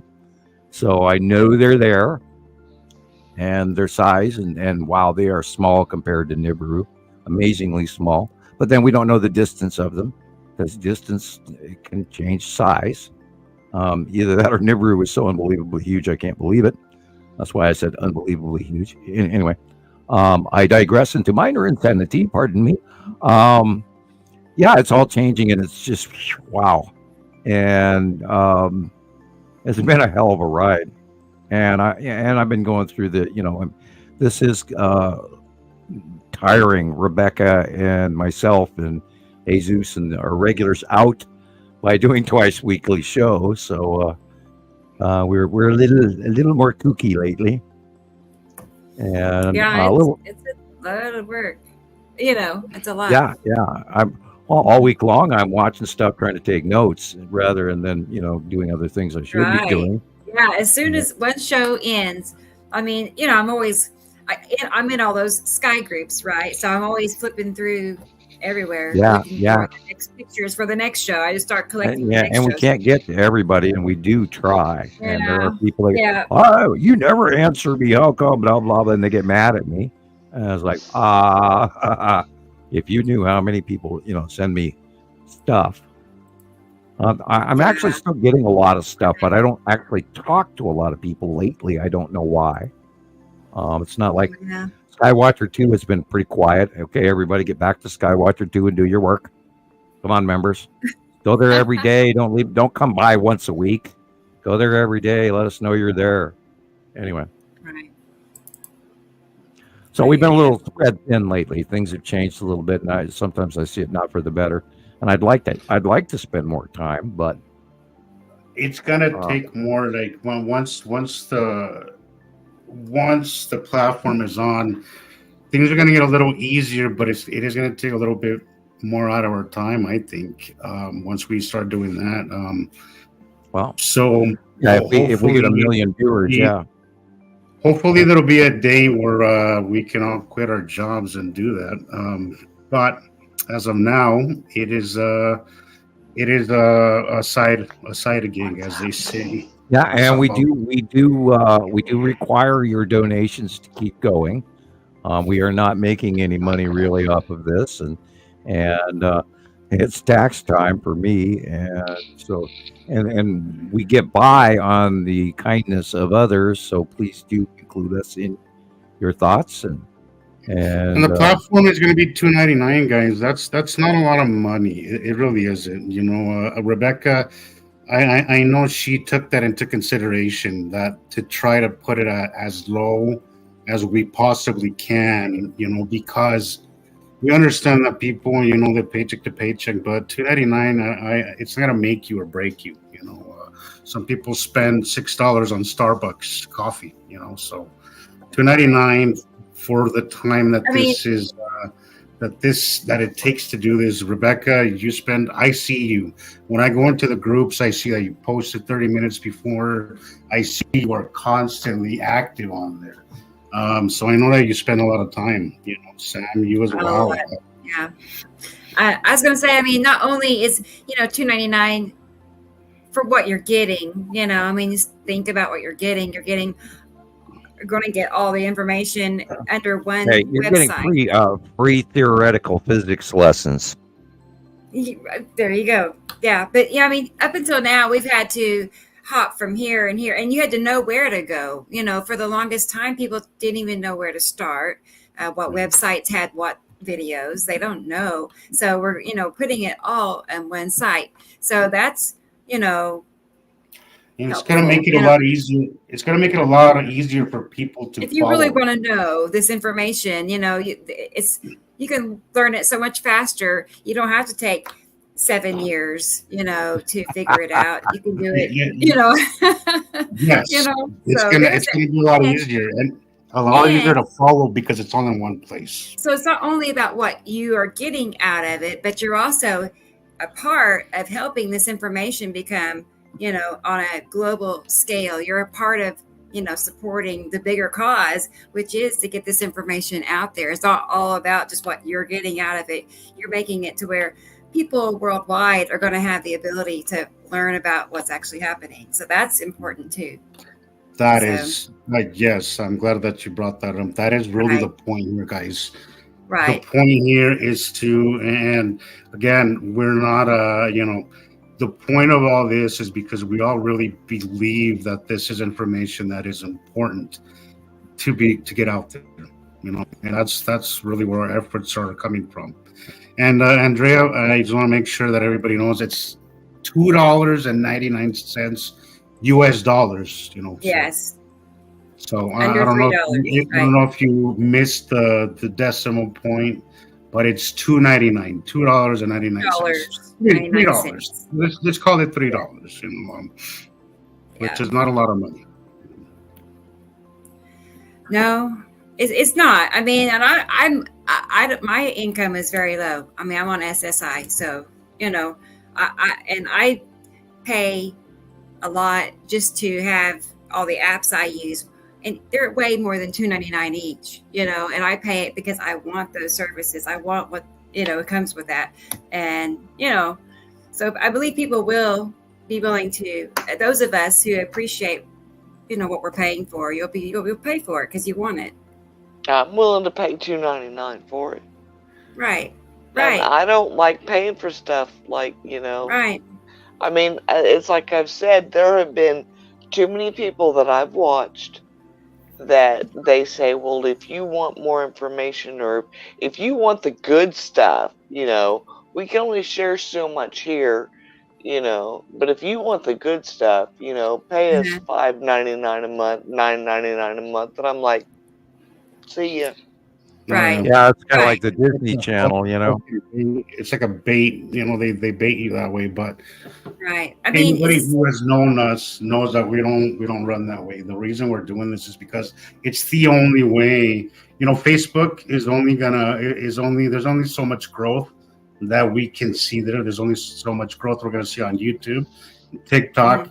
This is the only way that we're going to be able to spread our tentacles, as Rocky Man said. It's going to be different languages. It's going to be all that good stuff. So it is well worth it, but it comes at a cost, guys. Facebook's getting wonky because Rebecca, how you shared some videos on your feline page. And I told you, I click on it and it takes me to a whole nother video. Different video. Yeah, that was weird. It's not just yours. I clicked on one of Jesus's videos the other day.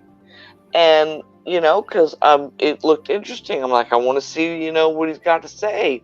And it took me somewhere to a totally different video. Wow. Yeah, and I'm like, it's getting out of hand. And it's starting there is to really... some weird things going on around us specifically. Disconnections. Right now in our shows, we get to the point where we start talking about something really important, and then I get garbled out, or Jesus gets garbled out. All robot-y sounding. It's like somebody's up there with a button, and they push the button that cancels our answer, and we've seen a lot of that. And it's always exactly when we get to the topic of something really important, and it's happened so many times. It's amazing. And but these videos are just, like cat videos. Yeah, well, or, other videos that are just, funny videos, that you want to click on and see, and they take you totally somewhere else. Well, who went and clicked on Rebecca's page and unfriended her from a handful of people because she thought, so we're seeing really weird things happen that we can't account for from Facebook. And how many times, you wouldn't believe the number of times that my drawings have been bot selected for nudity. Oh, we lost him. Oh, what's that, Sam? Did I? Oh, there we go again. And thank you for pushing the button. My Facebook pictures of monthly site drawings have been repetitively flagged for nudity. Oh my gosh. That's insane. Yeah. Because I will make, sometimes I've had to take posts down because of that. I'll share it and then I'll get flagged. So I'll go and take the rest of them down that I just shared because I'll get in trouble with Facebook for, and it's his drawings or comparisons. Yeah, makes no sense. And it happens all the time. I'm getting just about every month when I post the site drawing, and I'll go to certain sites that I don't regular, and I'll post it to them, I'll get the flag that says, you violated community standards, and you don't even get to contest it because they won't even show you the picture of what you posted was wrong. Right. And so you literally have to either contest it or agree with them. And if you agree with them, they automatically remove it for you. So, and I've had that happen over and over and over again. So I pretty much, I don't post around too many people. I send it a lot of times in PM nowadays. And then I'll do other normal sites, and I haven't really been flagged there. But when I send it to other places that I don't normally post in, I will get flagged over and over again for community stand. They don't even say nudity half the time. Sometimes they do. But yeah, Facebook has gotten weird. Yeah, we're never going to get this information on these platforms to go anywhere near viral or go out to the right people, and this has to be the next step. We talked about it. Sam has been very and he said it before, when it comes to money, he's leery, and I don't blame him. I think that stuff, but the only way to get this going is to invest in it. And we were lucky enough to come across somebody with the knowledge and the know-how and even the, even the financial part of it to kind of help us with that. And it's the only way to move forward, guys, so join us, join the effort, join the movement, as I say, because it is a movement. We don't have, they're not going to tell us, and somebody has to inform people, and that's, nobody else is doing this, guys. Nobody else. We have to get this information out there, Right. And that, or if they're doing it, they're not giving the right information. Yeah, right. They're still stuck on the red planet. Right, and that's everywhere. And I've gone in, and I've tried to say, well, no, it's not just the red planet, and I've left comments, and the comments get declined, for violating their page rules or whatever. And I go look at other comments, and it's like they've said the same thing, and I'm like, why does mine get declined and theirs is? That's what's so special about what we're doing, is because it's our own platform, and no one can come down and tell you what you can and cannot say or post or no. That's not going to be a worry. It's going to be a whole different arena. Because it's ours, so we don't have to worry about that. Can we post pictures of hamsters? You can post a picture of 2 hamsters. Yes, you can. That's an old joke that goes back to Gillian. One time, Gillian posted a picture of a hamster running in a wheel. It was a meme or something, or a GIF or whatever you call it, on Montana Skywatcher 2. And she actually broke the rules doing it, because we don't really allow it. But Gillian's such an old member, I sort of let her get away with it. And I would have removed it personally, but it was up for about 5 minutes. And then she got flagged, and then I got flagged, and Montana Skywatcher was closed down for 2 months. Oh, for a hamster running in a wheel. For a hamster running, what? Hamster nipples? What? I mean, and that's why we're always. That's why I'm always joking. Maybe dress up the hamster next time. Maybe the hamster needed a bra or 3 of them. And how many nipples hamsters have, I don't know. Mammalian protuberances, which is the scientific term for it. And then it was just this cute little hamster running in a wheel, and she got blocked, I think, for probably 2 months. And I know I did. The entire site, I could comment on the page, but I couldn't post anything for 2 months. I think that was one of my longer. One time was like 3 months, and I've been in Facebook jail so many times I can't even count anymore. Hey, Rebecca, can you play that video of the platform? That way Big Sky Girl kind of gets an idea. It's going to be monthly, and then you'll have access to it. It's still under construction, but I think it's done a lot of progress over the last few weeks. So it's kind of taking shape and taking form. So I think it's a good time. I think you played it earlier, but maybe play it again that way. I haven't tonight. No. Right? No. I think you played it once earlier.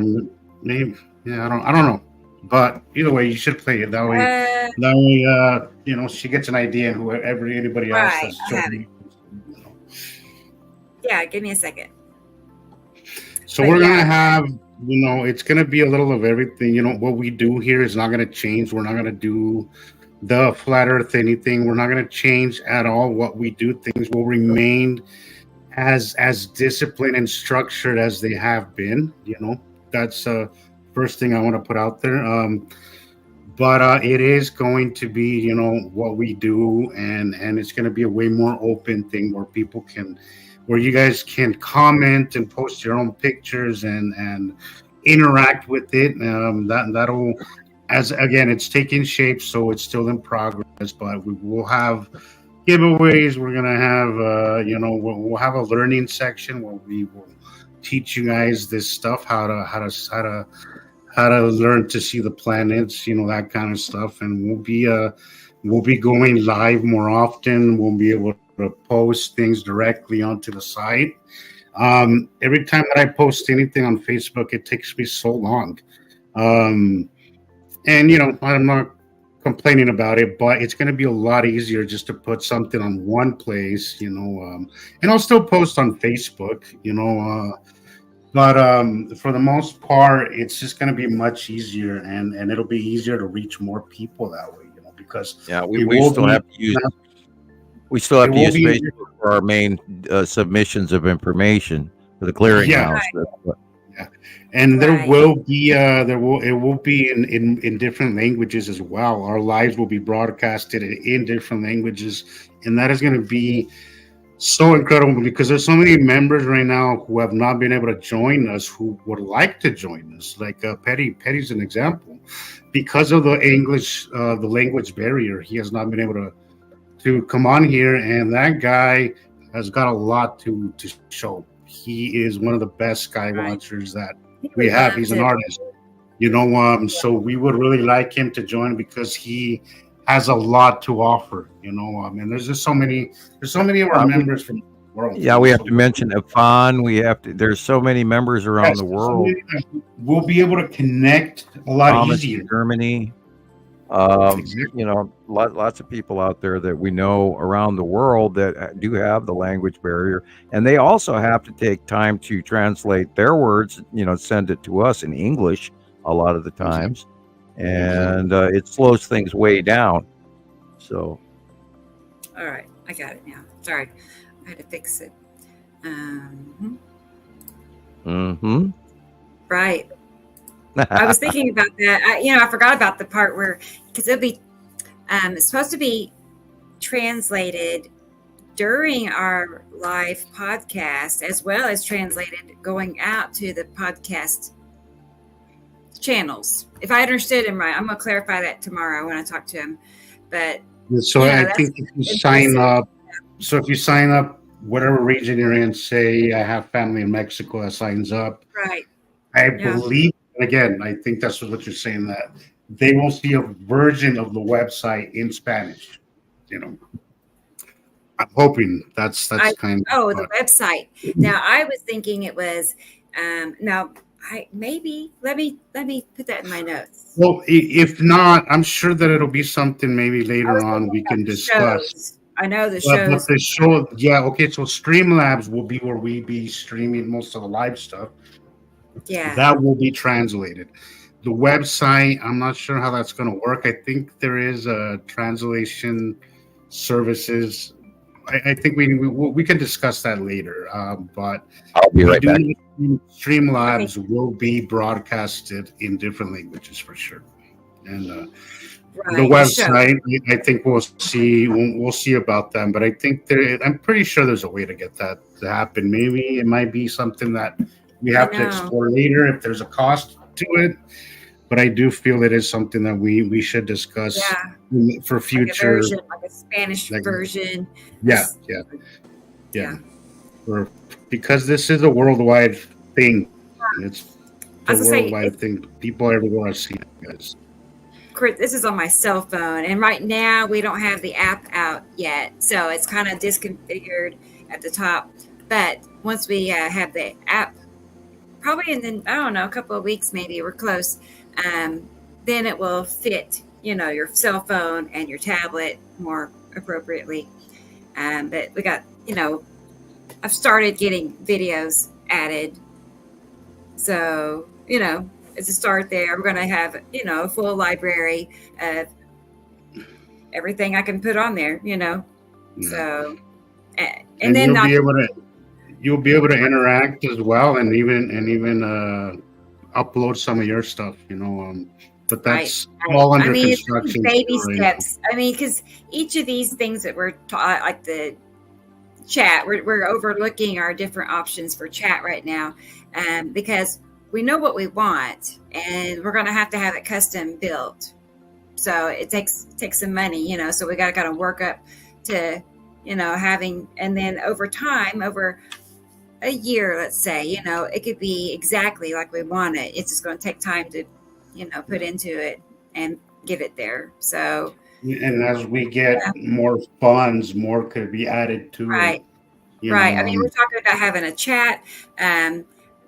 E-learning is what it's a system of, where we'll create a curriculum, for you diehard, studiers. I would love to be to do that. I would love to discuss and teach people how to do it. I am completely up for that one. So I have a learning program, and then there'll be fun times when we could have like a group movie night, and we can meet in unison and kind of like this, but also be watching a movie together or a program, whatever. Yeah, so, can I please talk through the middle of your movie? You can pause the movie, Sam. You're in charge. Yeah. There you go. I know. Guys, right there. Look, there, right there. Yeah, here's the important part. Shut up. Now watch this. Yeah. Right. But it'll be great to stop along the way to kind of add to what's happening and add our how it connects with what we teach and all that stuff. I'm so excited about that. It's going to be great. I just took a look at the videos of mine that are on that list, and interesting. I like it, and hopefully there'll be more.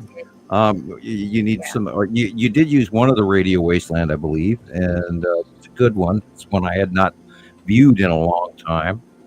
And for the rest of you guys who are new out there, do go to YouTube and look up my 87 Radio Wasteland shows, and you'll have 3 months worth of content for now. And you get topics and subjects that we don't talk about, because Chauncey was actually a very good host, and he was sneaky too.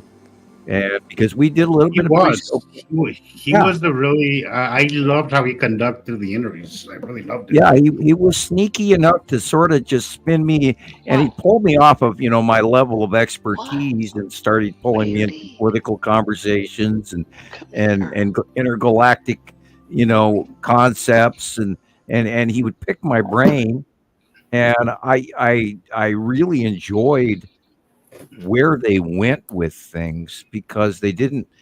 I've had previous shows where the host would be somewhat annoying sometimes, or in previous shows and other shows, which we don't even need to. I was interviewed by some of the Money Boys, and they would butcher the content and only play the parts that made them sound better, and it was annoying. And then I went through a series of interviews with a very nice lady, but she couldn't stick to topic or our pre-show organized write-up, how we were going to do the show within 5 minutes, and she'd completely go off topic, and then I'd spend 3 hours talking about stuff I didn't want to talk about. But anyway, cough, breathe. So it's going to be great. I did notice in some of those shows of that person you're talking about. You could kind of tell that she was kind of annoying you sometimes, because honestly, she'd kind of annoy me sometimes, because she would really kind of Well, she would go off to the section of things that we try to not discuss because it just brings. And then she would start adding political implications and little hints of, and then spend time on QAnon information. And the moment we dove into all of that, I just went, "Oh my God, come on!" You know, we talked about this before the show, but why are you mentioning it again? And so, and she would lay out how she wanted the show to go, and within 5 minutes, that went out the window. So, after a few shows, I finally had to just say, "Okay, enough." And then I think I got politically incorrect one time with her, and I think it was sort of like she dumped me, which would be okay. So I got to cover both sides of the story. And also, we can also have more mystical teachings with the crazy lunatic up in the cave in Montana here, where we can teach. I'll be right back. Okay. Well, I'm glad I'm still making you laugh there. Then that's good. I always use the royal we, I guess, or actually, I include you guys. But we all of us have a whole bunch of learning and new patients and upgrades that I think all of us have gone through in the last 10 years. We've all taken huge steps and learned all the rabbit holes and all the other crazy crap and a whole bunch of really good stuff. And so I think people are going to hopefully enjoy the content in the future. And I hope they get semi-addicted to our personalities and wanting to come to our show and watch all of us get together and talk like old friends on the phone. Yeah. That's basically what we do. We're here to talk about our favorite topic, and hopefully it resonates with people, and it kind of clarifies what they already are seeing. Because we know there's a lot of people out there that know something is happening but have no context of information to connect the dots, and that's kind of what we're trying to do, is build that bridge. I can't even imagine. I cannot imagine this going by where the planets leave and this doesn't make the population. I mean, that would be so, pardon me, but that would be depressing as hell. Somebody told me that a few years back. Somebody told me that. He said, they may come and go and nobody realizes. I'm like, you know what? Shut up. I don't want to hear that. I just don't want to hear that. I think I'd just lose my shit. Seriously. I don't know. I don't know if I could recover from that one. How do you go through seeing the greatest show on earth? Mm-hmm. Yeah. And we're going to have to go back eventually to the boring skies, but yeah. Well, probably. That's when our videos will really, really be come in handy,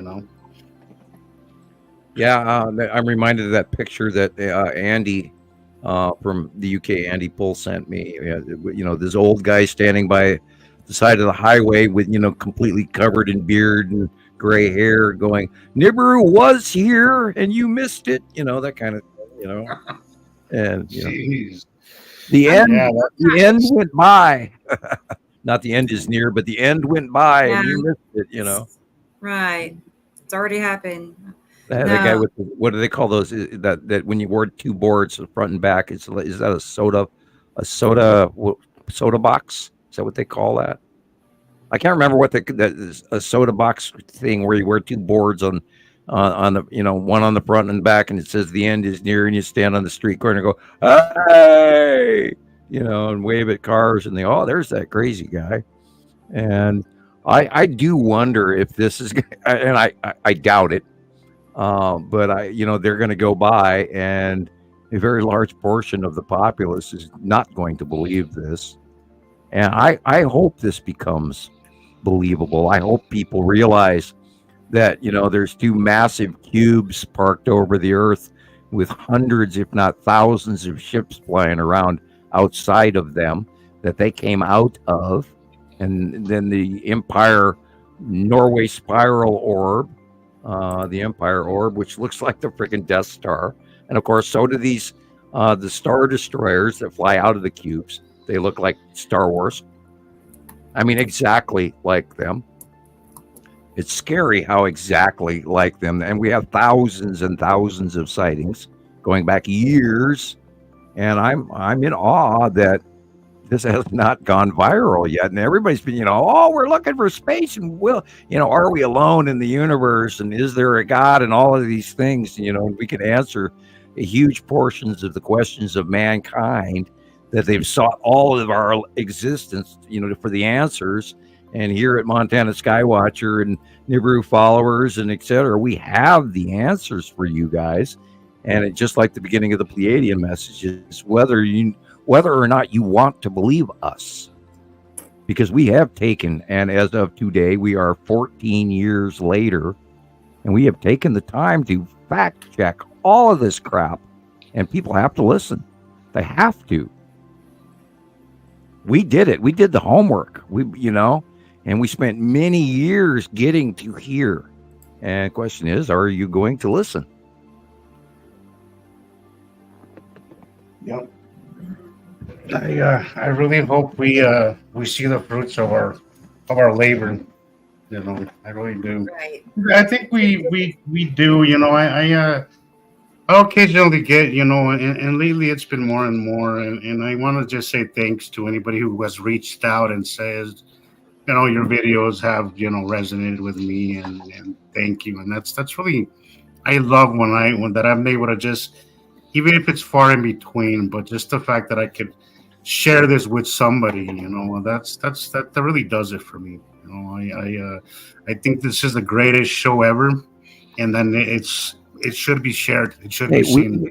We're the MTV of 1980s television. We are the Citizen Science podcast from many sister sites who have joined together to share this collected Nibiru information of the binary solar system, of all of the planets, and nobody else out there is doing this. No one. And we've got a handful. There's not just us. There are thousands of people out there that we talk to every week, and they're all mailing their stuff in, and they're all sending it, and they come to our sites, and there are a lot of dear friends that we could never replace, and I can never thank them for ever enough for the amount of information that everyone shares, from Robert in New Zealand to Maria in Alaska. And there's no way that we're all wrong. And we all are here because we've been doing it for so long. And I'm in awe. I'm in absolute awe that this hasn't gone farther. I really am. It blows me away. But I do feel sometimes that it's. I think once we get the platform, we're going to be able to see how quickly this does take, and maybe not quickly, but I do think that it will be a gradual.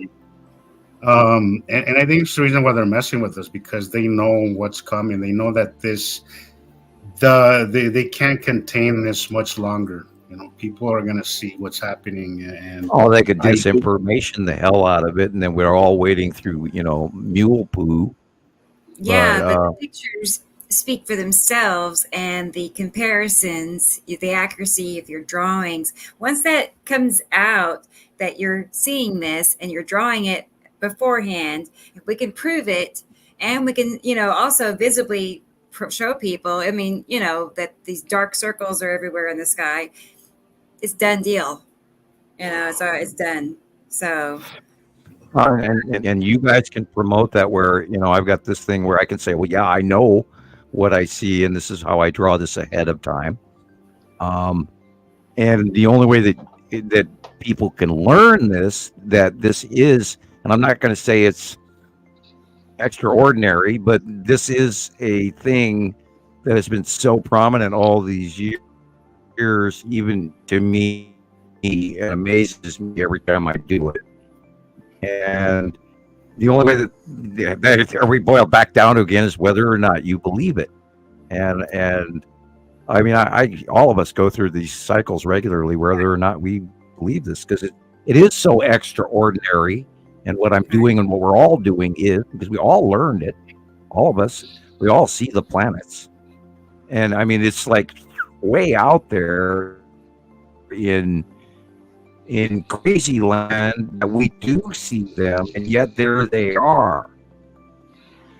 To everything we were taught. I think I just skipped my picture off. It is so extraordinary, and this is why we are number one, and we're going to retain number one. There's nobody else out there doing this, and I keep hoping, praying, and I hope we'll find somebody that that comes up and joins. Even more sister sites start to join us, where we have new guests. This is how comes by once every couple of weeks or something. Oh, us at our site, we found this. And then they mail us stuff on our regular Facebook pages or whatever. I just hope we're going to grow and grow. Right. Yeah. Right.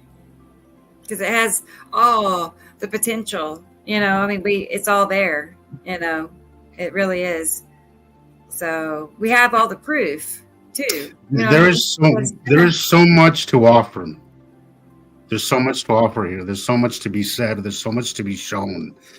I think we have a lot to add to this, Rebecca. You have so much great stuff out there that it needs to be shown. Sam's interviews, all that. Thank you, Big Sky Girl. My time lapses, all that stuff has to be shown. Has to be shown. They are. He's so good. And we have thousands and thousands and thousands of pictures. I mean, we could talk about 2020 for the next week. We could talk about 2021. We could talk about 2022. We know what happened in 2019, 2015, 2013, 2012. We know because we saw it happen, and we were all here, and we were judging it and weighing it and collecting that information going back 14 years today. Oh my God. Yeah. Katie Joe mentions something about how our group on Facebook is really growing, and it really is. I mean, it was at 80,000 just like 2 or 3 weeks ago, and now it's 86,000, so that's quite a jump. And then on TikTok, it's taken a big jump. I did those 30 lives in 30 days, and that kind of boosted things. I went live last night, and we had about 6,000 views, which was pretty good for an hour and 20 minutes, so people are very interested in this. And I had lots of shares of those people that were watching. I mean, many were sharing the live. And we all have different skill sets that we all share together and combine.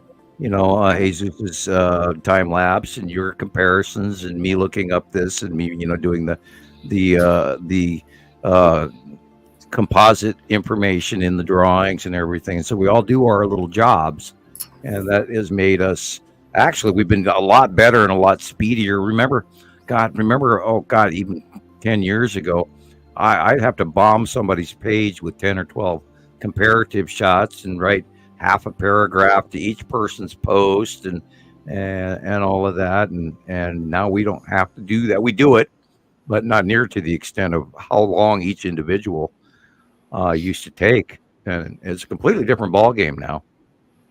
Yeah. I think it's time. It's time. There's so much compiled that I think it's time. We've all done our time. We've all learned so much, and I think there's enough material, to fill up this platform that we are working on. So I think one thing that'll help will be because I know you said, Rebecca, on TikTok, you can take your cursor and you can point out things. That's true. That's but right. on YouTube, you can't.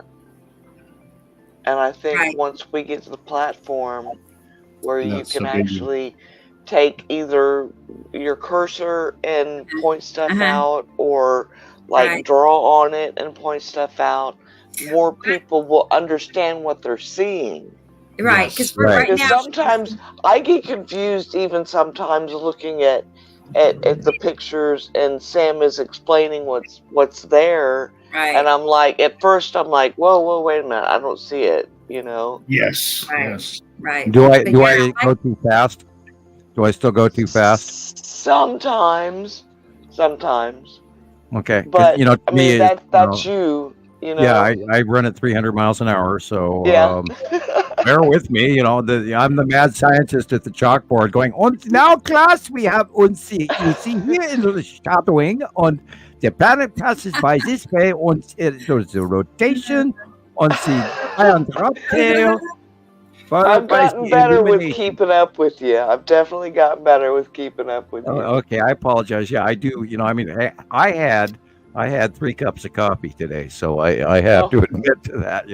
That's why I've been. I will say your older stuff, Sam, was a lot more zippy than it is now. You were definitely hitting up the coffee then. But I will say, in your older videos, you had a cursor, and there was some that I remember. Right. Where you were talking about Attu's moon, and you're like, that right there is a planet. I didn't see it until you pointed it out. Back then I was still new, but when you pointed it out, I was like, holy crap, there it is. But had you not pointed it out, I don't think I would have seen it. I really don't think I would. This is where the problem's been with my computer. It's not my download speed, it's my upload speed. And I couldn't do anything. I mean, it'd take me 4 days to post a 10-minute video.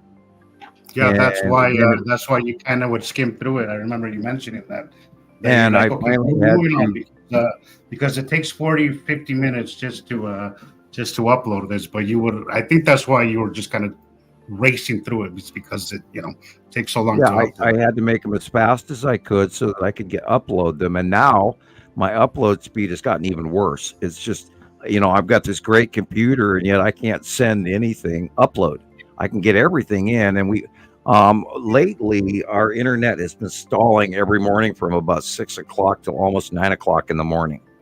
It's almost not worth even trying to watch on the smart TV, because it stalls and it stalls and it stalls. You watch 10 seconds of the video and it stalls for 25 seconds. Then you watch another 30 seconds of the video and it stalls for 10. And it's just like, you want to scream. And it's been happening a lot in the mornings. Literally from 6 o'clock in the morning until about 9 a.m. It is just not worth even trying to use it. And this is, of course, and I'm paying, for the top-rated fee in the United States for internet from this damn company, and they get the same service and the same bill in California that I get up here, and it's crap. And we got the old fiber optic cables, 1990 up here in Montana or whatever. I don't know what they're doing. But my service sucks, and I patch out all the time, and that happens in shows where I break up, and that's why you don't see a live picture of me, because I can't upload camera and microphone at the same time. It won't do it. I break up into computer. Well, I really hope we can remedy that in the future. Well, and that's what he's sending me this laptop, but I'm still concerned about whether or not my upload off the laptop will be better than the computer. I don't know. We'll have to see what happens. I really do think people would like to they would let a little bit more of an extra personal touch to actually see you, Sam. Yeah, they think that's a big thing. Yeah. I know I would. I definitely, yeah. Well, my hair's a little longer, and I'm a few years older than. Well, actually, I'm only about. I think this picture came from 2021, 2022. Right. The new picture of me. My hair's longer. Of course, my hair's pulled back in this picture. I have a ponytail in this shot. And I bet you're one that fits my philosophy about men. That most men get better looking with age. Not this one. No, I'm. Oh, come on. Hey, my hairline has gotten worse, and I'm not thrilled with it. I was really proud that in 2010 it kind of grew back really nice, and it was like, wow, amazing. And then now I've noticed it's gotten a little thinner on top, and if I had short hair, I would look almost military. Yeah. But I am reaching another birthday very soon, so oh boy. And I'm 14 years older now. So holy as of today. No, I know. that's my birthday. No, yeah. Hey, didn't you guys know this way I don't have to wear pants? No. Just keep it from here up, you know. I'm joking. Right. As a matter of fact, right now I'm wearing my red Star Wars pants. I'm not kidding you. I am wearing my red Star Wars pants right now. Yeah. They've got TIE fighters and the Millennium Falcon and Star Wars logos all over. Yeah. I don't usually wear red, but I wore them today, Star Wars pants. That's fun. I'm guessing pajama pants, you mean? Yeah, outdoor you can actually wear them to the mall if you wanted to, but sure. I mean, they are red after all, so Yeah. I mean, that's what most clothing is now. It's all comfort. And after the pandemic, we all went to comfort clothing. Have you noticed the tie is going away? Oh yeah. Yeah. The tie is starting to dip away from news broadcasting, and people are going to they're going back to a really thin micro collar, and I'm liking that because I wore the 70s business shirts and 80s business shirts where they had this freaking huge ass collar that if you step out in the wind you're blinded by the damn thing because it'll poke you in the eye. And I like that they finally in the year 2020 finally went to a smaller men's collar in fashion and comfort pants. It's amazing me when I see somebody in a suit and blue jeans. It's like, okay. Mm-hmm.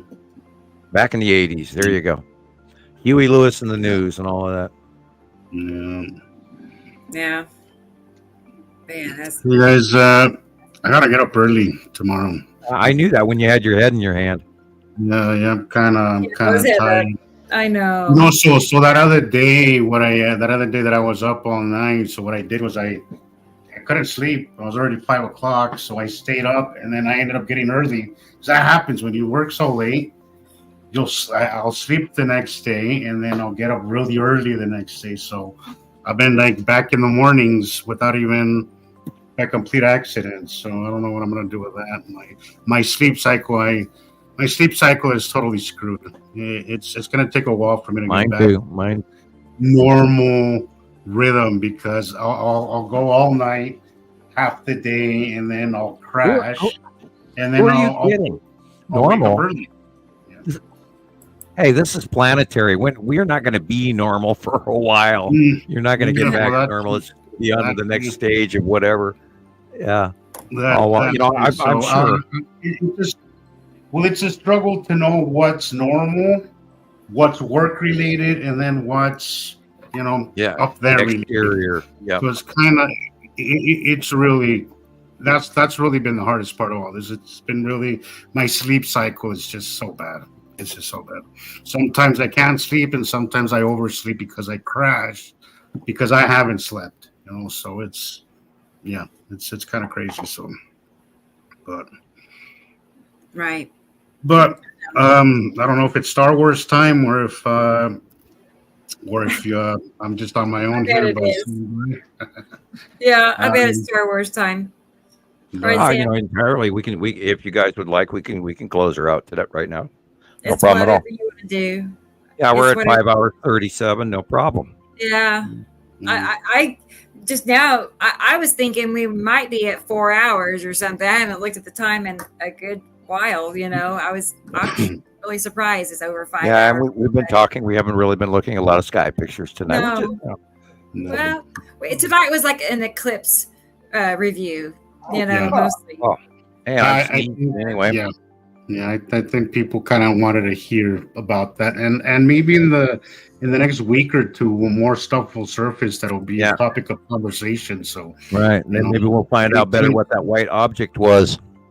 That's right. So stay tuned. Maybe something pretty cool is out there, just waiting to surface, So and if anybody comes across anything, make sure you save it and maybe share it with us. So we can check it out, Right. Yeah, so the more submissions we have, the better informed we are, which is what citizen science. Exactly, and the more eyes we have out there, guys, the more we can correlate this stuff and match this and confirm that, etc. So thanks, I know. I noticed Third Eye Cam put out a video at about 1:17 that says something about solar eclipse planetoid spectrum analysis. So that sounds interesting. I may have to watch that down here. I like his channel. And see what it's about. I do too. So maybe he caught something. Okay. Oh, you did? Are you? What, Sam? I said send a copy to Facebook, Michelle. Oh, okay. Okay. Oh, yeah. And that way, then I'll see a copy of it tomorrow, and then I can view it. I can do that. I'll go check it out. Excellent. And see what it is and share it with whoever I can share it with. That's right. Excellent. Well, I just want to tell Michelle, thanks for joining us tonight. Yeah. Always great to have you. Yeah. Thanks for having me back. Of course. Anytime, really. And I'll do my best to keep taking more pictures and more videos, and I prefer sending them to you on Messenger. Me too. Because it's just easier. Yeah. It's easier to download them from Messenger too. Although I did notice with my eclipse pictures, it kind of grouped them all. Whereas before that's something new. So with Messenger, normally it would send them individually. I like to see them spaced out. But now it's like a deck of cards. You gotta click on it. I think because I selected a bunch of them and sent them to you. Maybe if I send them to you individually, probably would be like would you want it then. Would you rather have it individually? Okay. I mean, it's fine, but I like the old way better. But whatever they changed, I'm not a fan. I think it's because I sent more than used to. It show all of them. If you send 20 pictures, it'll go 1, 2, 3, 4, 5, 6, 7. It just show all. Oh, yeah. But now it it's kind of on top of another. Yeah. Anyway, right. So making sure I get everybody's goodbyes in here. Here's one more. Bye, everybody. And I didn't see you were here earlier. But hello. And goodbye. Hello, goodbye. Right. Yeah, thank you, everybody, for being here. It was a really good show tonight. Yeah. So, okay, guys. Those 5 hours went out for, didn't feel like almost 6 hours. Hi, Andrea. Good night, Christoper. Yeah, and Christoper. There's Christoper on the other side. Hey. Bye, Christoper. Good night, Carolyn, Katie Jo. Yeah. Good night, Katie Jo. I gotta go. I invited a bunch of people to your group, Katie. They're all people that I've known for years, so you don't have to worry there. I wouldn't invite anybody to your group that that didn't have some previous history. So just wanted to mention that. Yeah. So did you see that? And I turned my Facebook page into clouds and the planets and stuff, but I don't know really how to get anyone there. So maybe I can figure that out, and next time I can give y'all the link somehow. Yeah. Or something. So. All right. Definitely. Well, all right. I was just gonna say, Saturday we'll be back Saturday, and I'm planning on making it 2:00. We're gonna switch back. It would help a lot of us. We have several of us are having a hard time meeting the 1 o'clock change, the 1 hour difference. But anyway, so we're going to go back to 2 o'clock on Saturday for our show. Okay. So I'll go ahead and I'll send that, notice out as usual. So just be on the lookout for that. But otherwise, thank you all for being here. And thank you guys for being on the show with me. And Christoper. Yay. And, yeah. So it's time for Star Wars, Sam. Yeah. I'm going to dash right in there and turn the old PlayStation 2 on. Right. Dust her off one more time. Yeah. So. All right. Good night, everybody. All right. Good night. See you later. Bye, Bye, guys. Bye, guys. See you next week.